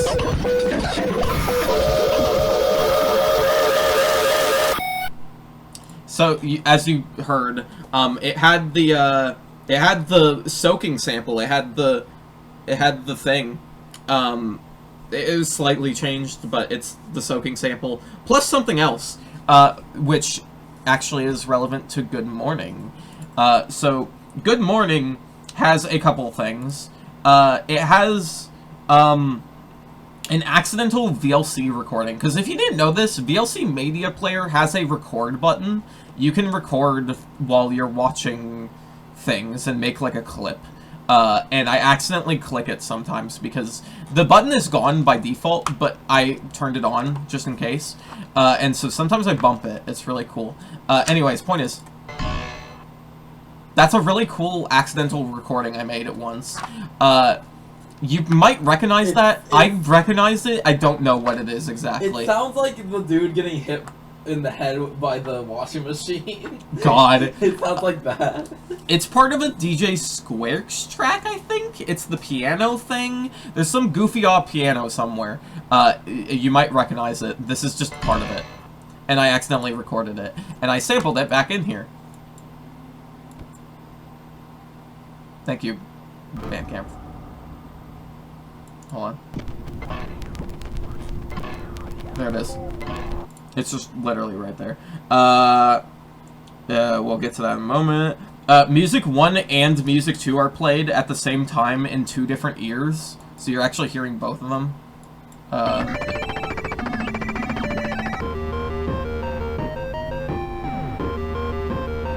Or it might not be here. It's somewhere. But they are doing that at some point. Oh, it's right here, I think. Here in a moment. Yeah. Yeah. And then, finally, there's some jank-ass music at the beginning. Where is it? After this riser.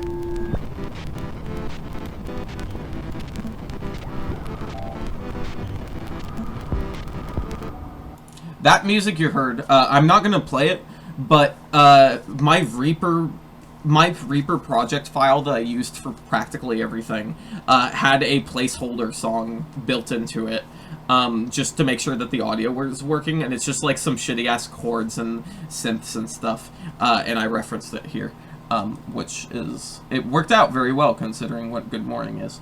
And then finally, this is very tangentially related.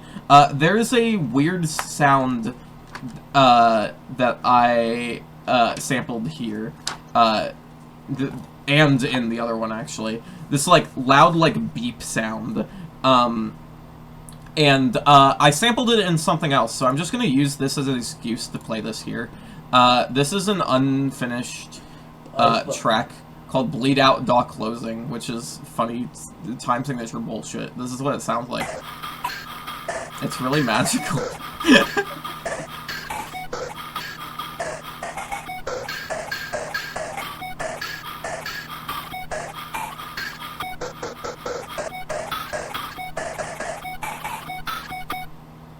Beeps. So there you go. That's the magic. I believe that's everything I have to show. For a second, track-wise. when you were opening it up, I was scared you were gonna say slot pace was in Good Morning. Fuck! Can you I was imagine? actually gonna strangle you. That would have been awesome if that was gonna happen.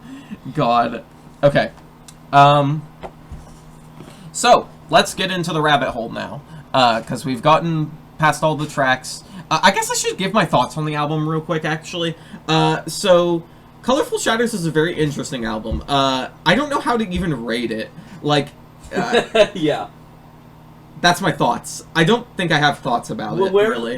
Like, remember, I mean, I clearly still like it. I fucking cried to the last track still. Like, Nana is genuinely one of my best tracks to this day. But there's also, like, such strange decisions on this album in a not good way. But, like, I don't know. Overall, I really like it. It's probably one of my... If it's not my favorite that we've talked about so far, it's high up there, is how I would put it. Because it's definitely better than Teak Summer 22 and Sick Beats, in my opinion. But it's just, like, something that it's, like, you don't often listen to it. Yeah. But, like... Where does it go on the tier list that we definitely always remember to put stuff onto? Actually, what is the tier list right now? This is a good time to do that. That's a good idea. Hold on. So, the tier list, in terms of worst to best, we have ARG question mark, New Folder, KubeBow If It Was Straight, Project Blue Room's OST, Teak Summer 22, Sick Beats, Parallax, Spider, Cold Water Drips Through Stone Circuits, and Color Calibration. We're not talking about that. At the very top. Yeah, I think actually I would label Colorful Shatters as my new favorite out of this list, honestly. Does that have everything? Because I know we missed a few. I think that's everything, yeah. Because I made this after the episode. I made it differently. Yeah, I think I'm gonna make this my new favorite, I think. Because Color Calibration is probably my actual number one, but it has some issues that really fucking irk me. Color Calibration, Colorful Shatters, the whole point is that it's supposed to irk you, so, like, you know? And it has some genuinely good parts. Like, everything, all the bad parts feel intentional, is my point. And it doesn't feel intentionally like oh, that was definitely meant to be that way. I guess with Theta, that's kind of the case, but, you know, still. Yeah. Okay, let's get into the rabbit hole now. Don't leave yet, because if you like Colorful Shatters, you're gonna find this interesting. So, we have something very oh, I actually forgot one thing, that I think you guys would find magical. Good Morning's cover art, is just the Colorful Shatters PFP, which looks like this. Have you ever wondered what the original version looks like?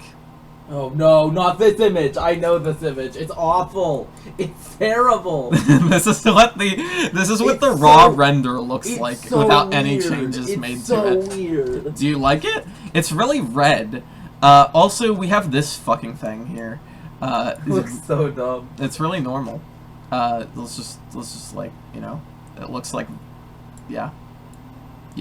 And also, if you never knew, this one here, this was warped to become the KubeBow the Flesh God PFP, if you know what that is. Yeah. And then that became KubeBow the Piss God. So true. Anyways, yeah. So let's look at this bullshit. Here we go. I'm gonna play this video in full. Oh, yeah, we are looking at this. Cool. Yeah. I was considering doing it next episode, but there's just too much that, like, yeah, loose ends. We have to talk about it now, I think. So here we go. Hold on, let me restart it, sorry. This is S0C0E7 and a half.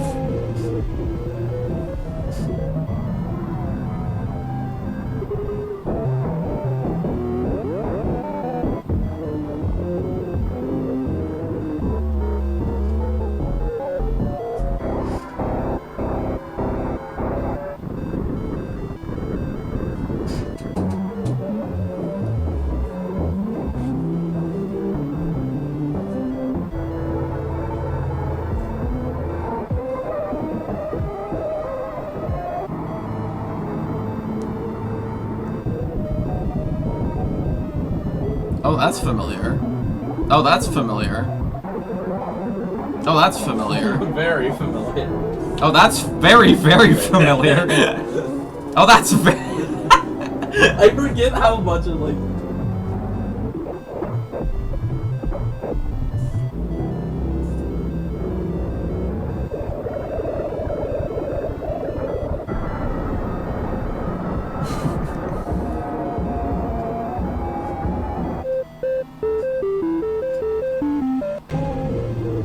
There you go.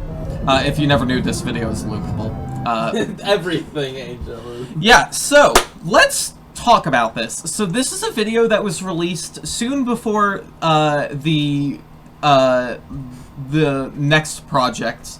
The project we'll be talking about next episode was made, but it's not a teaser for that. I mean, it is, but it's a teaser for that, and also a goodbye to the first era of TOMAROH. Because, like I said, Colorful Shatters was the last project in Season 0, Chapter 0, S0C0, often referred to as RaySlaaIisLaugHemi, which is a phrase that implies the real world, which you know how that went with things. But yeah, so this video is important for several reasons.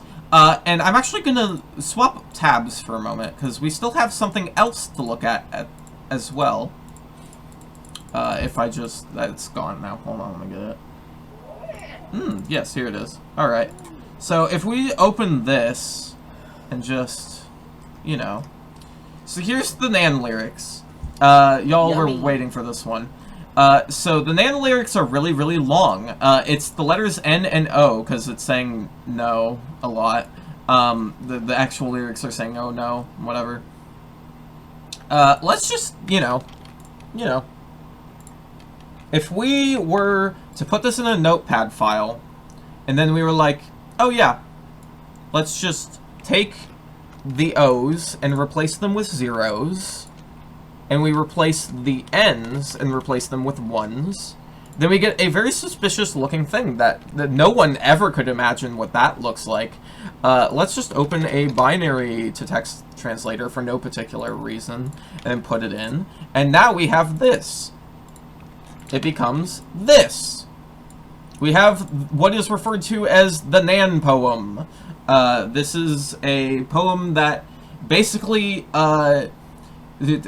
constructs all of the lore, because you know how Season 0, Chapter 0 has a timeline, it's just like all over the place? This is supposed to act as an idea of why the timeline even exists.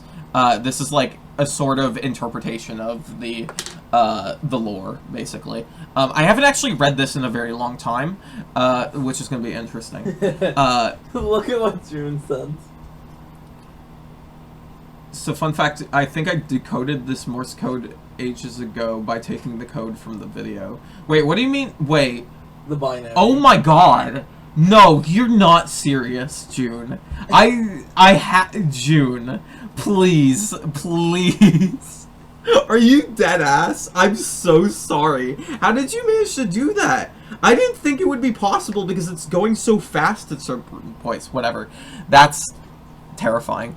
Anyways, so yeah, I'm gonna read through here. There's no reason why this is on the left screen. My body sits in the world before time itself. I feel my sharp flesh being ripped. Oh my fucking god, dude.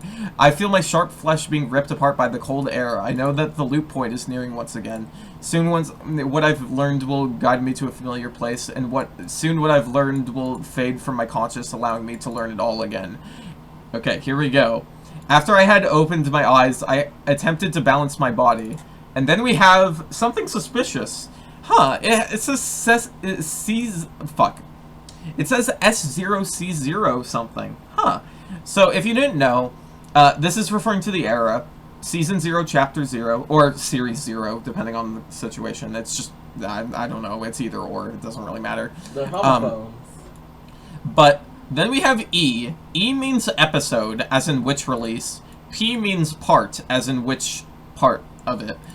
So in this case, Season 0, Chapter 0, E2 is Teak Summer 22, because it is the second release of that era. If I can find it, I have to scroll down further. There it is. So this is Teak Summer 22, as we all know. And then Part 8 would be Track 8, which is Otherworldly. Otherworldly. I didn't recognize this world. Wow, who could have guessed? Yeah, so we got Otherworldly here. You know, and let's just you know, let's keep that in mind for now. The ground started to glow and shift under me after S0C0E6, that is, cold water drips through certain circuits. I tripped and spilled the lake into the caves, which is a repeat of that one lyric that's directly relevant to the track that I just mentioned. Yeah. And then we have, it was all voxels, but I could see sun peeking through the seams. And then this is referring to another Teak Summer 22 track. This is Rorschach Test 1 and Intro 2, which is a raw track, mostly. But during the mastering, I actually added extra details, including these pretty peaks of sunlight through the seams.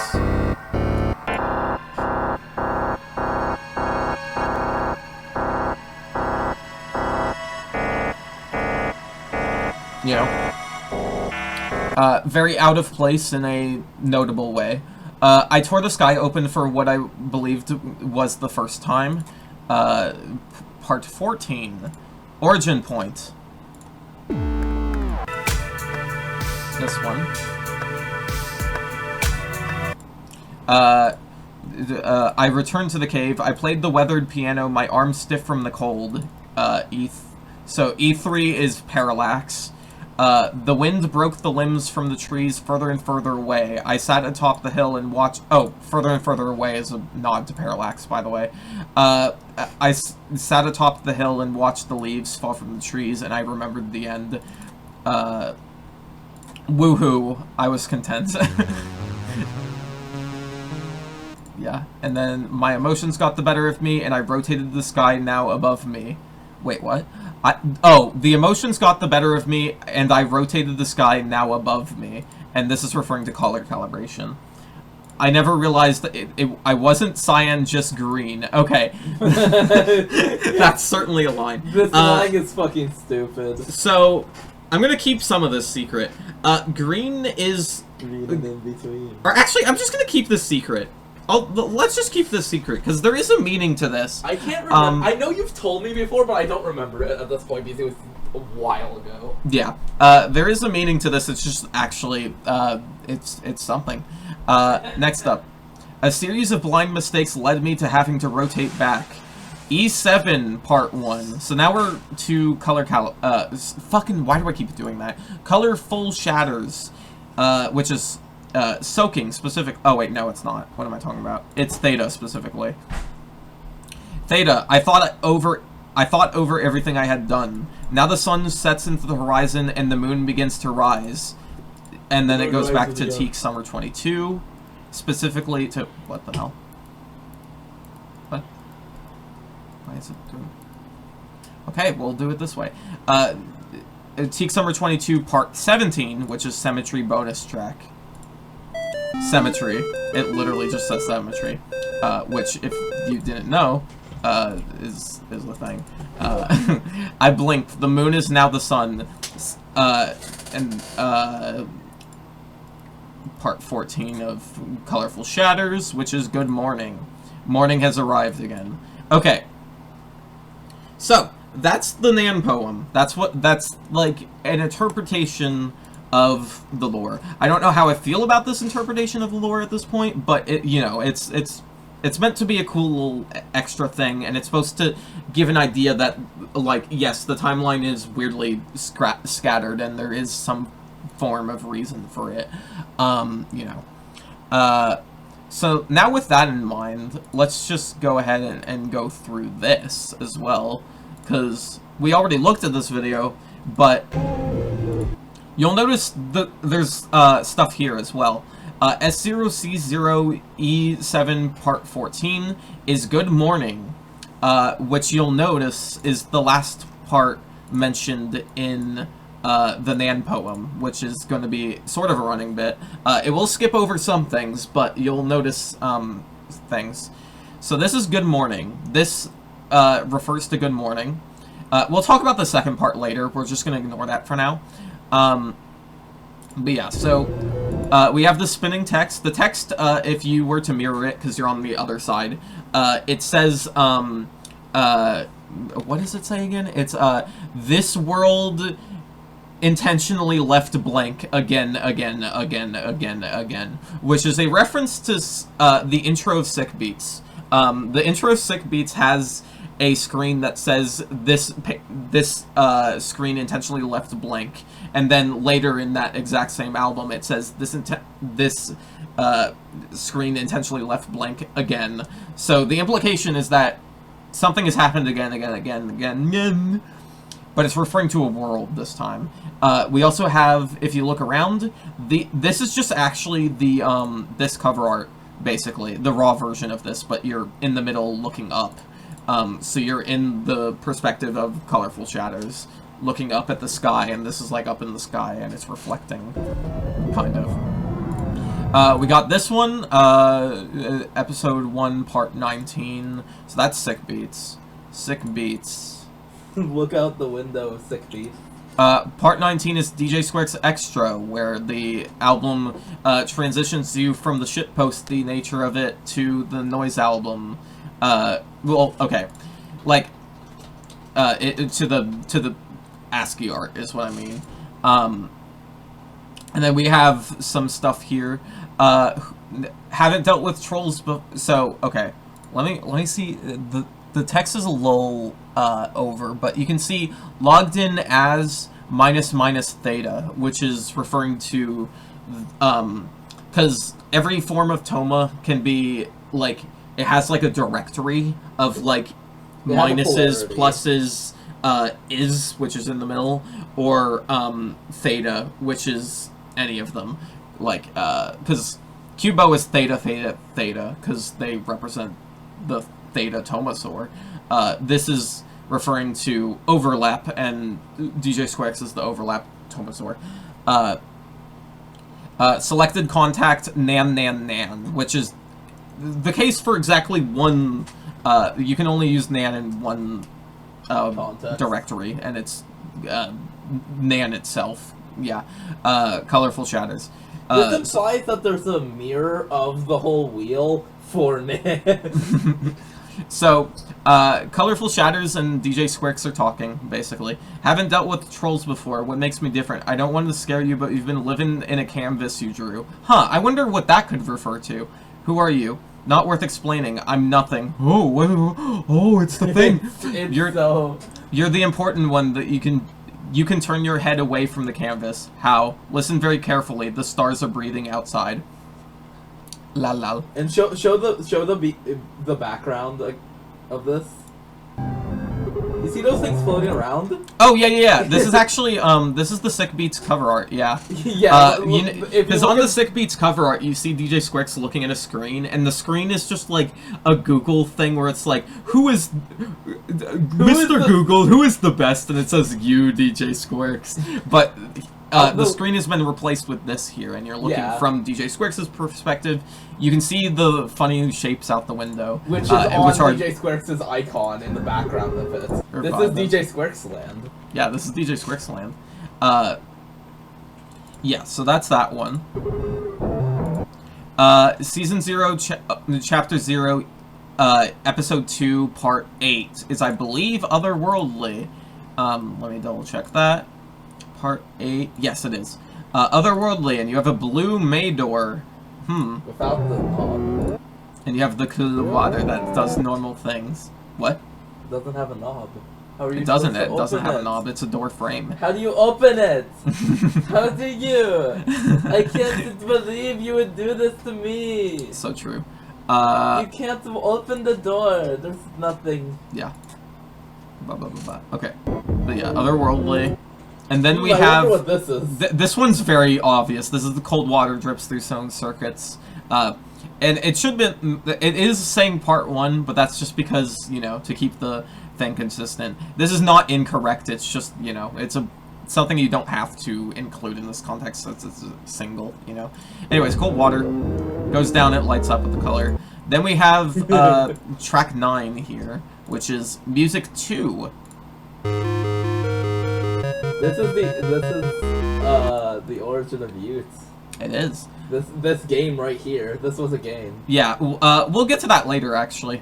This is a 3-dimensional version of Yoot.SWF, which was very trippy to make, by the way. It was very cool making this. I'm glad I did. Also, by the way, I just now remembered, I used the fucking noise again, but it's not blue.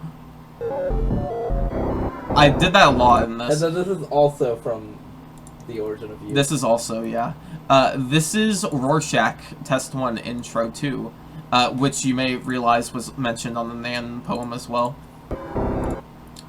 Please press the number on your keyboard corresponding to your answer. What does this look like to you? Elephant or butterfly? And then the background is actually a nod, by the way, to the Nan poem. You have cracks with sunlight coming through. That's what the grid is supposed to represent. And then it, like, cuts back and, like, yeah.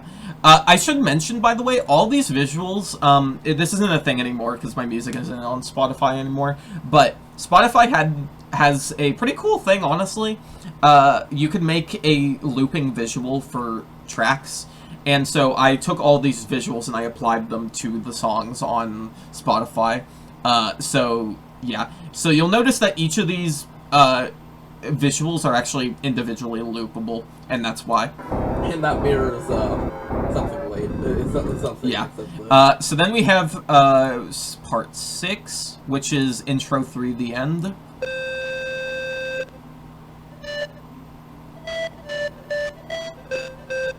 Specifically, we're referring to this part. It's the thing. It's the thing from earlier that you heard in part of Colorful Shatters. But yes, it's really hard to tell. If you look really closely, you'll see smiley faces. This is yet again an Yoot.SWF reference. I'll try and boost it. It like fades in and out. Yeah. And then we got Spider, as you can probably guess. I mean, there's no possible way it could be a spider. Ignore the fact that this is obviously an octopus, lol. Yeah, I live recorded that animation, by the way. Then we have Snake. The thing that you're seeing here, triangle, triangles, or well, try, sir, sir, do. It's literally spelling out the snake, the rhythm.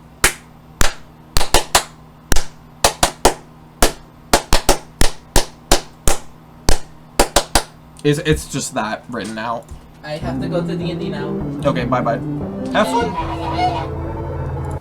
And then we have the, this is origin point, right here. I should mention, by the way, fun fact, you see this fake PNG stuff?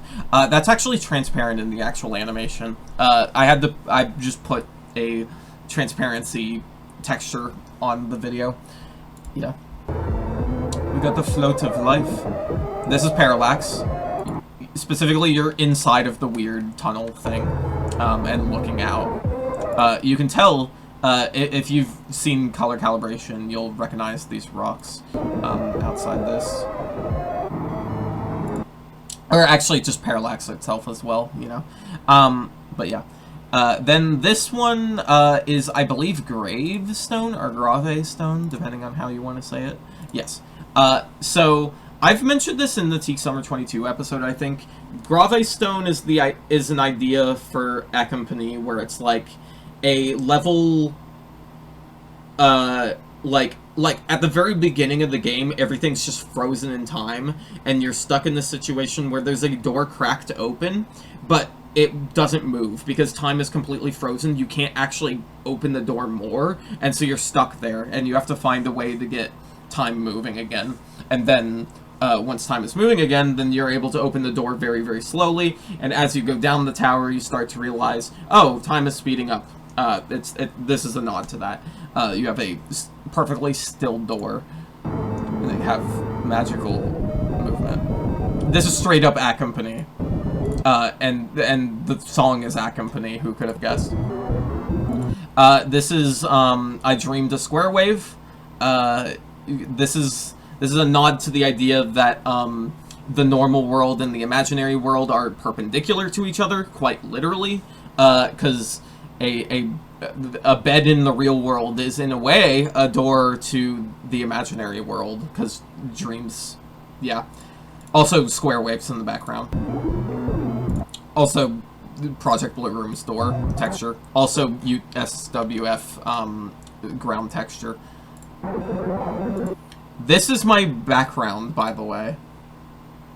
You probably... Or, actually, is it on... No.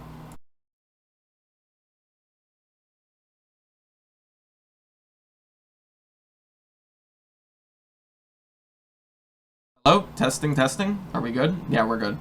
That was magical. Like, you guys can hear me, right? Yeah, okay, cool.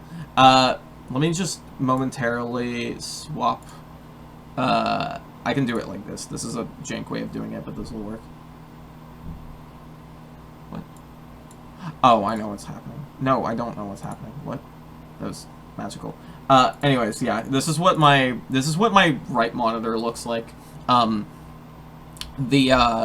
The fucking thing here is a recreation of it, because I always thought that it works very well with how Woohoo sounds, and yeah, this is referring to Woohoo. Yeah, okay, change stream application OBS, okay.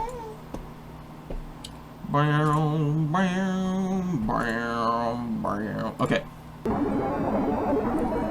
So yeah, that's that. This is color calibration, obviously. It's literally apart from color calibration. This is theta. This is, sunlight beats into my skull. You might remember from earlier that the flavor text was referring to this idea that the left ear was the past, and it's like someone getting beat to death, and then on the right ear, it's like their dead body on the ground as like sunlight beats into their skull. That's what this is. Then we have here, this is mixing choices. The text says, there's another timeline where you and I could see the scene the same way. My heart feels seeing it from inside my head, but we aren't there. Which is directly relevant to how I was feeling about Teak when I made mixing choices. This is, fucking, Homesick. This is Homesick from Colorful Shatters. It's supposed to look like... Oh, yeah. Oh, my God. I remember why. Oh, my God. Hold on. Okay. Wow. This is such a specific thing. Okay. So, you'll notice that there's a lot of bright orange here. Which those are supposed to look like windows. But you'll notice that the wall is, like, crawling. So, the deal with this... When I was younger, I had some weird, well, I still have this a little bit, but when I was younger, it was especially bad. I had these really weird sensory issues where, there was this time where my elementary school, they painted all their walls, and they painted this one wall bright orange, like bright fluorescent orange, and it freaked me out. I actually even felt like I couldn't walk through the hallway, and eventually when, like, teachers were like, why can't you go through here? I said something along the lines of, it feels like the walls are grabbing out at me, because I was having, like, issues of, like, it being bright and, like, overwhelming, which, if you never knew, that's where FOSS got its, correlation of orange meaning fear from. That's where that came from. And, this is supposed to be a recreation of that, basically, because there was windows on one side, the windows would reflect onto the wall, this bright orange wall, and it was just making it so much brighter than it needed to be, and it was just, like, you had to go down this hallway to make it from one side of the building to the other, so it was, like, completely impassable. You had to go through this hallway. This is magical. This one, oh boy, this one. This is, soaking, which is just literally, ever since I've created soaking, this is gonna get dark, and I apologize, just a heads up. Soaking to me has always felt like bleeding out in a bathtub is really how it feels like to me. That's what this is supposed to entail here, because just the draining bathtubs kind of sounds, and just all the wetness, and just the overall, like, just feel of it. I don't know, it's always given that vibe, so I had to make this for that. Yeah. I don't even know how I did that. I can't do that anymore. I'm bad at Blender now. I need to get better at Blender again. Fucking, it's water and it's reflecting the hole. Anyways. This one is, if September is bad, I fear December. This one doesn't make much sense on its own. I don't even know how to explain it at the moment. But it's supposed to look like whack-ass tree branches in a sky. But if you know, you know. I'll just say that. And then this one is Nan. There's no image or animation technically, it's just like it's glitching out, like, you know, the solitaire effect where, like, computers try to make transparency and it, like, goes on top of each other. This is supposed to be a recreation of that. No animation or anything. And then finally we have Symmetry.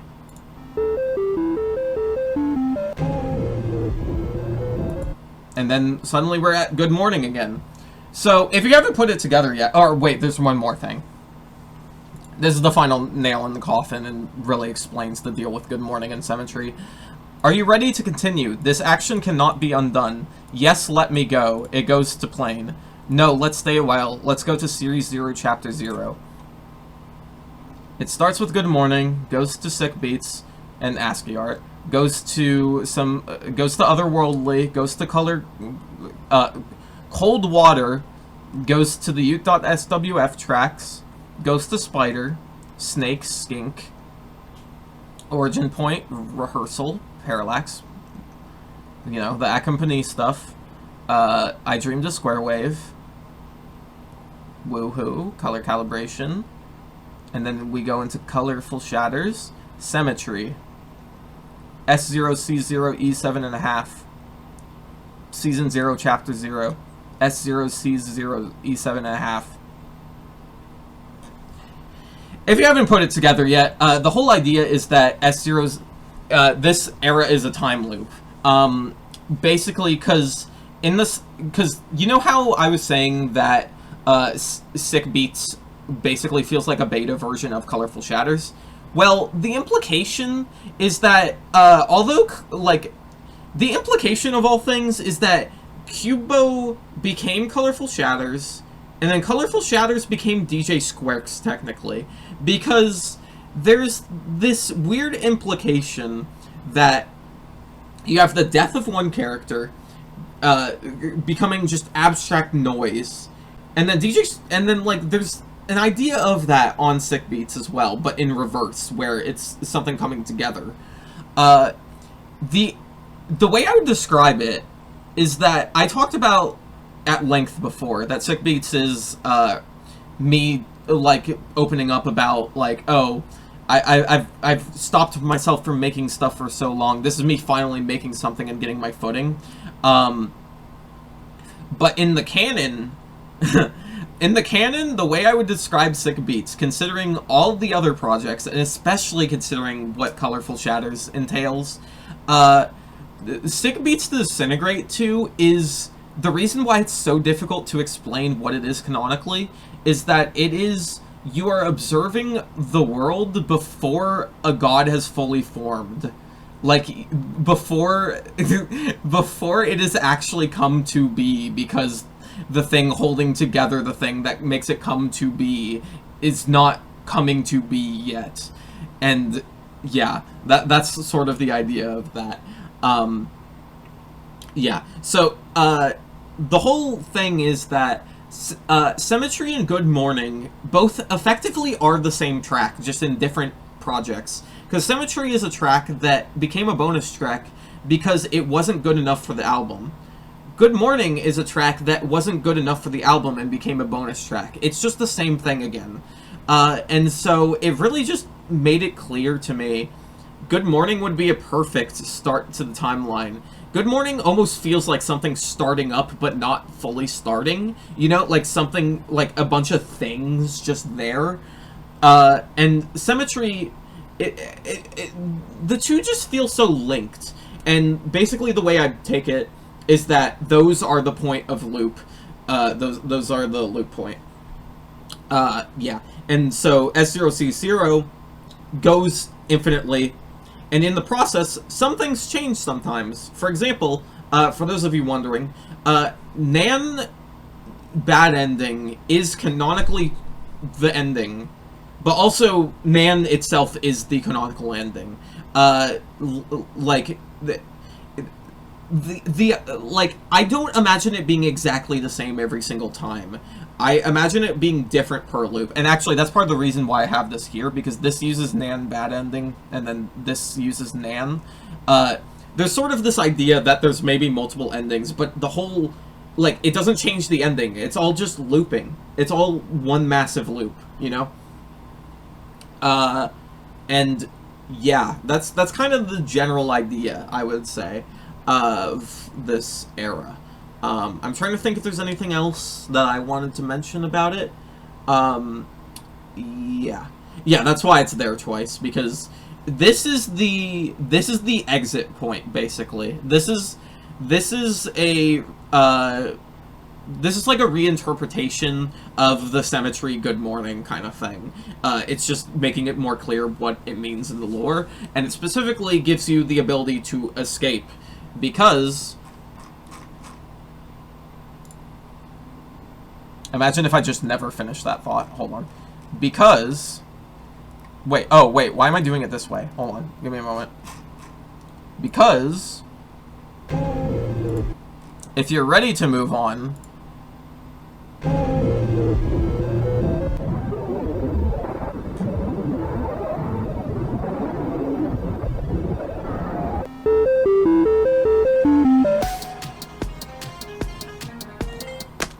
and you've moved on. You're into the new era. So you've broken the cycle. You're in a new cycle, perhaps.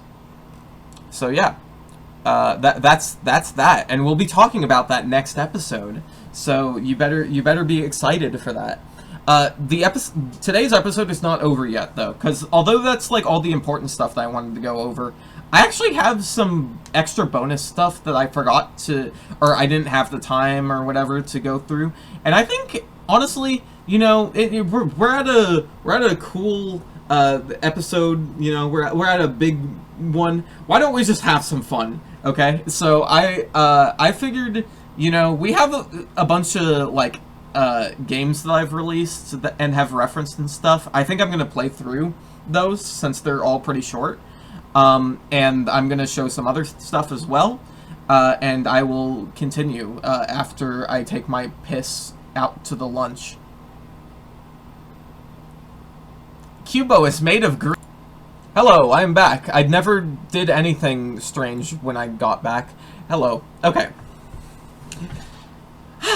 Okay, reminder once again, if you want Season 0, Chapter 0, feel free to take a code. They're codes, they're Bandcamp codes. They are free, you can take them. Yeah, they are there for the taking. And they will be on the video. Yeah. Okay.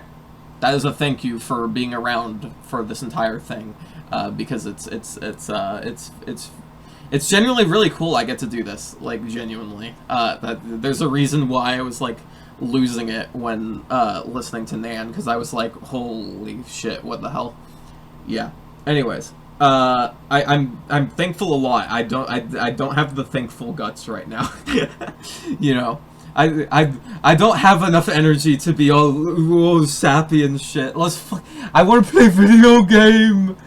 I want to play video game. Hold on. Okay, so, oh, do we want to do that first? That might. Oh, I think we're gonna do that first. That sounds funny. Okay. So yes. I guess, while I'm setting this up, if anyone has any questions, regarding, like, colorful shatters, or even just, like, the era in general, now would be a good time to put that here, so that I don't miss anything. Because, yeah, I pretty much answered all my what am I on about? I pretty much answered all my thoughts, so true. Why is there an update? Okay. Yeah, I think I answered all the ones I want to answer at the moment. Yeah, pretty much. There's a couple that I'm not entirely sure how to answer, or I'd rather want to answer at the moment, and I'll keep for later, but you don't hear anything.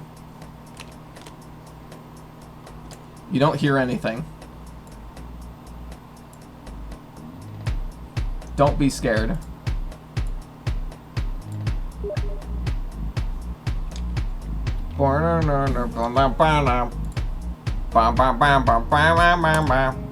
It's literally peak.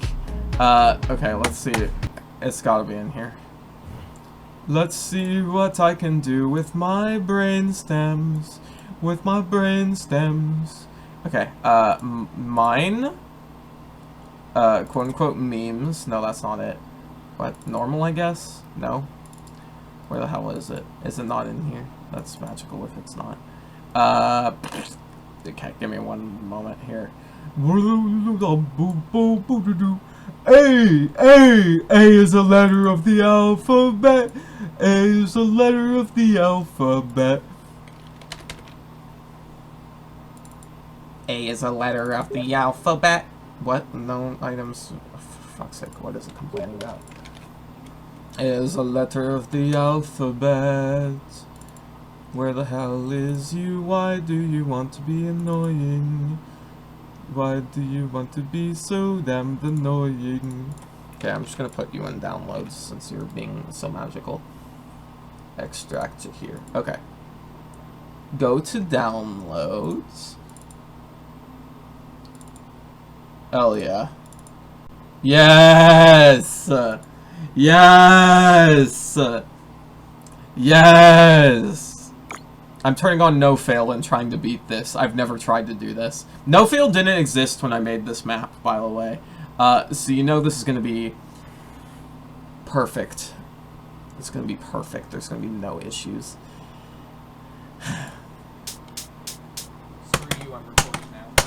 Oh god. Oh no. Oh fuck. No. Okay, this is a bad idea.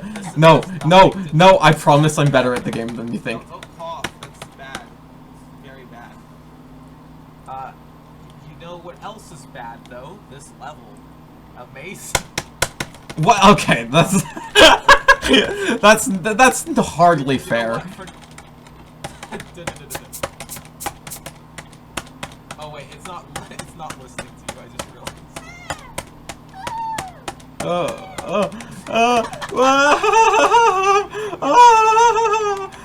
know what? Here's This is very playable. It's gonna be very fun because this section gonna be one beat off from where I'm doing. God damn it. I fell for it. It's so... Oh! I looked away the moment it happened. Oh, wait, look at that. Oh no, there's a pseudo coming. It's definitely a pseudo. Don't think about it too hard. Okay. Oh, there was the... Oh. What's his name? That was the beatbox. I'm so funny. I'm so funny. Pulse. Pulse. Good for you, Elliot. I am very proud of you. I am currently losing brain cells. Yep. What font should I choose? Vote now on your phones. Please tell me. Why did you click on the spin? That's not an option.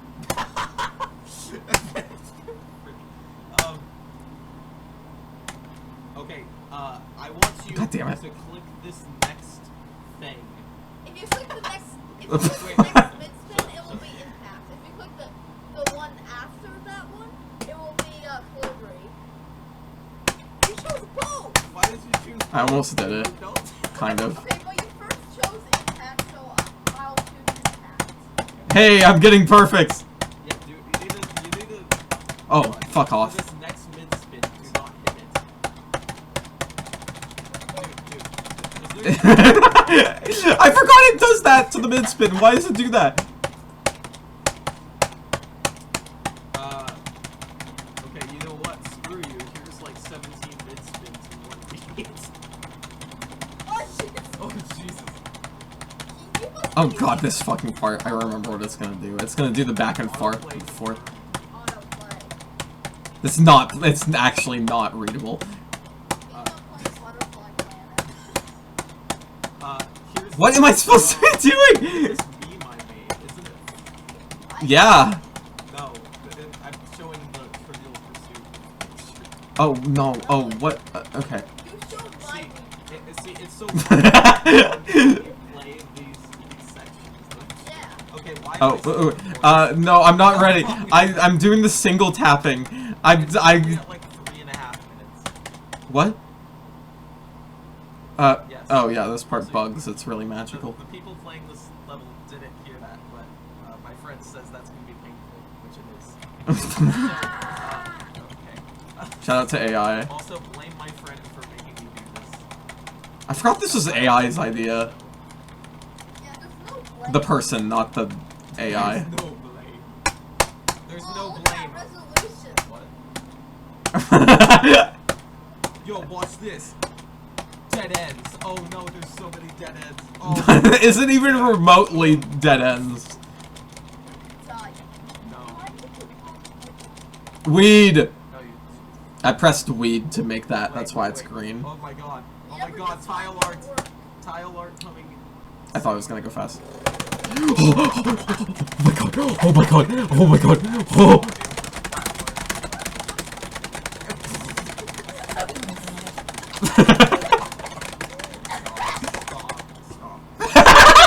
Yes! Blue roads suck. Yep. Oh god.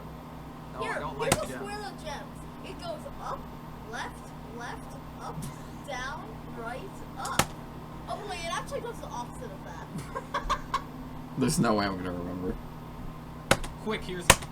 No, we must continue. No. Quick, here's a memory. Nope, I didn't remember. I didn't remember at all. On Discord one time was like, wouldn't it be cool if there was a pseudo that required pressing every button on your keyboard at once? Well, here you go.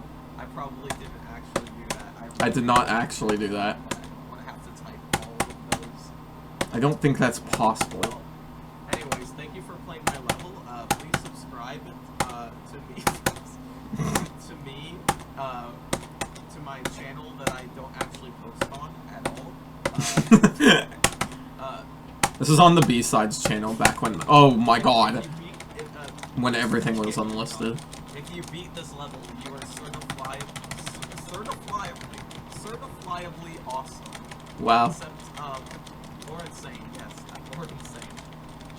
Hey, you want pack font? Here, that's your reward. Pack font. Your reward is to see pack font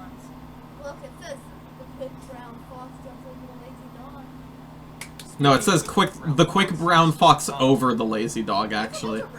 No, here's the big black. Ha ha ha, funny. Okay, bye.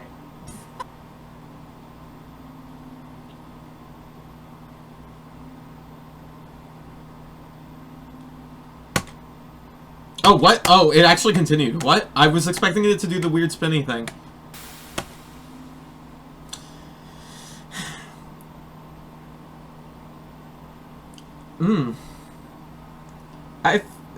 I think that was pretty good, all things considered.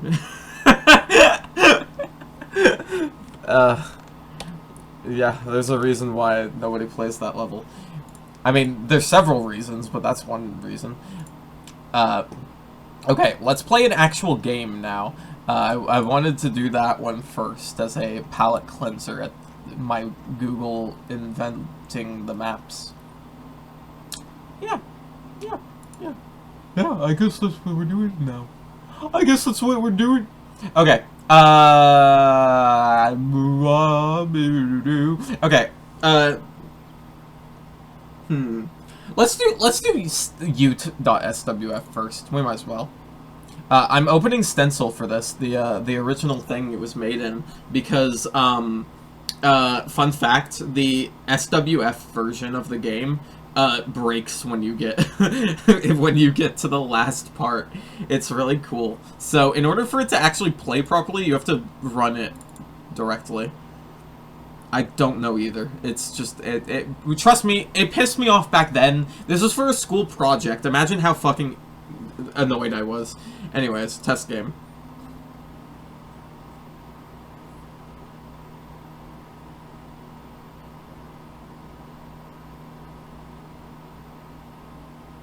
How did Elliot manage to get such a deeper voice in like a year? In fairness, that was back in like 2022. Like that was a while back. Actually, it might have been older than that. It might have been 2021. I don't know. Wait.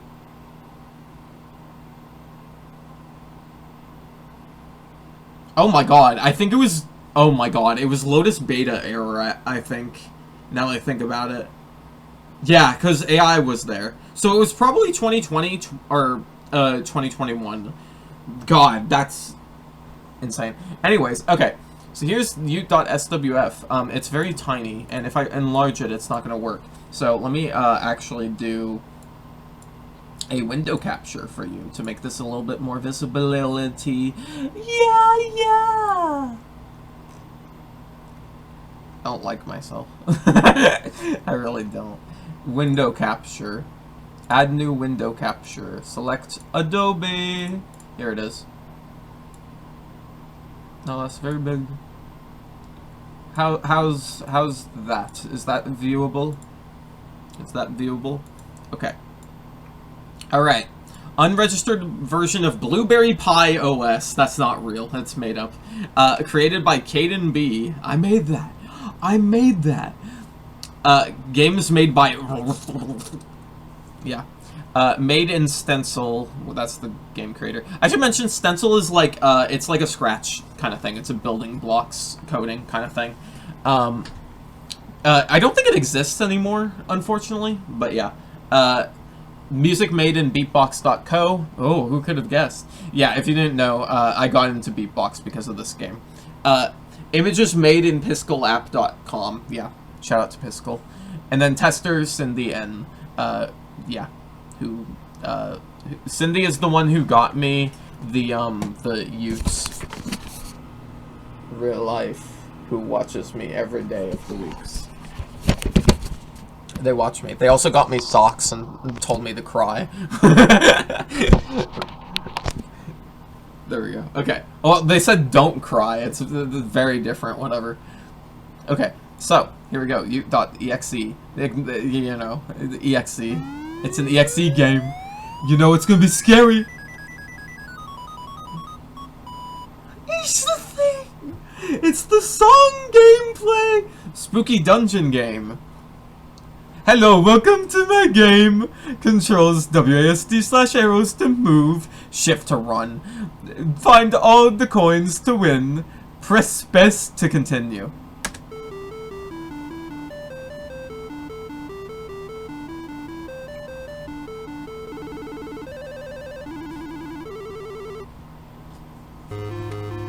There I am! I move slow. Don't let the... Oh no, they got me. Oh no, you can't let the racers get you. Also, yes, you have to hear all of Fanfare 1 every time you die. It's very well made. It's like a little arcade game. Oh. No, fuck off. Okay. You better get used to that. I think... Can I press R to restart? I don't remember. I think there's a button that I added to make it quicker, but I don't remember.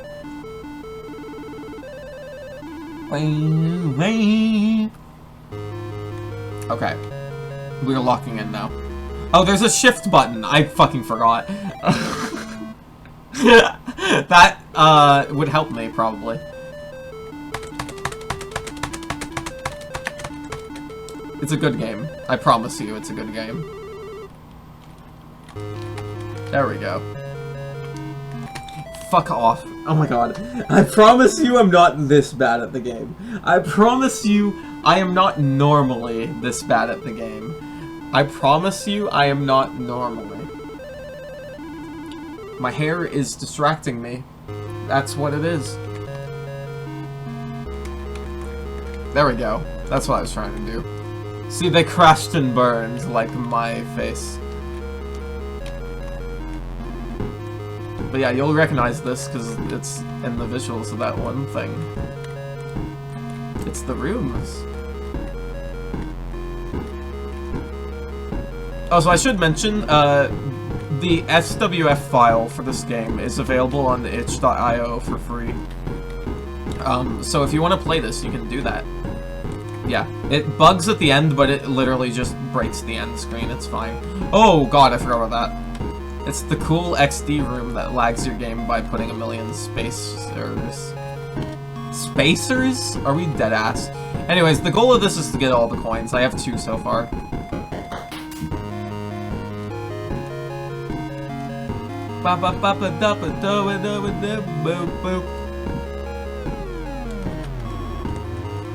Oh yeah, the arrows are pointing you towards the lag killer. It's really cool. I believe there's 5 coins, if I remember correctly. We can win with our judgment. What? Oh.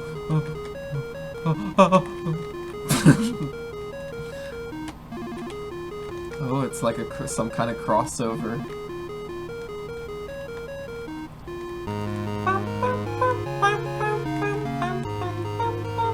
Oh, and you can see the 2 coins. See, it's like game design.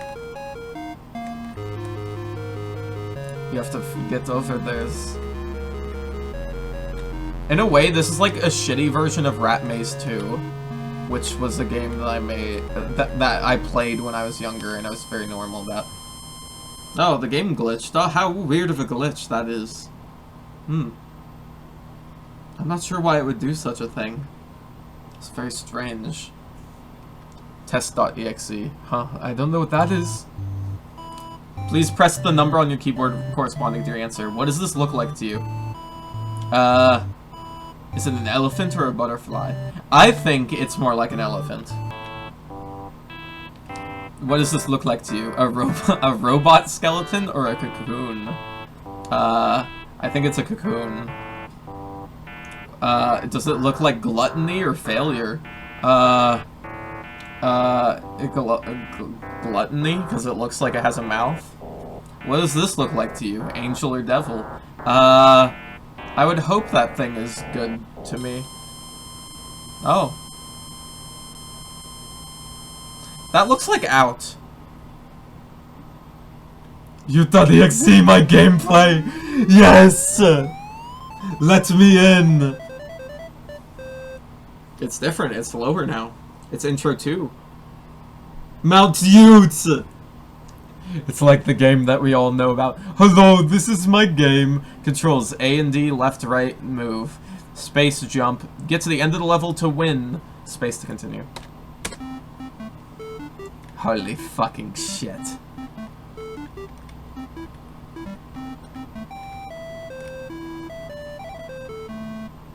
I'm kind of smart. I got curious. Holy shit. Oh my god, I'm fucking brilliant. Look at this game. I fucking killed him. I got 100 points for my murders. Hi! Oh, I forgot about that bug. Yeah, if you're on a wall and then you jump, you like super jump. It's really funny.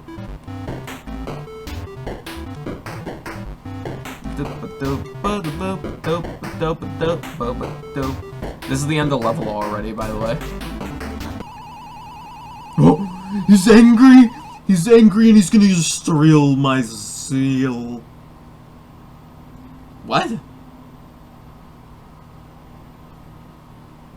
Oh, not this fucking thing again. Get off my computer.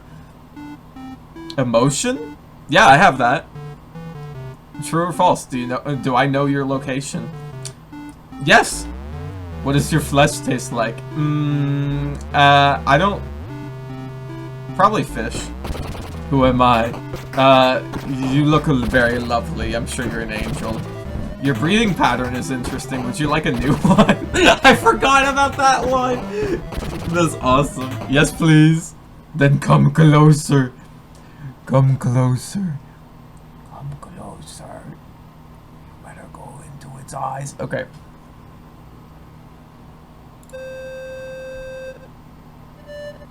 Oh. Oh, I'm sure that's perfectly normal. I don't think my game's working. I don't think it's supposed to do that.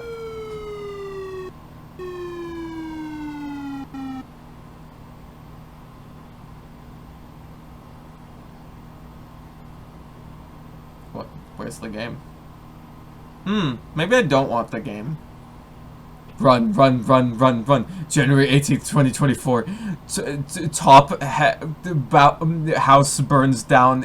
Was it our games to blame for the house burns down one day? Was programming a game? Press space to win. I guess it crashed. Oh! Oh no! It's doing. It's gameplay! So, fun fact, if you have the SWF version, when you do that last click, it just crashes. It's really cool. Don't know why. That's literally the only change. But yeah, that's Yoot.SWF. It is a game that exists. I hope you enjoyed my game of game wonders. I'm gonna show you the one Easter egg that exists for it as well. Oh wait, I did test game and not test scene. Whoops. Because there is an Easter egg. Also, I forgot that breathing pattern is a phrase that comes up in that. Hold on. Wait, this is unrelated. Oh, hold on. You close. Look, oh, the death marker things are little Yoots. It's really cool. It's magical. I guess you could say it's some kind of Yoots land. Anyways, yeah. So, this is my magical game. It's certainly a game that existed. I wanted more levels for it, and then I ran out of time because I was having issues with something. I don't even remember.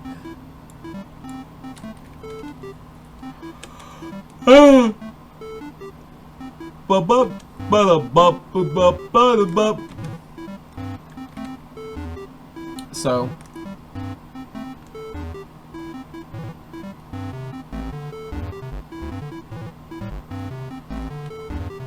I don't know if I've ever seen it do that. I don't know why it did that. It's scary, like everything I know. Anyways.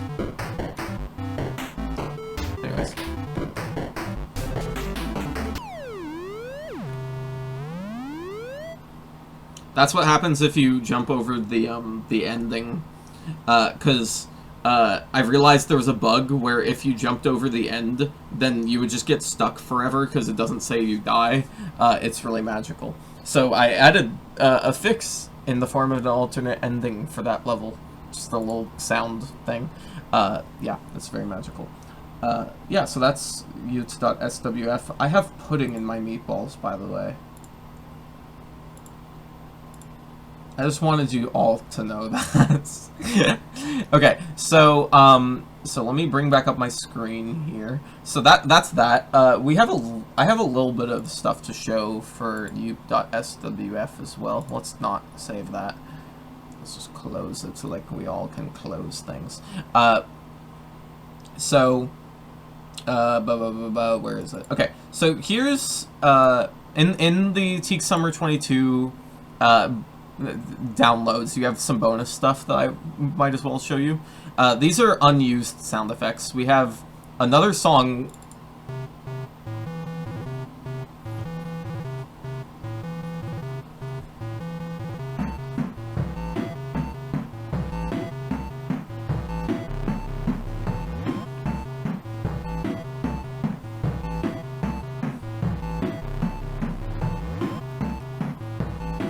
You may recognize some of these because I reworked them into some of the S0C0 patch note stuff.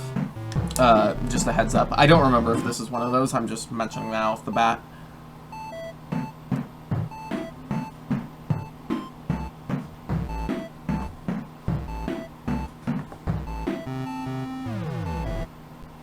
That's my song. Then we got Creepy.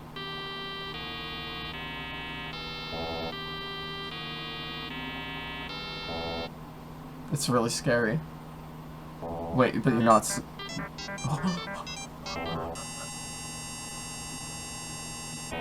It's really terrifying. This is death noise. Yeah. I believe that one is. Or, no, I don't think that is used. I don't know. I don't know. Or IDK, I should say.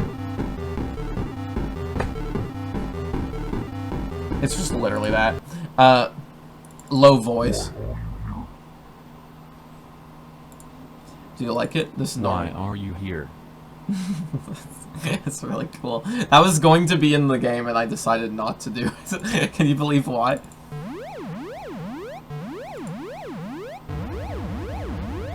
Song of some sort. I think I sampled this one.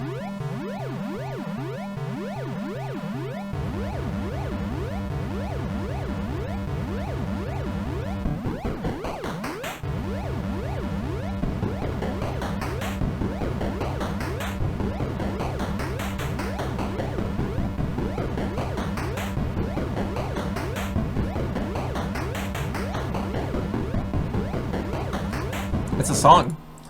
Wind sound, I think.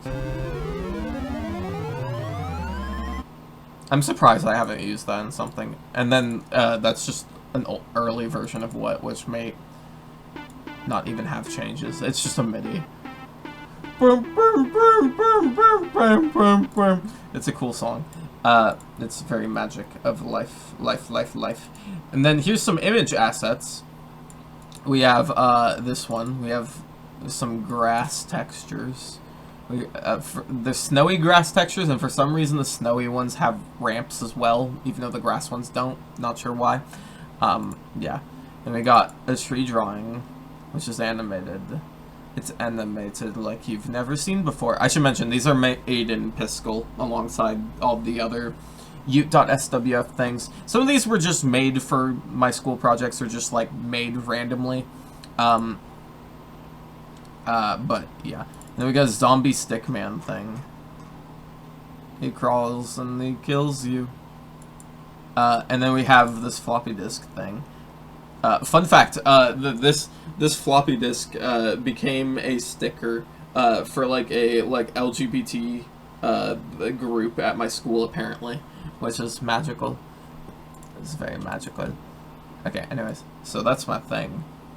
Yeah, and then final thing worth mentioning, if you didn't know already, the download comes with a text file that links to this. This is a secret Google Docs thing. It's a secret Google Docs thing. It's very magical, and it has secret music. Can you believe how secret the music is? I think I've played some of this already. Like, we have the goofy aw version of Scribble.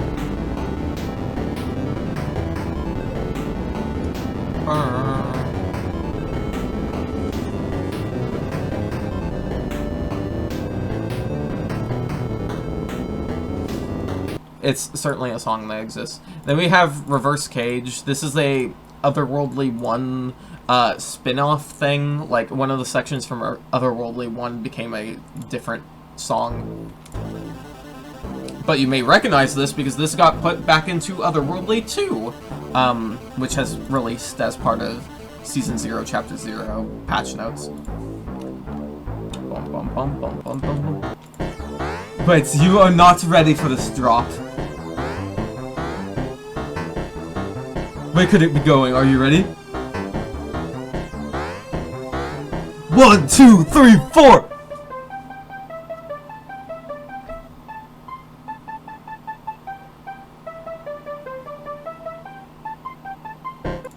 It's a good song. Then we have Otherworldly 2 itself, which refers to the we have the intro. We got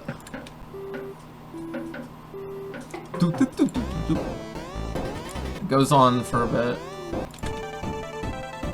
We got that part, and then it gets here, and it's just kind of like.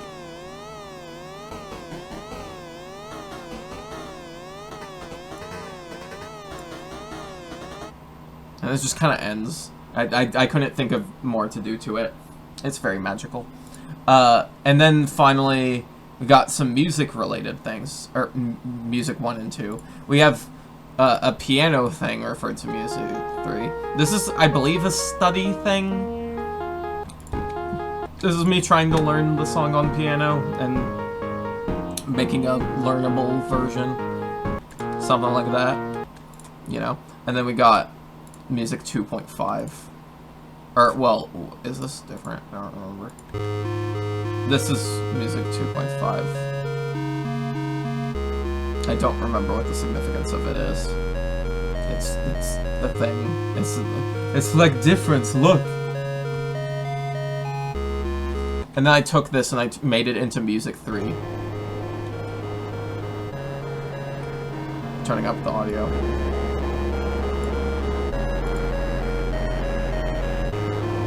It's the 3!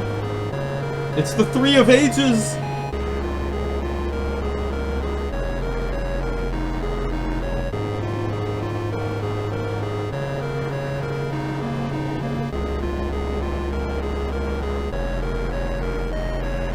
Wait, let it cook.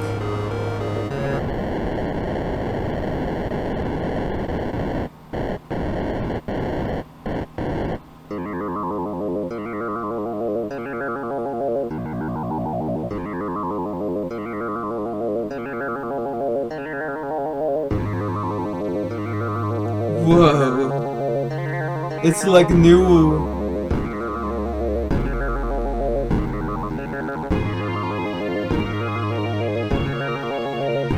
Whoa. It's new music.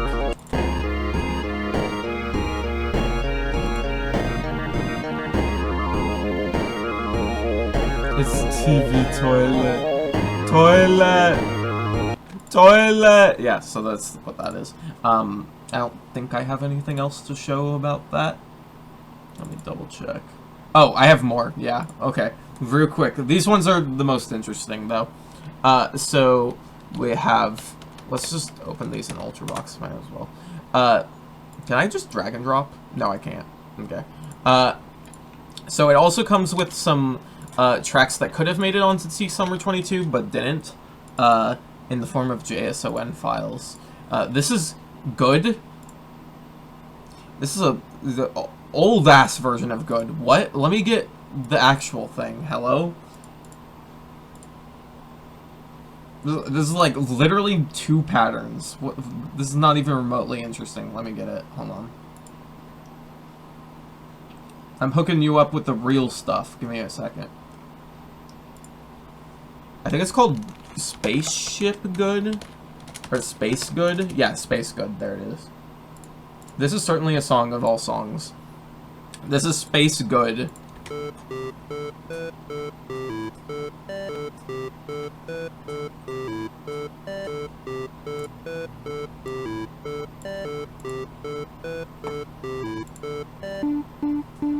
And then here's where This is where that thing is. Whoa! It's like a thing. I wonder what the drop is gonna do.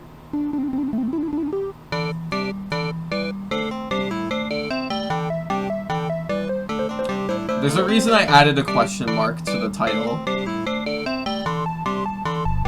But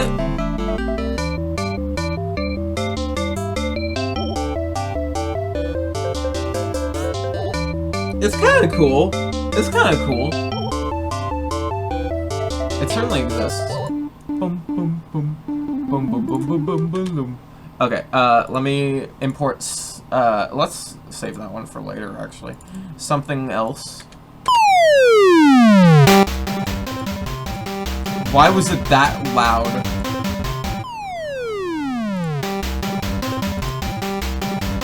Something else. I don't remember. Maybe that came with the other ones. I can't remember. And then we got we. This was put into an otherworldly section. Otherworldly 1 section.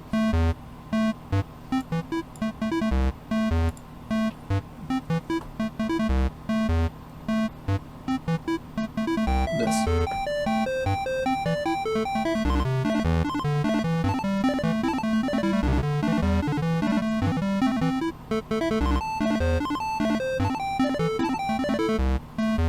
Yeah. Final one was show, and this one's worth thinking about. Slide.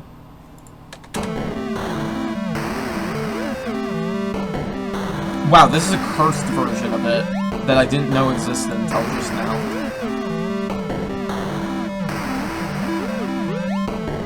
Why is it mixed this way?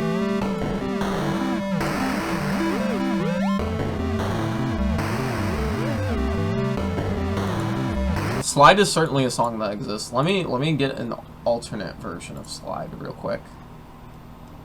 Slide. Wow, it's listenable. What? Oh, I see. Jumbox. Here we go. What is this? Just not what I remember. I'm so confused. Maybe it's this one. I guess it's this one that I remember. The beatbox one. This is apparently older. Yeah, I remember this one more. I'm so fucking weirded out.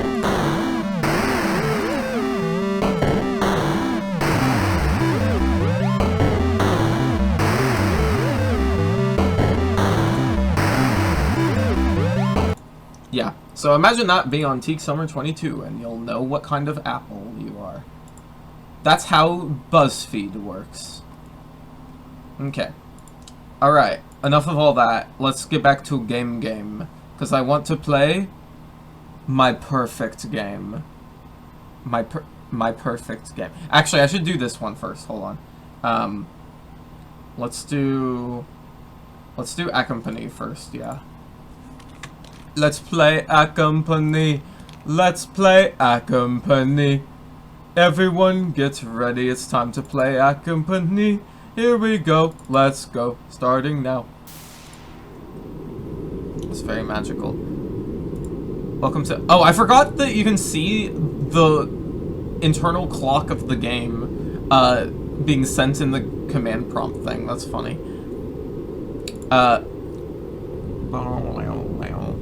Yeah, this is a game that I want to make into a full game at some point. Hold on, there we go. Okay.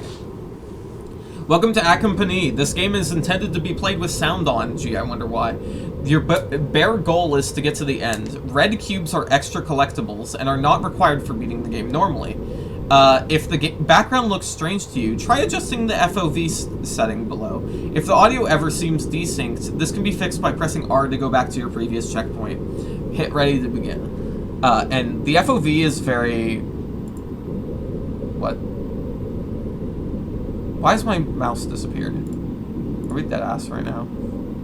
Okay, I guess I'm not playing in full screen. Hold on. Why is it doing that? I've never had that issue before. Okay. Hold on. Let me just do this. Let's move you off screen.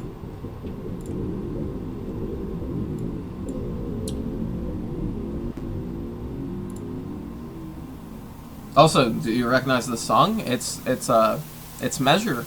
As it says right there, it's Measure.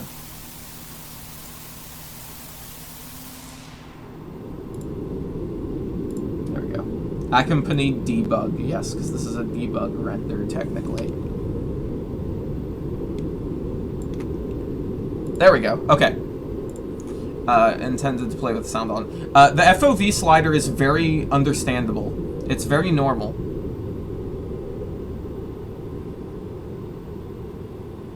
It really lets you do things, but we're gonna keep it pretty much the same. Okay, here we go. Loading. FX tip. Oh, cool. Okay. Here we go. FX tip is elevation. I wonder what that could possibly refer to. So, you move around, you use shift to run. Oh. I haven't played this game in quite a while, actually. Boing! You can make them go boing across the universe. Can you believe it?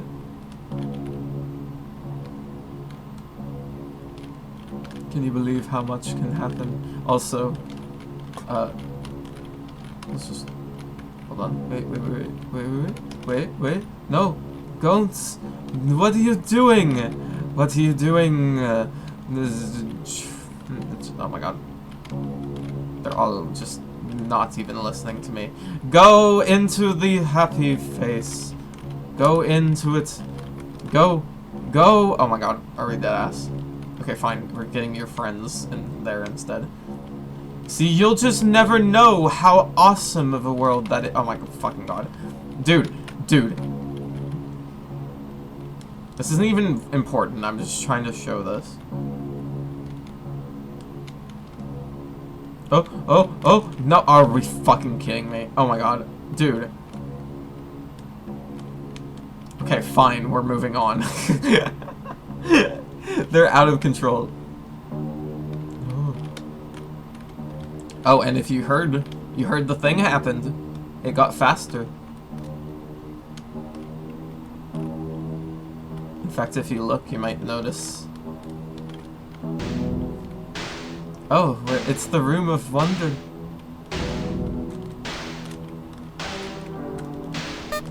I got a secret.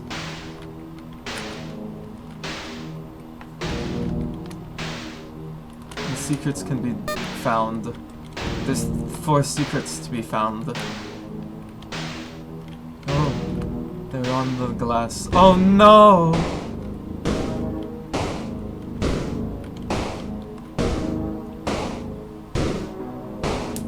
Yeah, they're there just purely to mess with, but also they are there to make it more clear that, because you might be able to see right now even, not really, the game speed affects everything, or the song speed affects everything, including physics.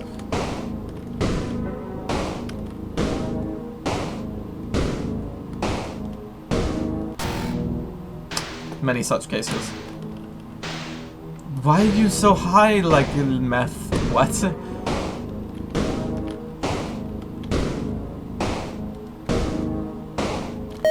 And I got the key.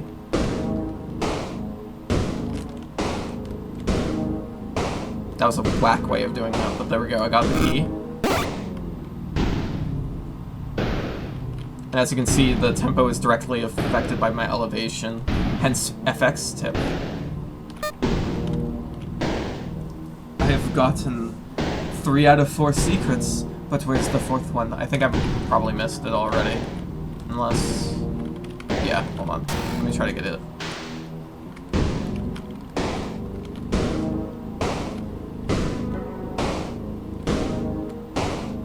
Also, do you like the key? It's very magical.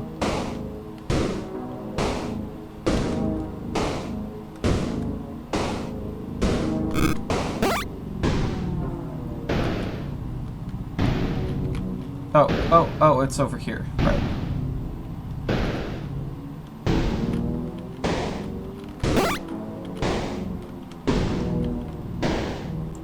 It's right here. I've gotten it. It's my 4th secret of life.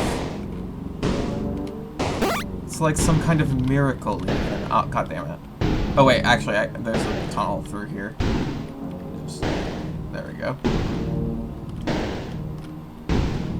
Okay. I've made it right here, and now I just need to jump down. You may recognize this. I have a recording for, there was a song made for ACCOM PANI called Something Anything, and I made a short, of me messing with the cubes here. And I synced the tempo to that.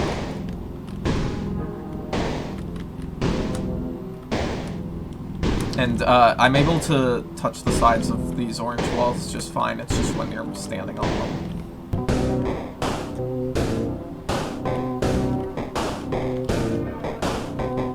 It's the thing.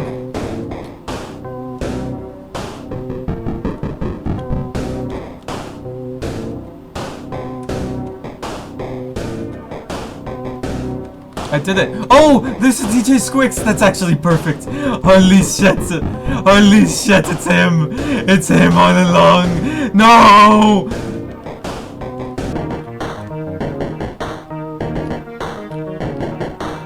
And then I ran out of time because I was having many issues with the physics bug. And so I couldn't finish the demo, unfortunately. So it just ends here prematurely. But you get to see how the game moves at this part.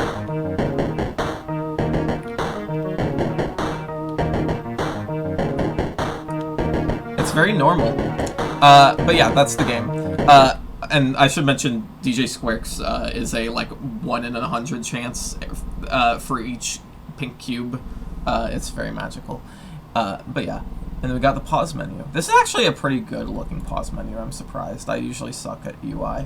But yeah, this is a magical game. I forgot I referred to this as the tuner. That's a good bit. But yeah, and you can hear Fermata is playing in the background. But yeah, that's the game. That's ACCOM PANI. Very magical. Yeah, it's a game. I would love for it to be finished one day. If you want it to be finished one day, let me know, because it is a banger. And I need to put a lot of time into finishing it, so, you know. Okay.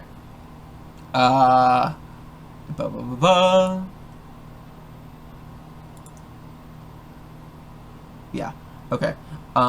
Let's do blue rooms now. This is the blue of rooms. Rooms, they are blue. Blue, blue, blue.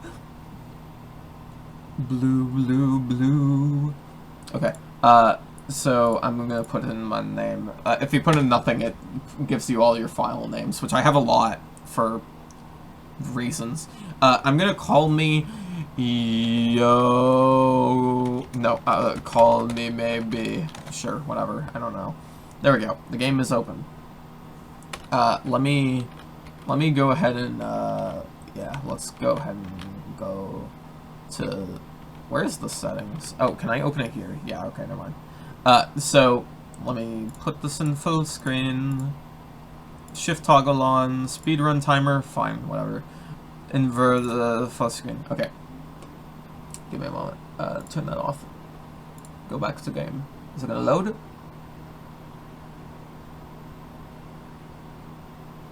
Maybe not. Hello?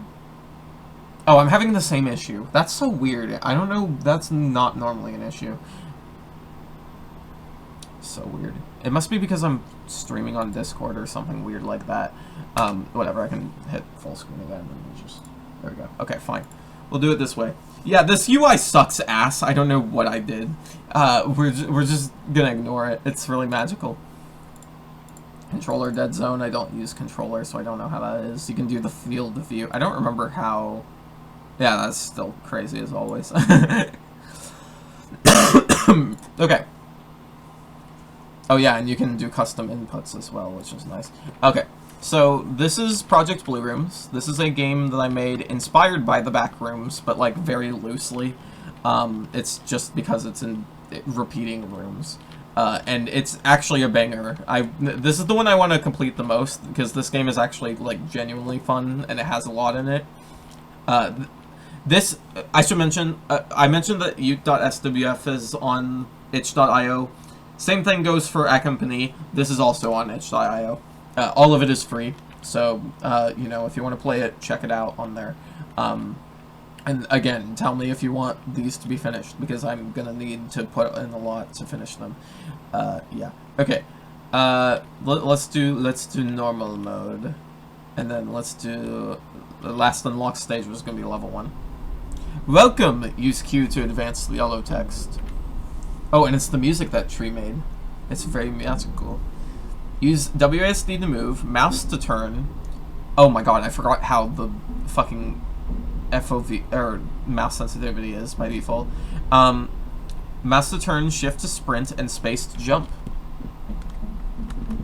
I turned on shift sprint so I can just, yeah, okay. In the top right of your screen is your items. This includes points. Each room you go through will be randomly chosen. Sometimes there may be an odd-looking spinning cube. Walk into it to collect it. Once collected, you will earn a point. As you can see, you need 5 points to beat the stage. In the chance something seems to be coming towards you, get out. After this text is gone, you will be able to use E to open doors. Oh yeah, and if you need to use the pause menu, use escape. Good luck. And then now it's... my timer is going. Let me turn down my sensitivity. Oh my god. It's so jank. I don't know why it's like this much jank. It's still really jank. It's, look at how low it is, and it's like... Also, the UI looks reversed because the part that it doesn't count is brighter, which I don't know how I managed to fuck that up. We're just gonna ignore that. Okay, that's fine. Whatever.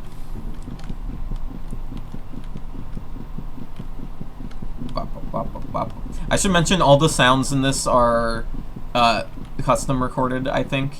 The fonts are not made by me. I think there's one font made by me, but I think that's like the only thing that's borrowed. There's also some like other textures, but they're not used in the actual game, so yeah, in case you were wondering. Okay. So we open a door, and it's a room of knowledge. Oh no, there's a pit. If you fall down there, you dies. It's a coin. Very simple game. Oh god, I almost fell down that. That's why you maybe shouldn't be sure. Just shifting it all the times. Oh no! Oh no, he's fucking getting me. He's fucking here to get to me. Unfortunately, I only have one more cube to get. Oh no. Also, you'll recognize that music as well, for obvious reasons. There we go. So Yoot just floats towards you and goes through walls, but it does other things as well. Congrats on surviving. Now things are going to get harder. You will need to use it to your advantage. The cubes are inside the walls with...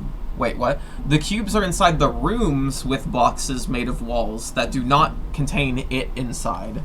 However, they can break walls. You'll have to lure them. Good luck. And this is where the game truly gets interesting. Oh, we got a box of Yoots. No, we got so many Yoots. Oh, we got so many. Oh my god, dude. Oh my god.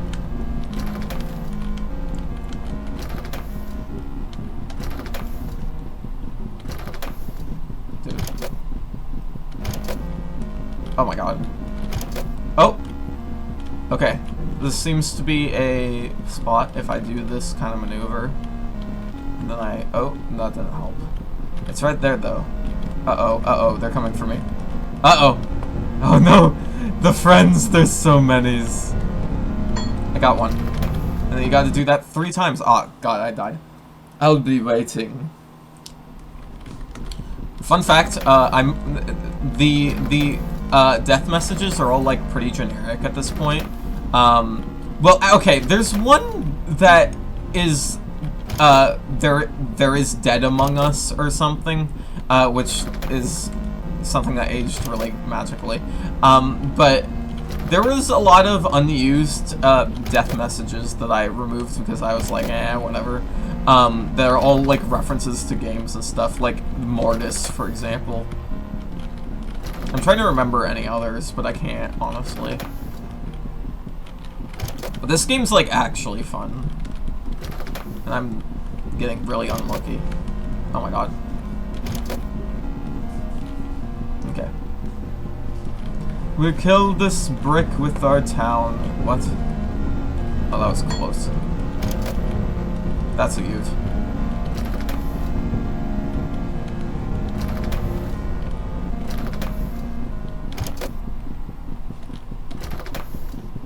Trying to do this not in full screen is messing with me. Oh, I think that's...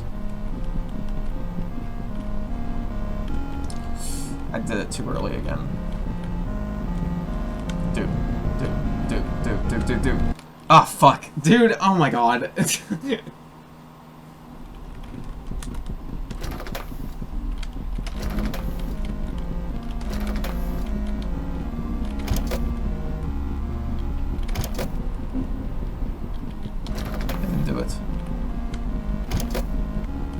That's different. Ooh, that's a really cringy way of doing it. Cringy? Cringy. Yep. I mean, I guess in a way. I'm just literally such a... Oh, there's the death message that I was talking about. Wow, I'm being especially bad right now. Let me lock in.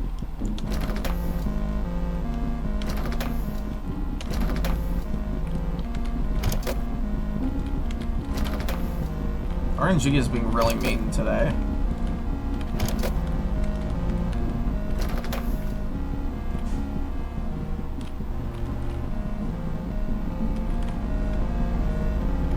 Oh, God.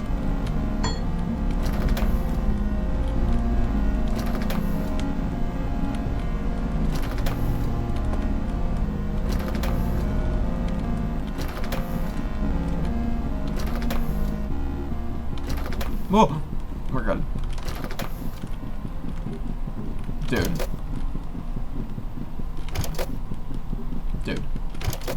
Dude. I swear I'm not normally this level of bad. This is crazy. What the fuck?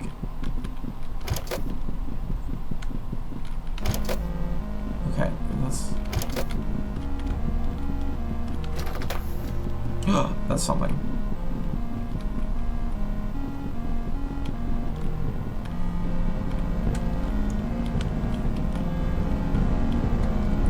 Yes. Nice.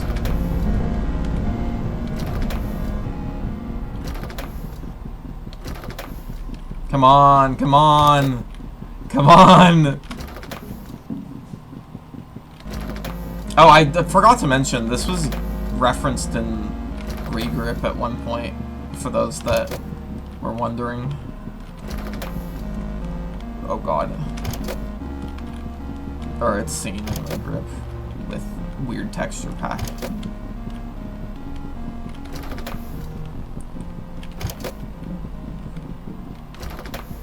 Dude, be so real. Be so real. Yes, yes, yes, yes, yes, yes,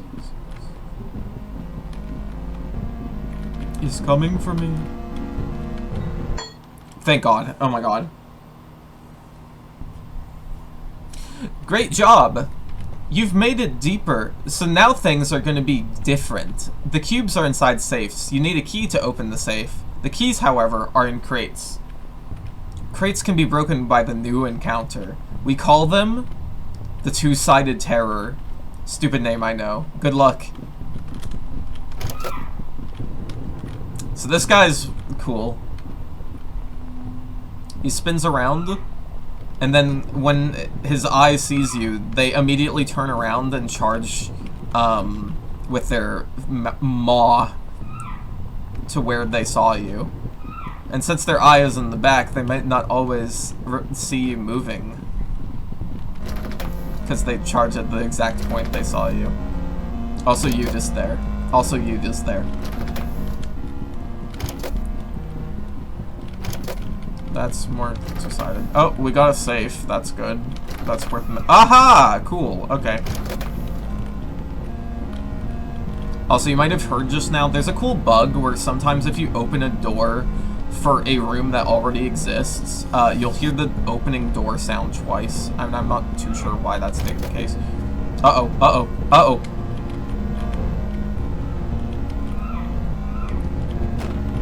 There we go. See? Like that. And then now I can open this.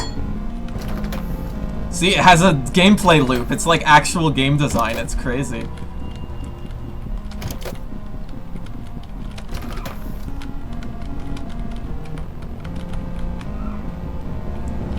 Oh god, that's really cursed. Okay, that's not gonna work. Oh, and you saw Yoot just die, because if they reach the end of the song, then they die. Or actually, I think it's earlier than that, but it's quite a while. Nice. I almost wonder if I should make it so that the two-sided terror, like, kills Yoots, but I think that's probably a bad idea, depending on the level.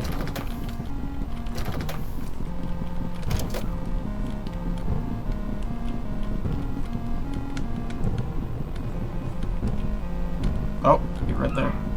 Come on, come on, come on. Oh, fuck. Oh, fuck. I hear another one. I might be wrong. Okay, that's a little bit easier to work with.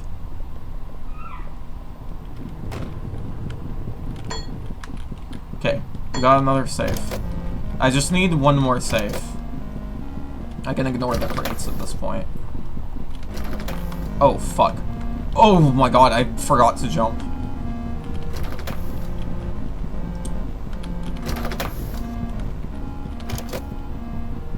Nice. The two-sided terrors sound so cute. Yeah, they're very magical. I love them. The safes are now in the rooms with the pillars in the middle. You should know what to do. Good luck. So here's the point where it truly gets interesting. Oh, I forgot about that room. Oh, fuck, I forgot about this fucking room.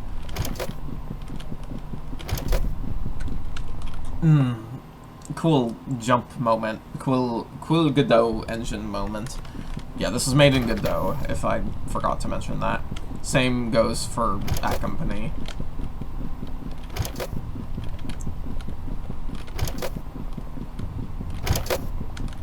Dude.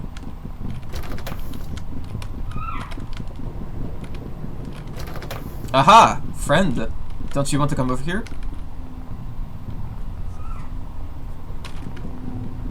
And they have X-ray vision, by the way, which was admittedly a glitch, but, like, I think it works too well, so they just do.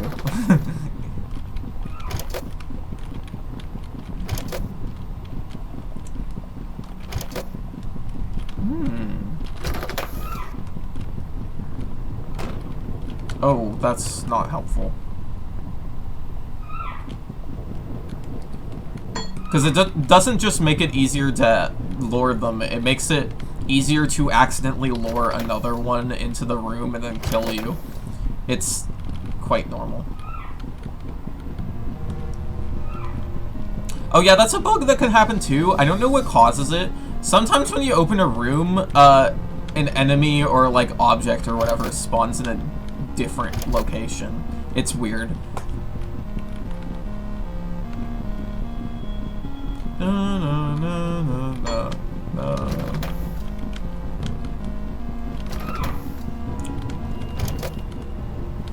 I also need to make sure that the two-sided terror has a random God fucking damn it. Has a random direction it looks, because if you might notice that the two-sided terror is always facing like north or whatever. That's a mistake. That's not how that should work, but... And so because it was...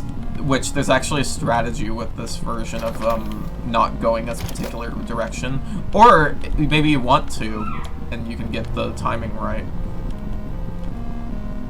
If you want to be quicker.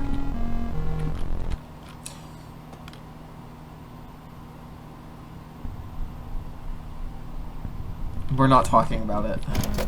I don't feel comfortable with that death.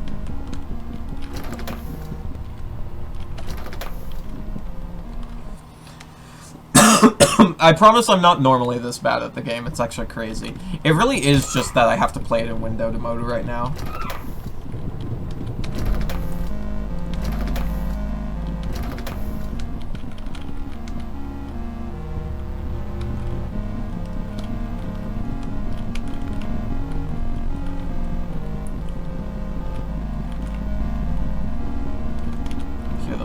sliding around. Oh, they're coming.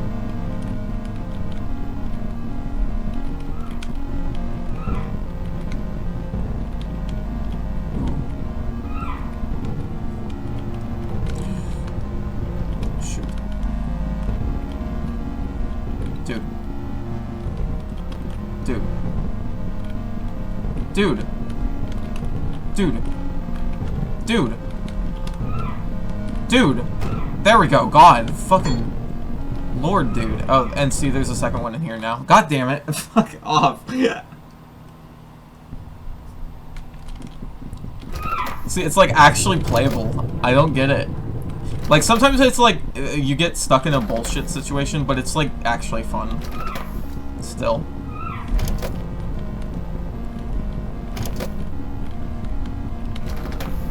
Oh my fucking god.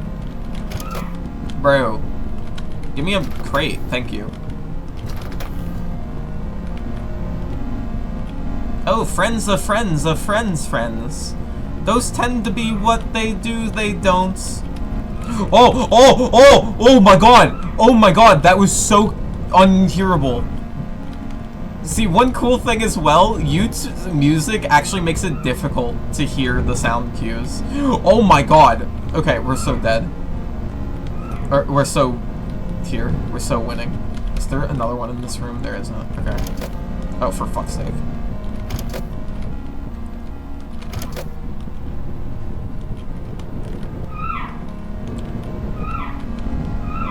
You can hear them in the rooms near me. Oh my god. Okay, I misread that situation. Oh, thank god. Oh, no, no, no, no. No, no, no. I don't know where they are. Okay, we're good. Dude. Okay, we're good. Fucker. Okay. Let's not go there. Okay. Oh, that's a cool sound that happened.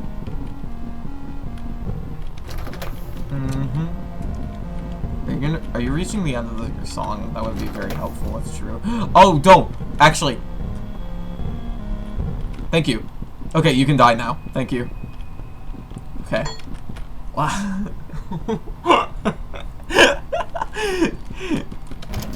Oh my fucking god. Bruh.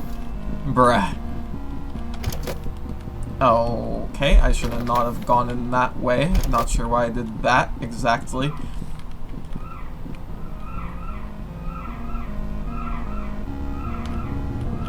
I fucking knew it. God damn it. Okay, I can't keep playing this. That's not the button I meant to click. I meant to click go to menu. That's one issue that should change. There's no reason why a big blue quit button should be in the game menu thing. Whatever. Give me a moment. Well, now you can see if I do this. You can see Call Me Maybe is right there. Wow. Maybe. There we go. Let's play Explorer all unlocked.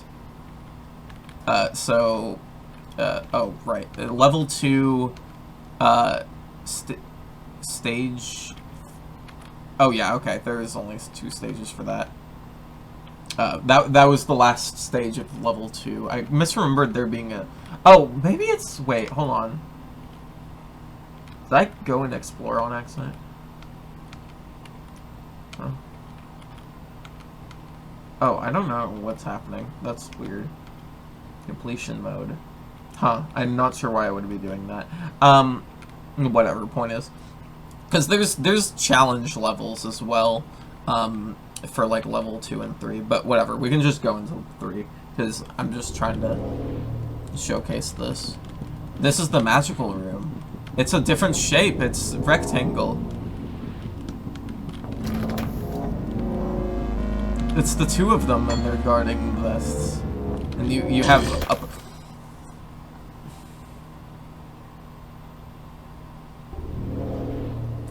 I can't believe I fucking did that. I'm so dumb. That's the new creation. That's the Unseen, which is a little buddy. They sometimes spawn when you open a door. You have to look away from them. They prevent you from just, like, soaring through the doors. And it's very tricky, because the keys are up on the hills that get boom boomed. Doom doom.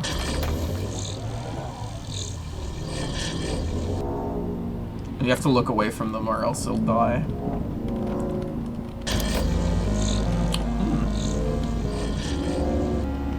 We're good. They're the trap of all traps. Yep. Oh my fucking god. No, I know what I'm doing. I know what I'm doing. Guys, I'm intentionally playing badly so that you get the game and are like, dude, I can play this shit. Stop fucking being bad at this. I'm doing the mobile game ad thing.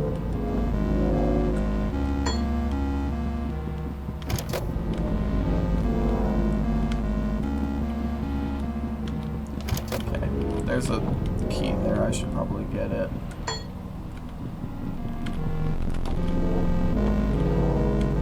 Womp, womp, womp. Whatever. Anyways, yeah, that's the game. We don't have to go through all this right now. Menu. Weird ass UI. Yeah, it's certainly a game that exists. It's very fun.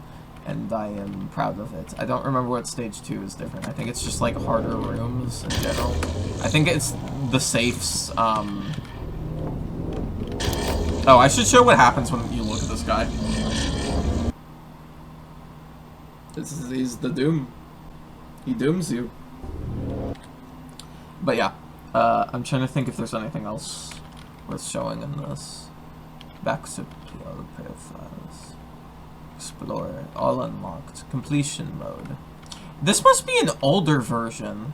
Which is weird because this is Alpha 1.1. Because there's a speedrun mode as well, but that's not here. Oh, maybe it's completion? Oh, that's what I'm thinking of. Yeah, if you open completion mode to play the whole game in one sitting, or not without challenges, it's just the main game, you can input a seed. Hoya! Hoya! And now you can see this stuff. The seed info, I believe, only shows up if you have, speedrun timer enabled. And it looks better when it's in full screen, because right now it's, really small on my screen. But yeah, as you can see, because of the way that Godot handles random numbers, it's, very magical. It actually means that, on your seed, the seed is like when you open a door, what happens. It's not what is behind the door, it's when you open a door what happens. So the seed is deciding what order of rooms you're gonna get, instead of like where the rooms will be, which makes it interesting, which means that you have some kind of like control over where the rooms will end up, which would be helpful for speedrunning technically. But yeah, that's the thing. I don't think I have anything else to show about Project Blue Rooms. Yeah. With that, I think we're pretty much done. There's one last thing I want to show. Just a little quick thing, because last episode I forgot something, and I figured I would show it, just for funsies. This is, there we go, yeah. So, I showed cold water drips through stone circuits last time. I made a track at one point, I don't remember when, way after, or not way after, like a couple months later. I made a track in an attempt to, like, make a sister track of that never got a title or anything. And it certainly exists. I'll just play it. Yeah. Music.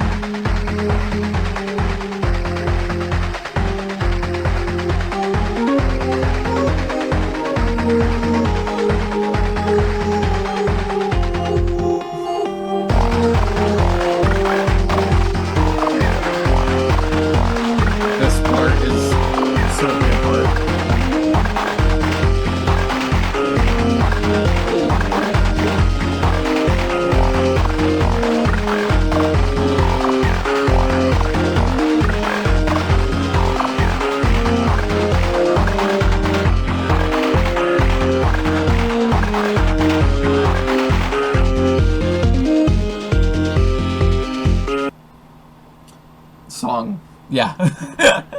That's the thing I forgot to show you. But yeah, so thank you for coming to my dev commentary. I am done for now. Again, next month we will be looking at the Angle Angel's Plane, which is the first project of the second era of TOMAROH, Season 0, Chapter 1, RaySlaaIisLaugHemi. And from that point on, we'll be going through the rest of that era as it currently exists, which at the moment ends at Gaslighting the Bros, of all places. We'll be going up to that, and then after that we'll be going back and branching out into stuff like Zone 440, stuff like By Water, etc., etc. Stuff that's collaborative, stuff that's on the bubbles, some stuff that's on Option 1, and, you know, there's just stuff all over the place. And, yeah. Thank you for coming. It's very cool. It's very cool to be able to yap about magic. And my name is KubeBow, and my name is KubeBow. Let me double check really quick my notes, because I have a bad habit of going, oh yeah, there's nothing on my notes, and then realizing, yeah, I think that's it. Oh, actually, one thing I should check before I leave, because there's some, like, stuff in my yeah, I have some, like, I'll just hold on to it for now. How about that? Okay. Well, I'll include it maybe at some point, because I don't know. We'll see. We'll see. Superman.